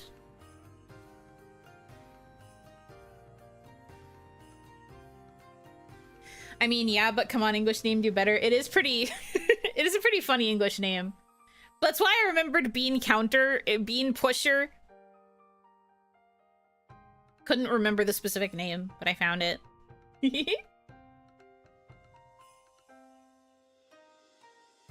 Oh shoot, it's about a magician and a modern world guy. This looks great, actually. It looks fucking banger.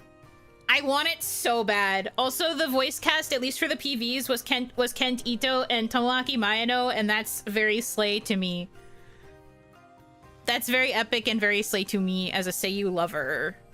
I don't know if that's going to be the cast that they use for the actual anime. I hope so, because usually when a Seiyu gets cast, even for a PV, they usually reprise the role, but sometimes they don't. I think it would be very epic if they reprise the roles, though, because listen. What was the name of it again? Okay, let me read this out to you. The other world's books depend on the bean counter. It's a story about a guy who gets isekai'd into a magical world, and then he literally becomes like the bookkeeper accountant for a lord. And then it's yaoi. And then gay things happen, I assume. And I'm excited for that.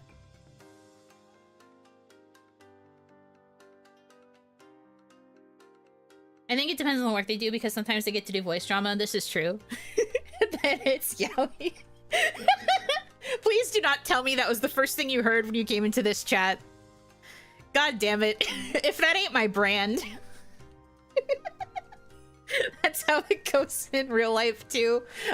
Hey guys, I've decided I need to switch careers and become a bean counter. I need to experience yaoi.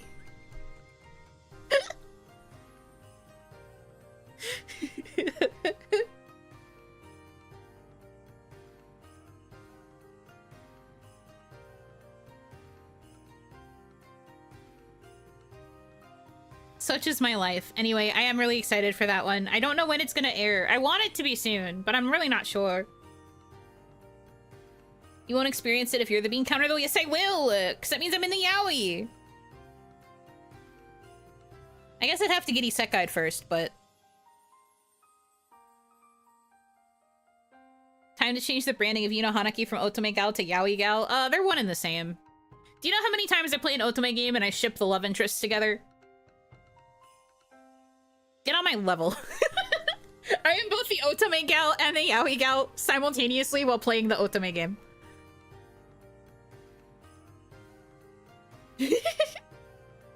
Every time I'm guessing. Yeah. You know me so well. To get isekai'd, you gotta go outside or be overworked. Well, I guess you'd be more likely to get the latter than the former. I don't go outside. Did you watch Kakuryou? I did not. I've heard it mentioned on, like, what was I gonna say? I've heard it mentioned online before, though. Oh, this one! Yeah. Bed and breakfast for spirits. Yeah. I've heard of this. I've never watched it.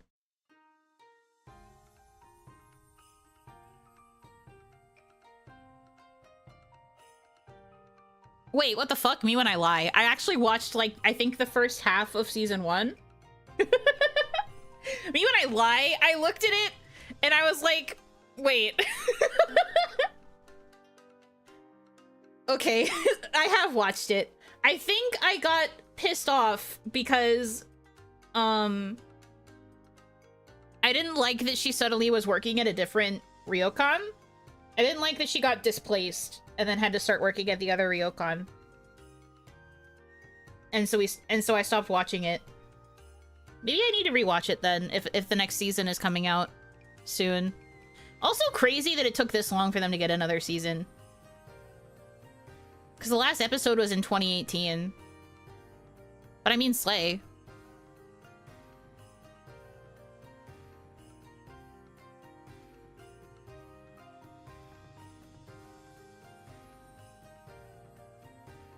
The description for the BL isekai on my anime list sounds good. Yeah, dude. Doesn't it, though? Doesn't it, though? That's why I want to watch it. It sounds so good.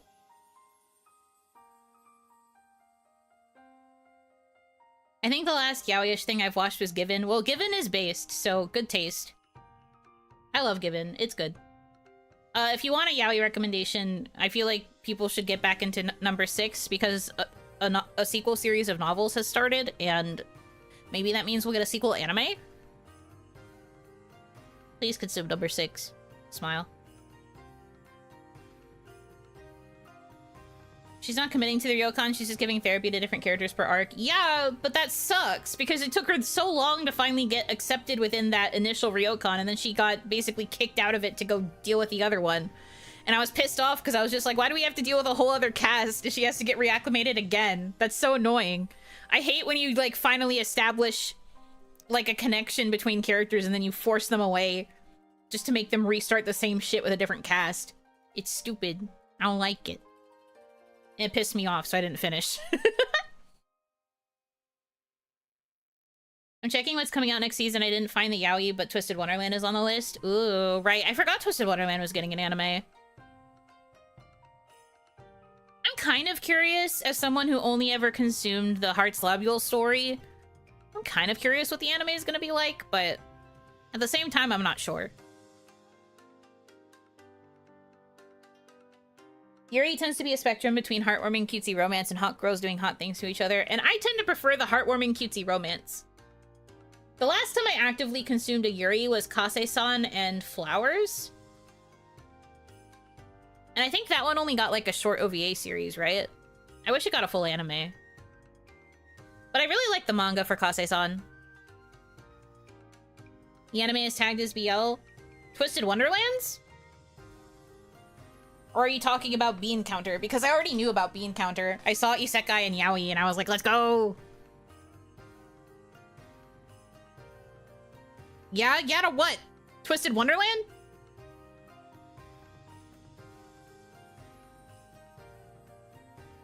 Twisted Wonderland? Wait, why is it tagged as BL? I mean, I guess. There's like one-sided yaoi.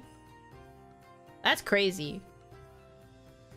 I wonder if it's because they decided to make the protagonist a boy. I actually don't know. I haven't paid any attention to the Twisted Wonderland anime. That's kind of sick, actually. Maybe I have to get Hitomi to watch that with me. She was really into Twisted Wonderland for a bit. It didn't grab me the same way it did her. Hello, Veda. Welcome in. I hope you're having a good day so far. I miss the days when I could watch an entire 12-episode season in a day and not get exhausted. I feel you. When I started watching Witch Watch, it was like, oh, it's only has 17 episodes so far. That'll be pretty easy to watch. And then I got through 4 and I was like, maybe not. Maybe not, actually. Whoop.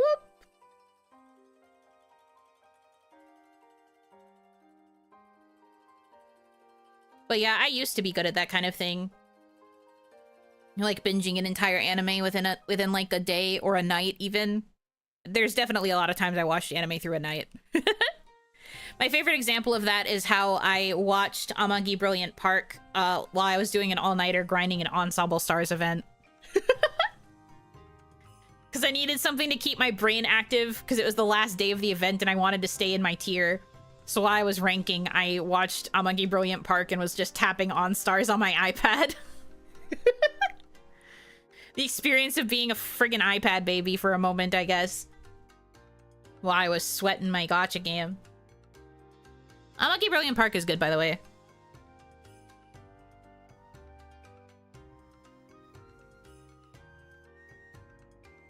The last event day grind, it's real. True. True. I can still binge a 12-episode season, but it has to be top quality for me to pull it off. I guess that maybe that's part of the problem, too. I feel like there haven't been enough anime coming out that have felt like... top quality to me.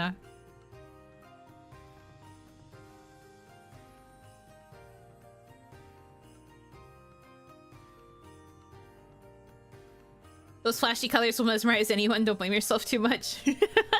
True. Frank, you really need a background noise. Your brain is gonna get fried. It happened to me. It could happen to you. Ooh, I don't want to fry my brain. I'm just a little guy.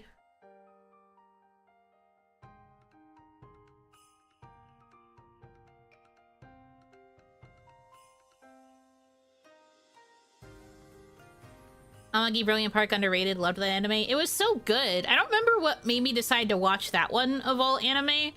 It was just like an instinctive choice, and I didn't regret it. It was really fun. I can't if it was because I binged it till 6 AM or if it really sparked something. You are literally me. But no, I enjoyed it a lot. And then I immediately watched all of it, like, a day or two later with Hitomi. Because she was curious about it after I binged it. So I immediately watched it with her again. It was fun. I remember it's a Maki and I started looking at A.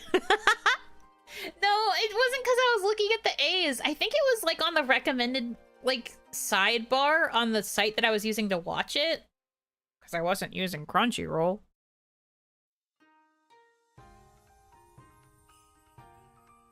I binge watched like 50 episodes of Daya no Ace during a gacha rank. There was little sleep, so I don't actually remember it. Oh man. I mean, Daya is probably a good one to watch if you're looking for something to keep on while you're grinding a gacha, just because there's a lot of episodes.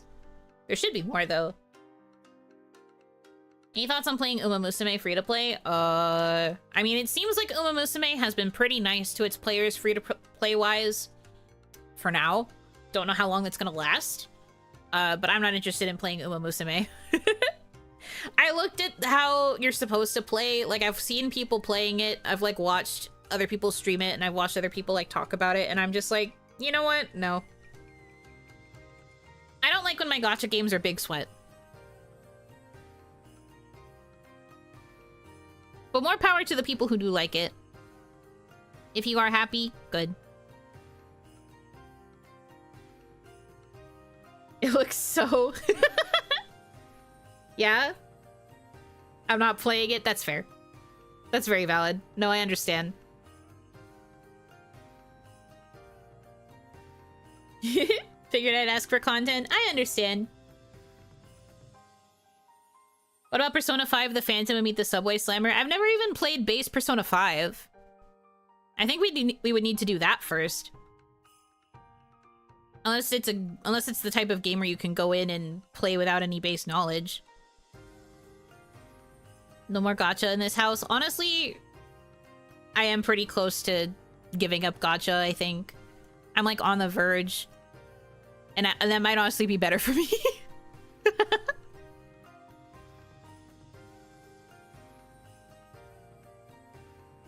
Oh, you know, you're gonna love P5. See, the reason I didn't pick up P5 was because it was like getting teased, and it was like in the process of releasing around the same time that I had a really, really rough thing happen in my life. And the person that did the really rough stuff really attached to the protagonist of Persona 5, so anytime I see him, I think of that person, and it gives me the ick. And that's the whole reason I haven't picked it up. I think I probably would really like Persona 5, but it gave me the ick for so long, and now I'm just like, I don't know if I can do it. I feel like I might be far enough away that it would be okay if I did it now, but because that person like identified very heavily with the protagonist for P5, anytime I look at that man, I'm just like, I can't.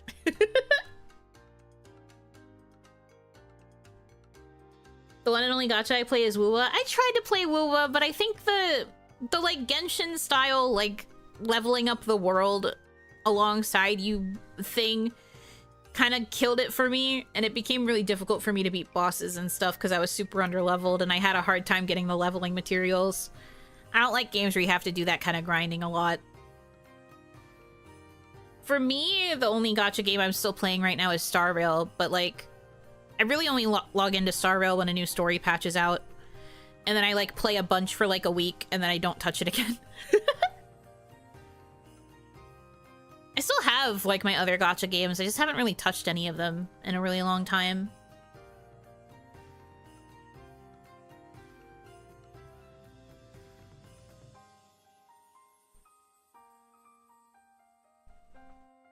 Story is pretty rough to get through at first. Are you talking about for Wuwa?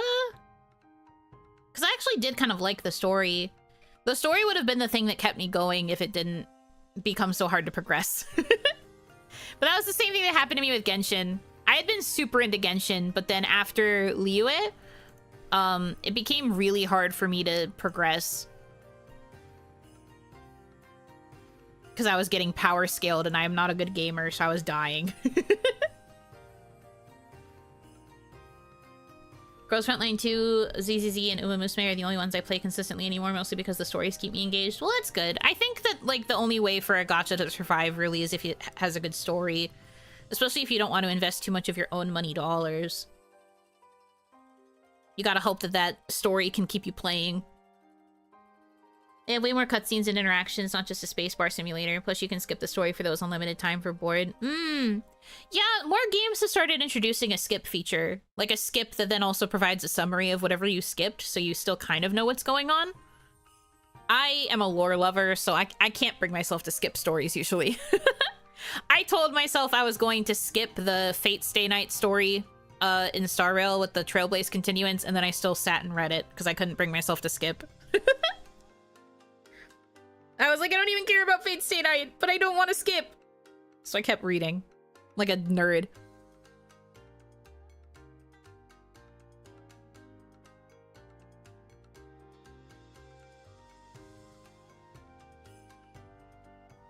ZZZ has a great vibe. That's why I keep coming back. And Ju Fufu is my favorite character ever. You can make an all-cat girl team now. Hell yeah.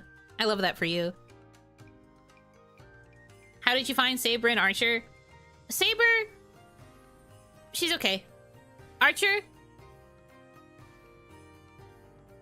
Yeah, that's a Yuno Hanaki type if I've ever seen one. Lancer to an extent too. I really liked Lancer as well.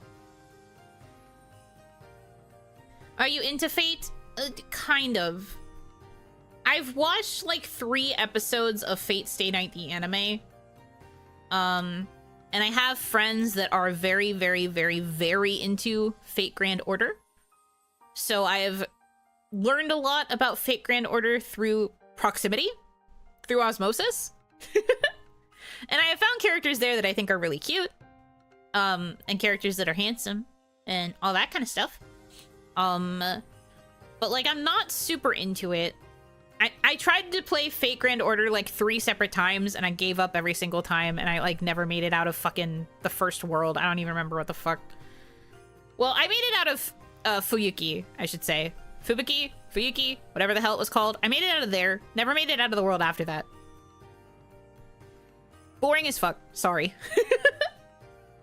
Couldn't bring myself to grind through it. Talk about games that need auto. Holy.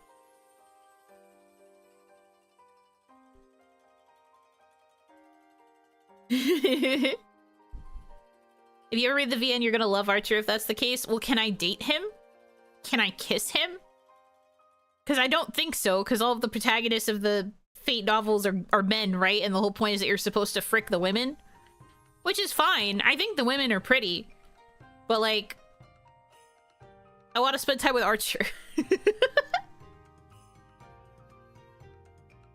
You ever got to when it actually gets good? That early part was rough for a lot of people. It's a grind. And I feel like they need to find a way to make it more palatable to new players if all of their better stuff comes later.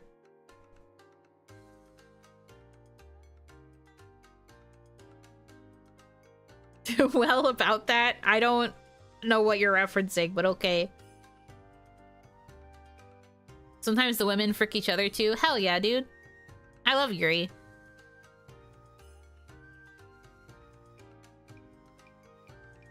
Never played FGO, heard plenty of regretful stories though. I don't know about regretful. It's just like... It just was such a slog to me. And like every time I tried, I just could not really get into it. I would log in for like gacha sometimes, and then I just was like, why am I pulling if I don't even play the game? And then I would give up.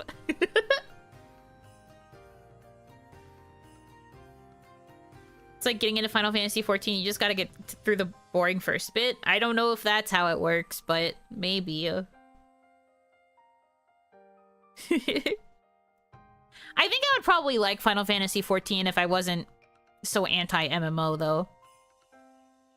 I think I'd probably like the story.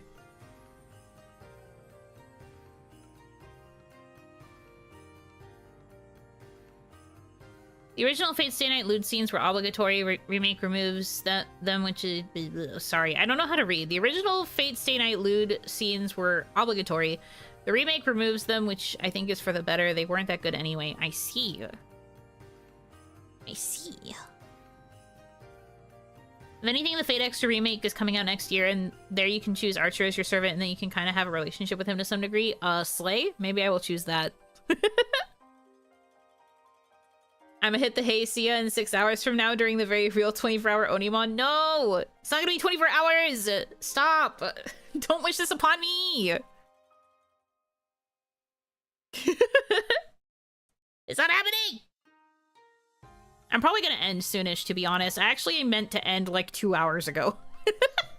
I meant to end like 2.5 hours ago. I literally told Hitobi I was planning to be done at 9, both because I thought that Nano's concert was still happening and because we had things to do, and then I didn't. I don't even know if she's still awake. It's over. You're supposed to watch Game Changer. I started my stream right when Game Changer posted. I guess we can just watch it tomorrow, but man, I freaked out.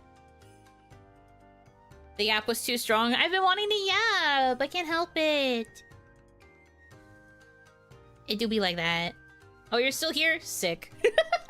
Well, I'll probably end in like a little bit then. If you're still willing to watch Game Changer. I don't know if you're tired. Hi, Hitomi, by the way. I saw that you were planning on playing Chrono Trigger. It's a classic for a reason. Yes, I've had a lot of people pestering me to play it. The whole reason I bought it was because there were Damadachi who wanted me to play it, so I'm going to give it a try this week. I don't know if I will like it. There's a chance I might not continue, but I'm gonna try.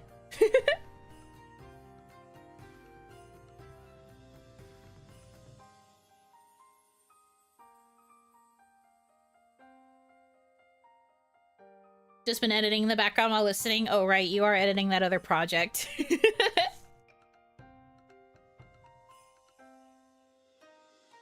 What were we going to ask her again? Oh, right, you guys wanted to know her favorite horse, right? Hitomi. What's your favorite horse in Uma Musume? The people are curious. And I said I don't know because you've never told me, actually.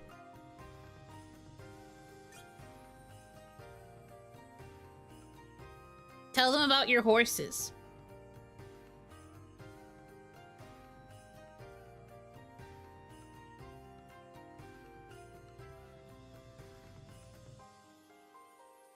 Gold chip? You know what? Fair.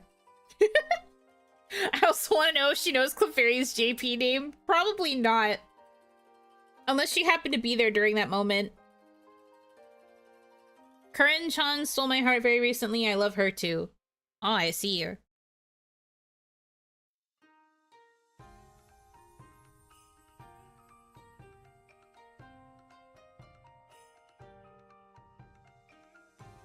Oh, I see.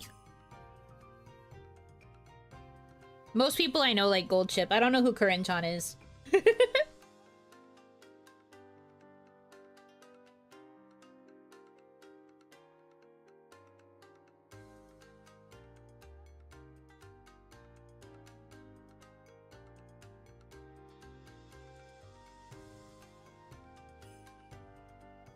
I'll show you after stream. She was the most recent added gacha to EN. Oh, okay, okay. Understood. Yeah, sorry, I don't know anything about the horses, guys. I'm just like, who? And what?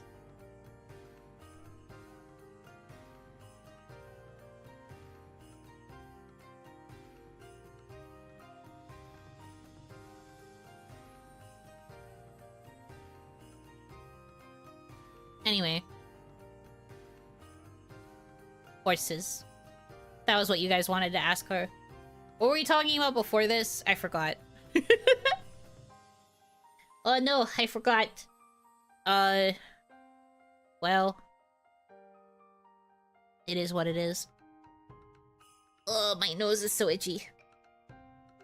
I think it's because I haven't yapped this long in a while. MMOs or something? Oh, true. Right, we were talking about Fate. Sorry, we were talking about Fate stuff. And, like, other games. Yeah, I don't know. I guess I'm just kind of out of that phase of, like, playing the online, live server content. I forget what it's called. Live service? Yeah. I think I'm just wanting to play more games that are already, like, complete, and then I can just do it at my own pace. More fully rounded experiences, I suppose. I am chillin'.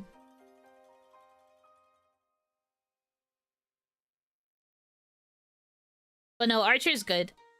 I liked him a lot.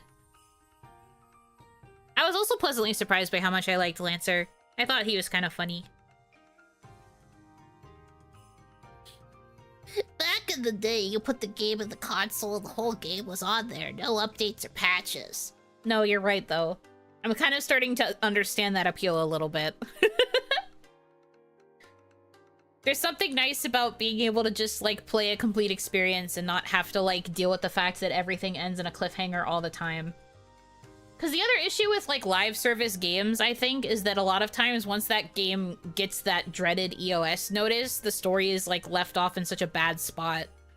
It's very rare that they're able to finish the narrative at, like, a proper conclusion.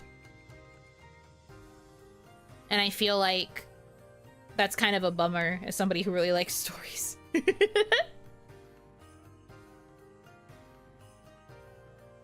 I feel like you'd really like Lancer over Archer if you read Fate Stay Night. I mean, I liked Lancer's personality a lot. I liked his freaking dry sarcasm. He was very deadpan and, like, snarky. Even towards Boot Hill in the event, and I thought that that was pretty funny.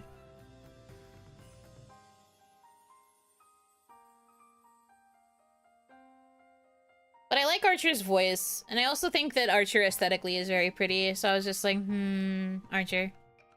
But anyway, I'm a girl with two hands. I can like both.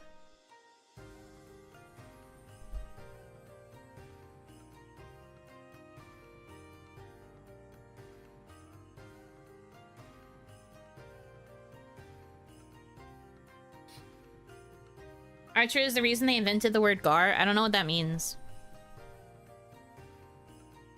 Wait until you see Gilgamesh. I've seen Gilgamesh. I don't really understand the appeal.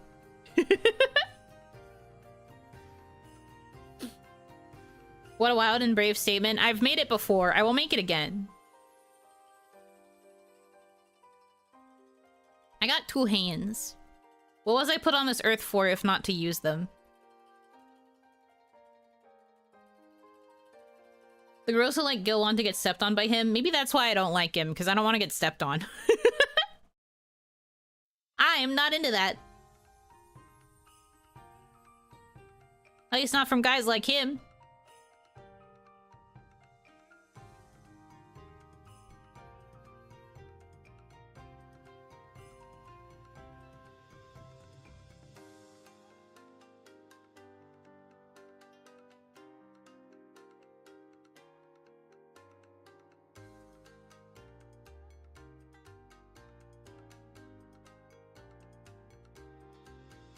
Gar equals when you're not gay, but the guy is so manly that you turn gay for him. I see you.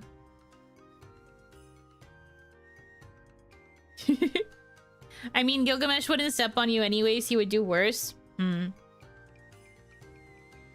I'm not really into that. But more power to the girlies that are. Love that for you. Or the guys. I'm not gonna judge. Love that for you. It's just not for me.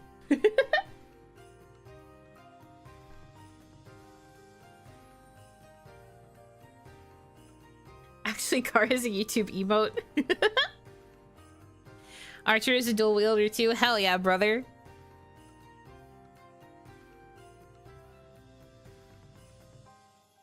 We love a dual wielder.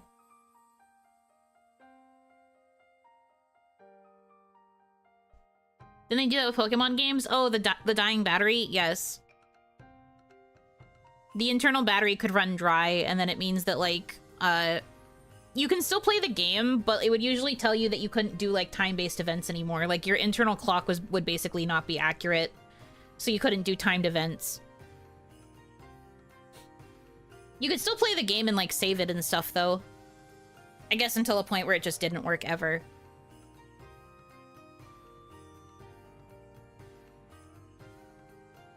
Fate also has It's Not Gay If It's Clay, a lot of no homo in the Fate fandom I see. Yeah, I mean, it makes sense considering where it started. Considering where it started. But I don't know, I think that some of the characters are cool. I did try to get back into Fate like one more time. And it was to play JP because my favorite Seiyu was announced as a character, and he used my favorite tone of voice for that character. But again, I gave up. I could not keep up with Fate. But I will follow that man anywhere. I was literally just talking to a friend the other day about how the minute my favorite Seiyu plays a character in a game, I will probably play the gacha game just to get him. Because I love that man, and I would do anything for him. Which character? Oh god, I don't remember his name. Let me look it up. Hold on.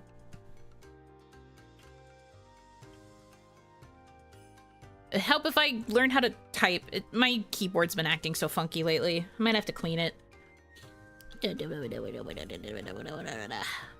Bhima. B-H-I-M-A. Bhima. He's played by Eguchi Takuya. Him? Yeah. I was going to replay FGO. I was gonna make a JP account so I could get Bhima. He's not even my type. He's not my type aesthetically at all.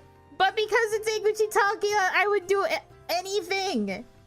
Anything.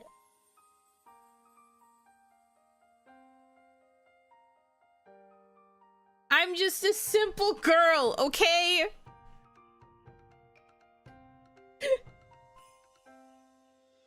I'm just a simple girl.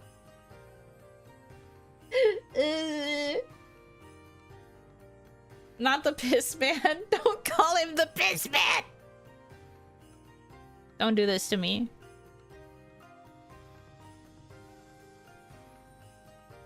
I can't help it, okay? They had to do me like that.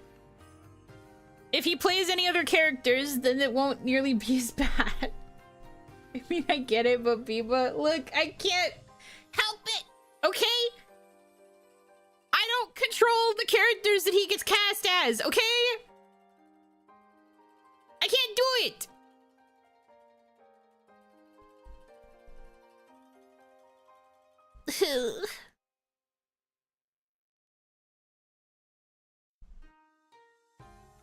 Man.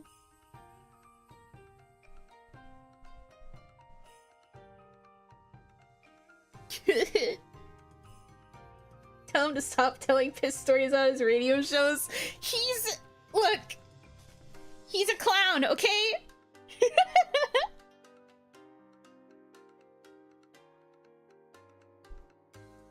At least you're not a Yusuke Shirai. Sit and imagine having to hear about the bottle all the time. Not the bottle. The bottle was a couple instances. The piss stories are relentless. Look, he's just the kind of guy who thinks that piss stories are funny. I'm suffering is the problem. Can we make fun of him for other things, though? Like the fact that he told us to love him even when he goes bald because he dyes his hair so often? Or the fact that he can't fucking draw and yet he has an entire mini, like, anime series based on his, like, really ugly fucking characters that I adore? Can we make fun of him for that? Why does it have to be the piss stories? At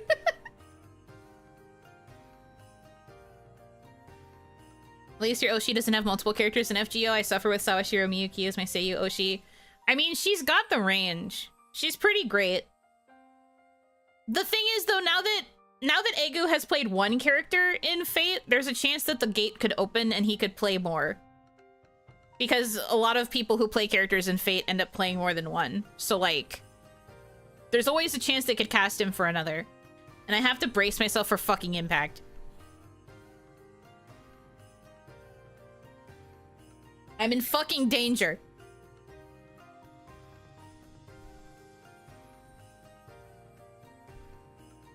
Also, the game that I was talking about with my friend was, Mahjong Soul.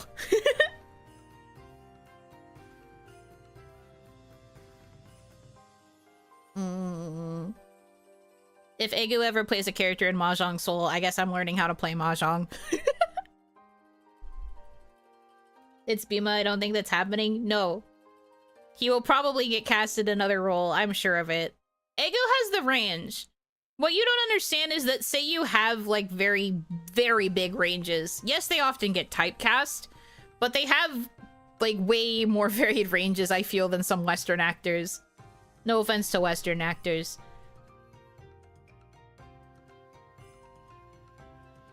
You never know. There's a chance that he could be cast as a more soft-spoken boy. Or like a Dorcas or something. Anything's possible if I believe. If I manifest this for myself.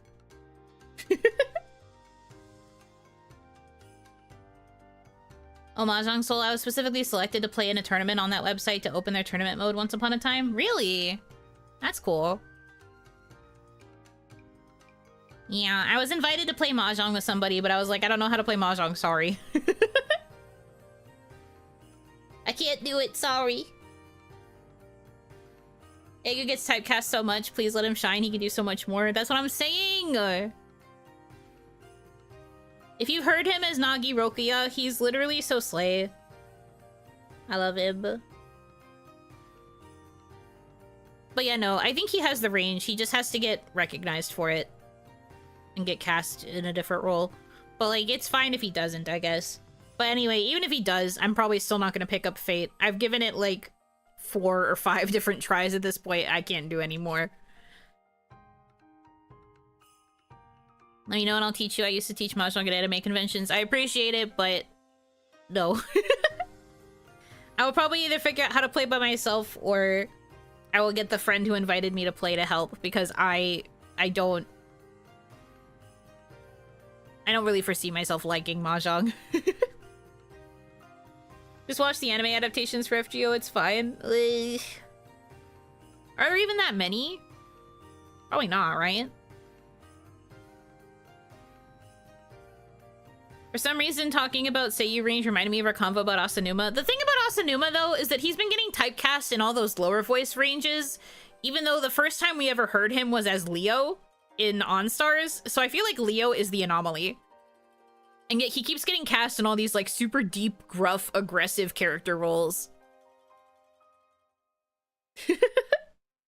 Meanwhile, we met him when he was going, Achoo! Achoo, achoo! Which is crazy.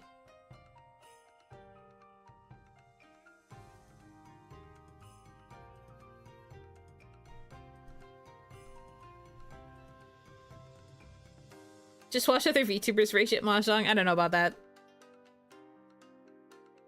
There are 3 adaptations: Camelot, Babylon, and Solomon. I see. I do not see. Whatever you say.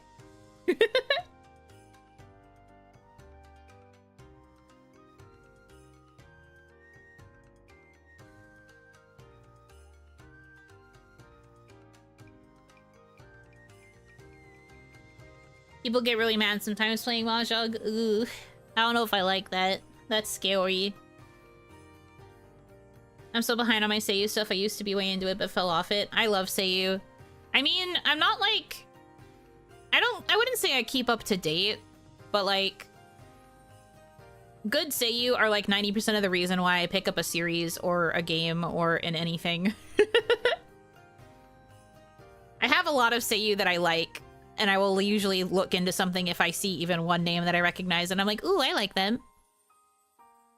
More so with guys, I guess, than girls, but there are a couple girls Seiyu that I really like. Tomori Kusunoki, my beloved, my angel. Natsukawa Shina, my beloved, my angel.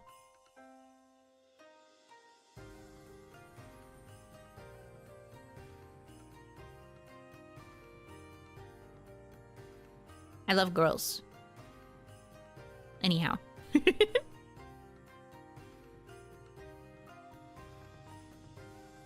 I have to play Atelier soon for Seiyu. Wish me luck. Good luck, soldier.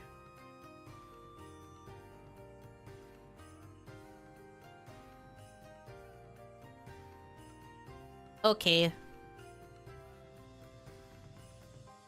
What do you like in a voice, male or female?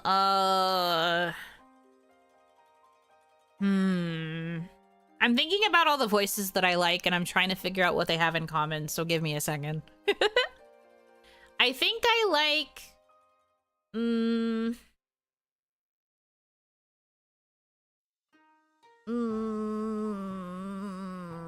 It's hard, because, like, Egu doesn't actually... Well, okay, that's a lie. My previous bias before Egu was Hiro Shimono, so I think I have a type. Okay, let me think. So I guess between those two... it's like nasally, kind of like dorky. They usually play like the comic relief characters. So there's like nasal nerd. But the thing is though, they also have insane gap moe in that like... Because the thing with even when I was still super into Shimono too, one of the main roles that I liked from Shimono was with this like super serious, like edgy Chunibyo character that he played in an idol game that I loved. And with Egu, it's a little bit similar. There's like this super serious character he plays in an idol franchise that I really like, and I really like them. I like the Seiyu that have like those like normally like kind of clown type cast roles who can then like turn around and do characters that are like super serious and like powerful and confident. In terms of like other voices that I like, I do tend to like male voices that are like on the deeper side. With girls, I like them softer and cuter. Tomori Kusunoki, her voice is like really strong vocally when she sings, but she's also really good at like the more like quiet, kudere, like reserved characters. And she can also be quite cute. Natsukawa Shina has like a lot of like energy to her when she normally does stuff, and like a lot of energy when she sings, but the role that I like that she does best is like, once again, Gatmoe, where she's like super quiet and shy and can barely like get a few words out.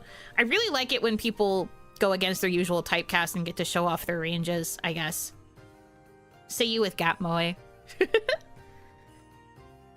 But I like girls that are like higher ranged, usually, surprisingly.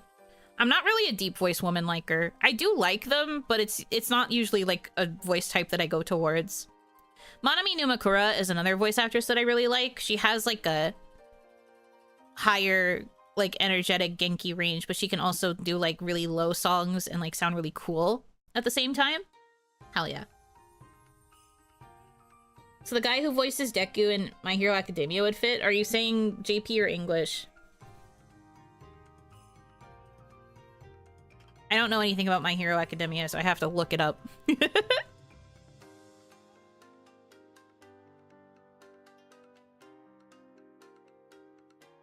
Who plays him? Oh, Yamashita Daiki. Sometimes. I think Yamashita Daiki's voice is too smooth, though. Because the thing that I really like in male voices, too, is texture. I really like rougher textures, I think. Because, like, both Shimono and Egu have a bit of, like, a gravel to their voice.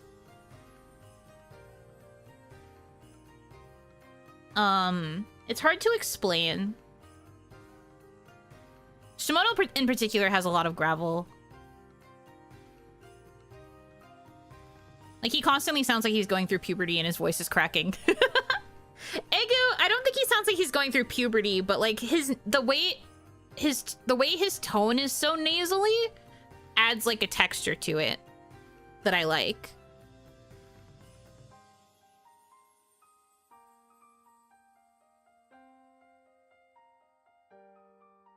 Bakugo has gravel, but not the soft voice. I love Ishikai, though, and Ishikai has the range. I've heard him in, like, softer roles, too, and I really like it. Again, Gatmoe.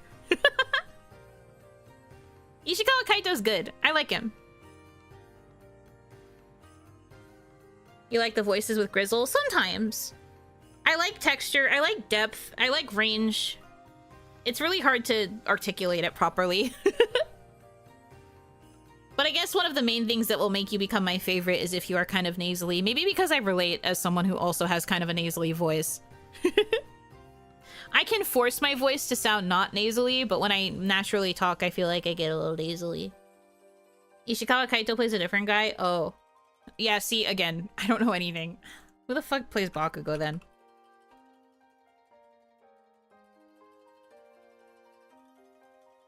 Ugh, voice actor. Oh, Nobuhiko Okamoto. Yeah. Yeah, that's the level of roughness that I like. Ah, Nobu. He's so good. I like him. Blackbeard's VA in One Piece? I will look it up. I don't know who that is.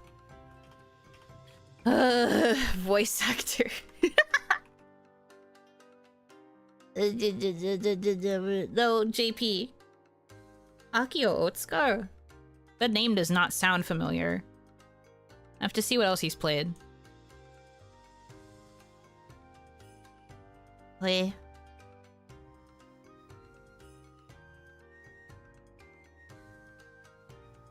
Let me go to more recent stuff. So like here?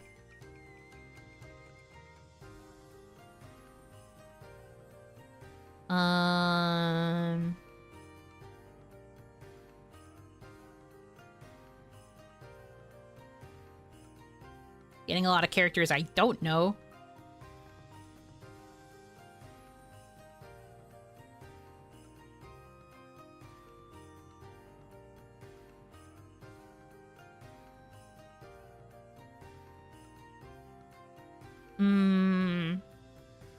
Oh, ew! He's Principal Kuma in Aichu? No, fuck that then. No! That voice sucks.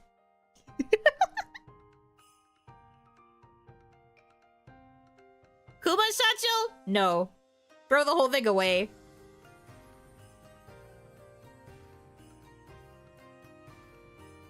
Now that my favorite Seiyu is older, they only really give her deeper register voices now. Only really get to hear her higher pitched voice in long-standing IPs. I mean, it's because it gets harder to do as you get older.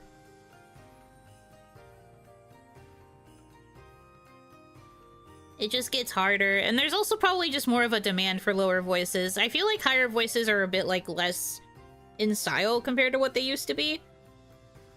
From what I have seen.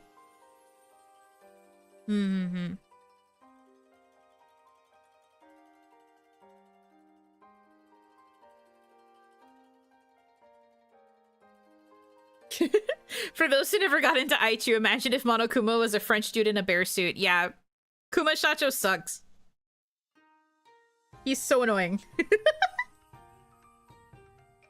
Market can shift in the future. That's true. It could shift back.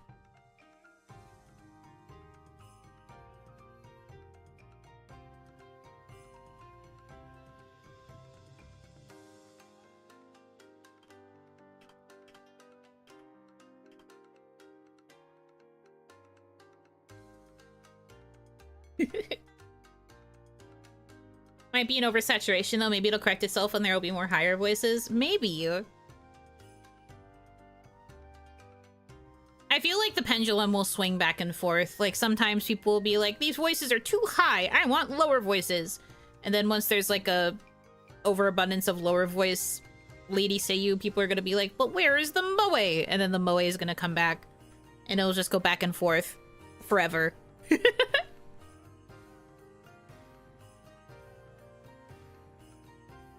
Meanwhile, I'm just in my corner like, can you please let Eguchi Takuya play more roles in Otome? I'm literally starving. Luckily, he's going to be in an Otome that I'm excited to play in September. So, that's a win for me. He was going to be in, he is in Red Bell's Lament, but I didn't pick it up because of, some allegations. I don't want to get too into it here, but, even though that had been a game I was looking forward to, I didn't pick it up due to reasons. But the other game that I want to pick up, he is in, so I'm excited. Please, more Ami Koshimizu deep voice character. I wish you the best of luck with getting that to happen. I haven't heard Ami Koshimizu in anything for ages, honestly.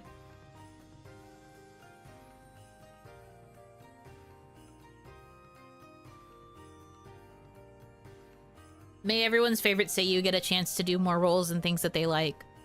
Pray your hands.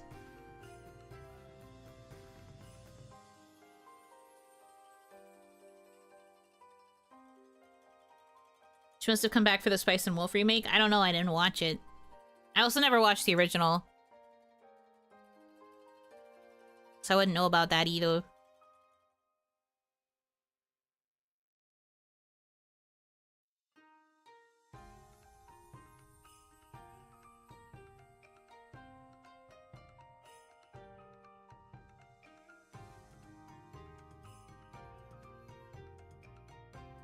Please Jorge Yui in anything nowadays. So true. I mean, I think it's also good for, like, older Seiyu to take the breaks that they need. Or to retire if they are ready to retire. Yui Horie has done a lot of work. I think it's okay if she rests.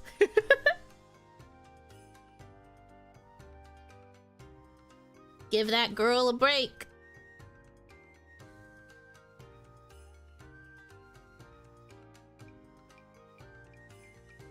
As long as they keep making more Monogatari anime, you'll get Yui Horie. I guess that's true. One thing we can praise the JP side for doing is the fact that you get a lot of, like, career longevity once you get cast in a role, compared to EN, where it's really easy to get replaced. Oh, that's a whole thing. That's a whole thing. Anyways. Remember when I said I was gonna end? What happened to that, huh? Remember when I said I was gonna end soon? What happened? Why do I lie? You never said that. Yes, I did. That's such a mood. I'm being held hostage. You're just streaming until Lana's concert, which is tomorrow. I'm not streaming that long. Ay, ay, ay. I don't know if you say such a thing.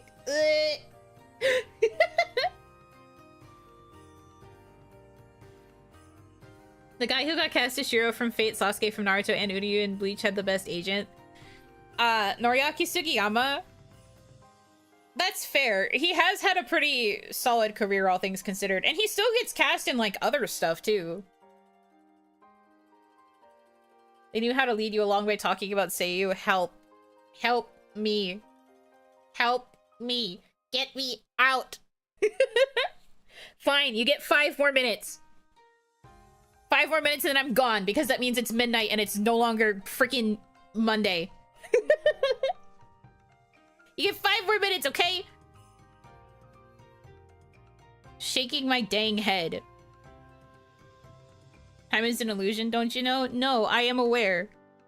Miho, keep putting on a timer. Thanks. Thanks, Oro. What would I do without you? Here's a new topic. Ignore the fact it's a box held up by a wooden stick. Ooh, cheese. We're going back to the cheese topic? Yum, yum. That's close enough to 5 hours. Yeah, they're both 5. Let's talk about Limbo. Don't remind me, man. I still feel like such a fake fan, considering I ranked his route so low after playing everyone's. I can't believe it ended up so low, but like, it just didn't have the same amount of spice as everyone else's. Avoiding spoilers. It's also just my opinion. There's a chance that somebody else could play Bustafellows 2 and be like, ooh, Limbo route, good. And it's not even like I don't like it. It's just that compared to everyone else's, it was just so not as interesting. I literally was telling... Hitomi can vouch for this. I literally was telling Hitomi while I was playing the game, like, I really hope one of these routes is boring, because right now, Limbo's route keeps going down in the rank. I think I said that after we beat Helvetica, because I realized Helvetica's route was kind of #1 in my list. And my list was Helvetica, Shu, Limbo, and I was like, hey, I really need Mozu or Crow's routes to be boring. I really need them to be boring.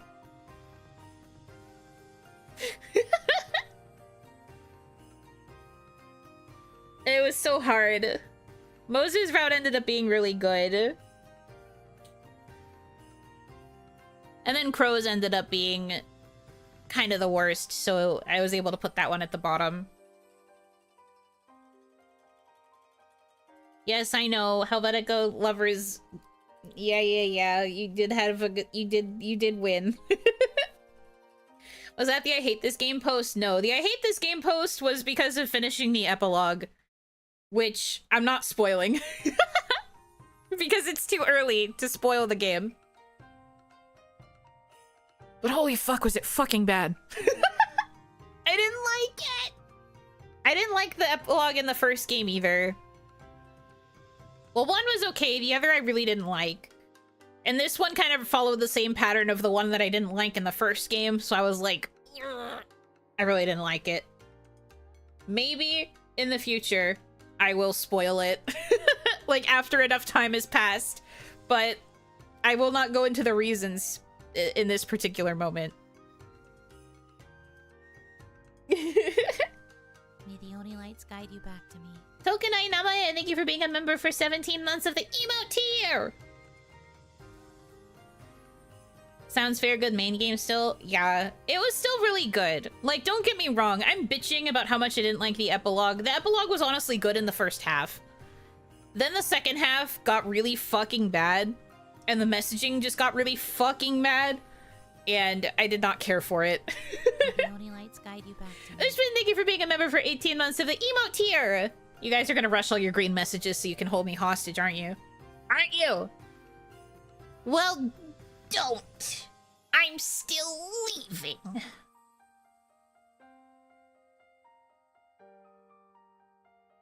I'm still getting the frick out of here. I should have held it. The Oni lights guide you back to me. Reggie, thank you for being a member for 13 months of the emote tier. Holding you hostage is always the mission. No! Let me leave. It's usually how I feel after playing post-game in JRPGs. Takes the wind out of my sails a little. Yeah, I guess this would basically count as a post-game, because you don't unlock the epilogue until you beat all of the routes. And it, like, automatically throws you into it, too. We were both kind of surprised. After playing, me and Hitami were like, what? It just threw us right in? That's crazy. But it was after we beat the final route, which in our case was for Scarecrow. Well, yeah, I don't know. It was not great. It was not great, in my opinion, but I can't go into the why. Maybe it someday I can go into the why. I've thought about doing a more unhinged video, like, in the future after I feel like more people have played the game. And then maybe I will spoil it there. An offering. Thank you so much. KJ, thank you for the $1 tip. Emotes tier. That's not emote tier, but... That's not how emote tier works, but thank you. Predicting that it was a sin. It was bad. I wish I could tell you. It was bad, though. Alright, anyway. There's your 5 minutes. I'm ending stream. So tomorrow, we're gonna be playing more Tamagotchi Plaza, which I started right before my break. I bought the game and I played a little bit of it on stream. But we're going to go back to our save file and we're gonna make more progress. So we're just gonna play a bunch of mini games and chill. That'll be the plan for tomorrow's stream. It's also starting an hour earlier because Nano's concert ended up not happening today. An offering. So, Thank you so much. It'll be an hour earlier and it'll be just a couple of hours, like 2 hours total, and then we will raid into Nano's concert for real. Wednesday I'm off. Thursday we start Chrono Trigger. Friday is Pomodoro and also the Shrek watch along in the evening, and then Members Saturday. Yes, that is our plan for this week. We're so back. But yeah, I hope you look forward to it. Thank you guys so much for choosing to spend time with me. I hope that you have a good rest of your time zone. And until I see you again, Yunotsu!